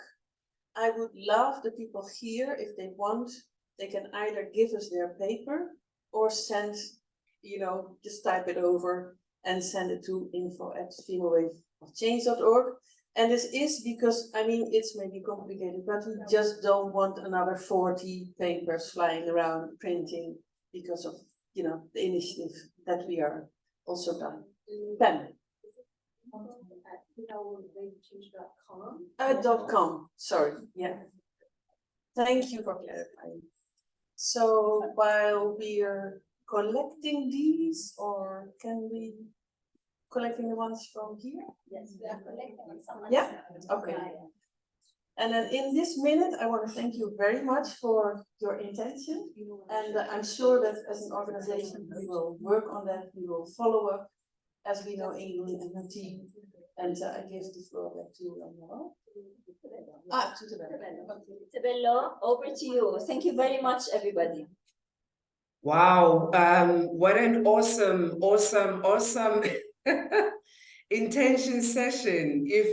If this is going to be anything like we saw in 2019 in South Africa, I believe that there will be a lot of beneficial action and moving forward and making a difference. Again, we want to encourage everybody that has written their intentions online and on site to please share them. And as an organization, we will find ways of sharing with each and every one of you, because some, you may not have heard or seen, and you'd be able, to connect the people to the right people that can be able to support them. So let us please share them. Before we go to the final words from our founder, let me one more time acknowledge and thank the following supporters and our sponsors that have made, this event such, a success, for us. The International Institute in Geneva, thank you so much. And we are looking forward. We had your invitation last night. We will be there in Geneva, next year. And some of us will make sure that our passports, are valid to be able to travel. Bites and Business, Marike, thank you so much for sharing with us, earlier today. Again, thank you for wonderful support that you've provided. And let's continue to work with you further. Inspired Women Lead. If you are looking for a mentorship program, come to this program. It is just an amazing opportunity to connect with even a bigger community of women. The Colorful Academy, thank you so much for sharing and inviting us to participate with you in your next event. Unmasked Live, thank you so much for coming through. Creating Waves, thank you for coming through. Mozita, thank you for coming through. Gita, one more time, thank you for everything that you have done. Ladies, if you are looking for jewelry, unique pieces of jewelry that you want to design and be able to give to somebody. Gita is the person, and her company that will be able to do that for you. NWNT, thank you so much, Dr. Tarazi, for the work that you've done, for the Wise Move Society, for always being there to support the work of Female Wave of Change and vice versa. Let me quickly try and see the other name. Capricorn HR Consultancy, again, for those people that are looking for consultancy support and work on a global platform, here is an organization that you can be able to connect with. Pamela Thompson, all the books and the work that you are doing, it's been amazing. Thank you so much for supporting us to make sure that this event is a success. And now I hand over to Ingun to give us her final words before we close today and the conference. Thank you, Tebello. We don't know. And to stay with her, saying in her way of talking, awesome, awesome, awesome. Wasn't it fantastic? Before I move into emotions and things like that, all these things that show our vulnerability and show our authenticity, because it's all connected to these emotions, and I see and love that happening. I'm going to be very practical to start with. Those who have to check out your hotel, please do so. Don't just walk away. Pay at the desk. If there is any confusion, because we did have some yesterday, I want to know. Yes, so don't fight your own fights. I will do that for you. Travel. We want to know your flight info. So those who have not shared it yet with Marta, because she's collecting all these data, we want to know your flight information if you need transportation tomorrow. That's important. To stay with flight information for today, Alice needs to go to Amsterdam, and already Peter has offered. He's driving. Yeah, well, she needs to go, but if there's anyone. Oh, okay, Alice, where are you? She's bringing you. Yeah, and that's what I just thought. Yep. So you can have a beer, Peter. So there is still a group after the reception rings. There's still a group staying here, staying for the night. If we do want to have dinner together, we need to know, because we really need to do some reservations, because it's going to be busy at this time. And then there's this thing, before we move to the reception in a couple of minutes, please help us to clean this room. Things like the banners, the flowers, the IT, that there's not just one or two people staying behind, but this is, it goes so fast when we do it together. And of course, we'll have the reception afterwards. Yes. Awesome. What can I say? Tebello, it has been awesome, hasn't it?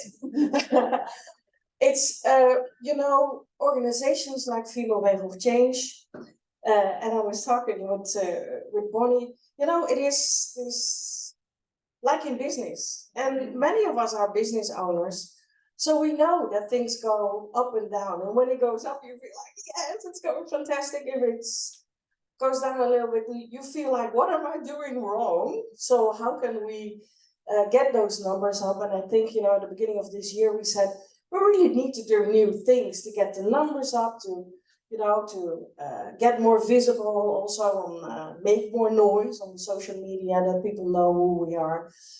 So with the podcast and with the books and with the conference, yes, we were more in the picture. So we're going up again. That's really fantastic. But that also means that for me, it is time to step back. As president, not as founder, because as a founder, it's the same with your babies. You will always be their mom. I will always be the mom of this organization. So I will never be able to step back. So I did talk about my intention in the group just now. And I am going to do things for Female Wave of Change, but not so much in the foreground. You know, we have great people who can take over, and we need younger leadership, you know, and not so much age, it's fresh, new leadership in the organization. So, like Pam, it is going to happen it's not going to happen from one day to the other, because that's completely impossible. I'm I'm everywhere. So I need to untangle that step by step, but it is going to happen. But there is this thing in my head that I've had for quite some years now, and that I am going to work on. Who of this organization, of this group here, is a small business owner?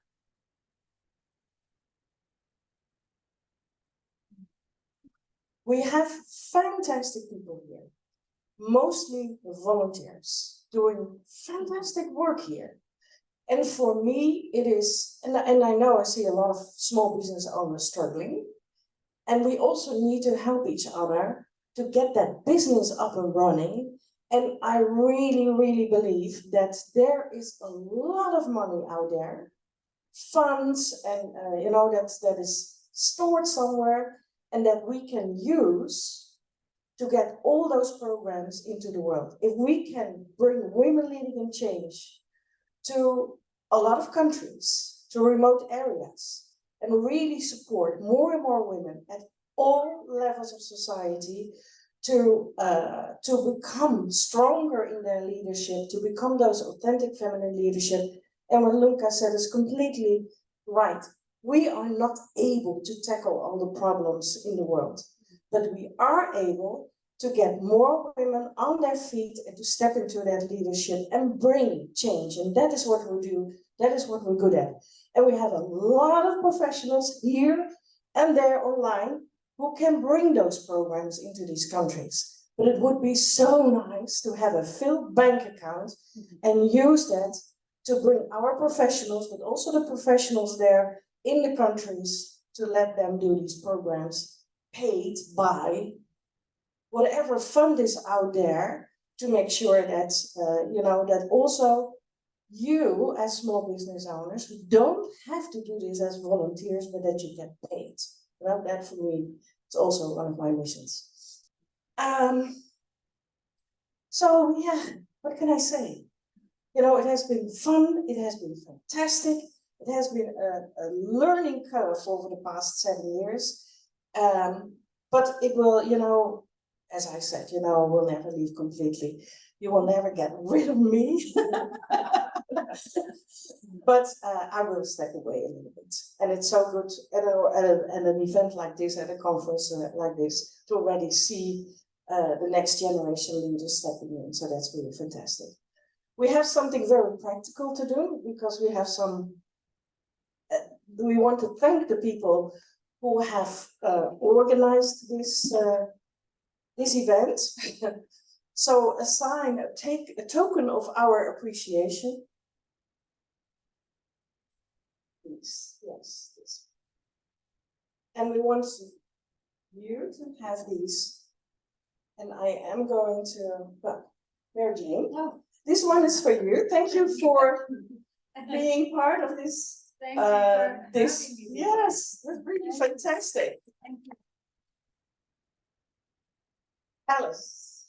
Alice, thank you for all your work. She has been in the organizing committee for the conference since the beginning, and in spite of all the work that she does already in politics and at the university and all corners of Reading, it's really fantastic to have her here as well. Ronnie, of course, appreciation for you as well, for all the work that you always do. And she has actually, for instance, been proofreading our book, so she knows what's in there. Cécile Masson, thank you for leading this. Will we, Dr. Selena, where are you? Oh, wing back. Okay, so give me all the certificates in this corner. Charlie. Charlie.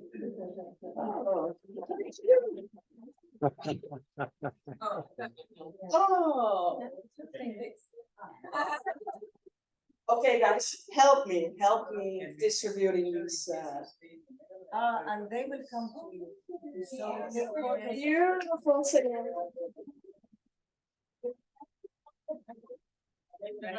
They will come with the. Okay, Gabriella. Gabriella. Yes. Yes.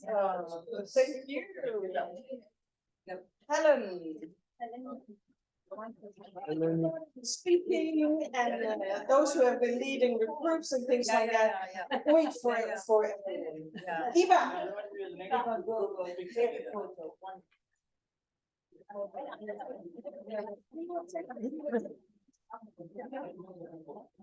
Dr. Luca. Well, it's almost everyone here, so that's Pam. Where are you?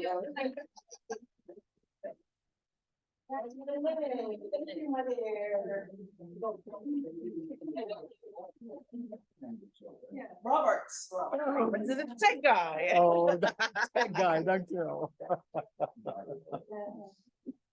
Stephanie.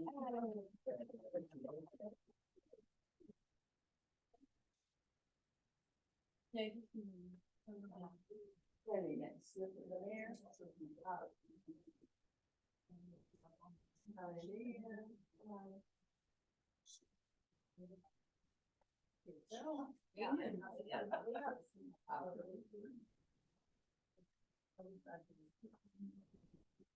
So before you leave, we want this group together here and a picture taken. Because it's, and all those participants, really fantastic, all your contribution. You know, we can have speakers, but the everything that you added to the whole program and all the comments and all the conversations, we just loved it. And everyone has been growing in this conference. So I hope that you bring a lot back. And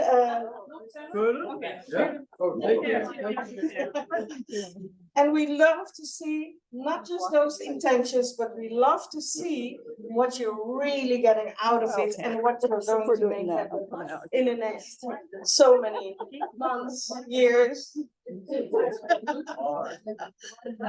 Okay, I'm going to shut up and let people take the. So when we have this picture, we want all the others here as well, and have that group picture taken. I submit the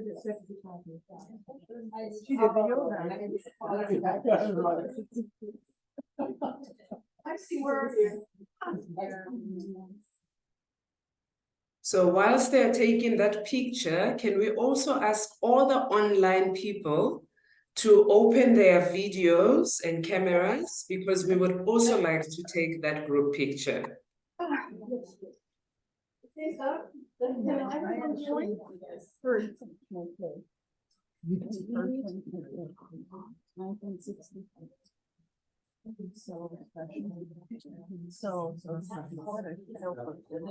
Yeah, Tabello. Hello. Leah, and I see LCD, and all those who have contributed to this conference, you will get your certificate by email, because of course you all did a fantastic job as well. So we need to.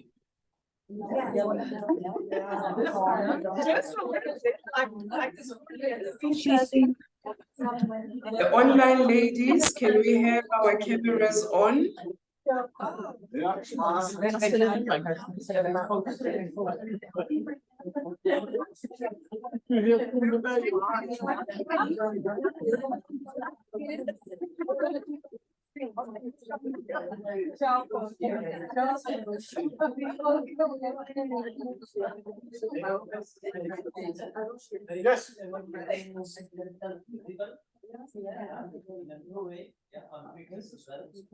All right, we'll take this picture. Yeah. Right, so. Smile. Yes. Tabello, your camera's not on either. Oh, wait.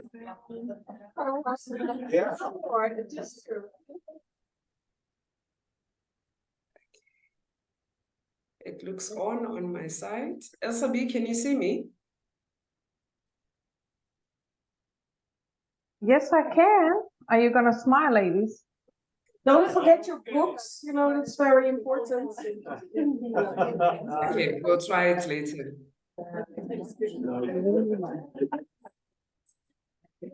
Right. Oh, is there more people coming now? Okay, Just let's do it again. chance and things that is fine, but help us with the banner. Apparently it's smiling again. Come, Really good. Sophia. Thank Are you you. in? Where's Mark?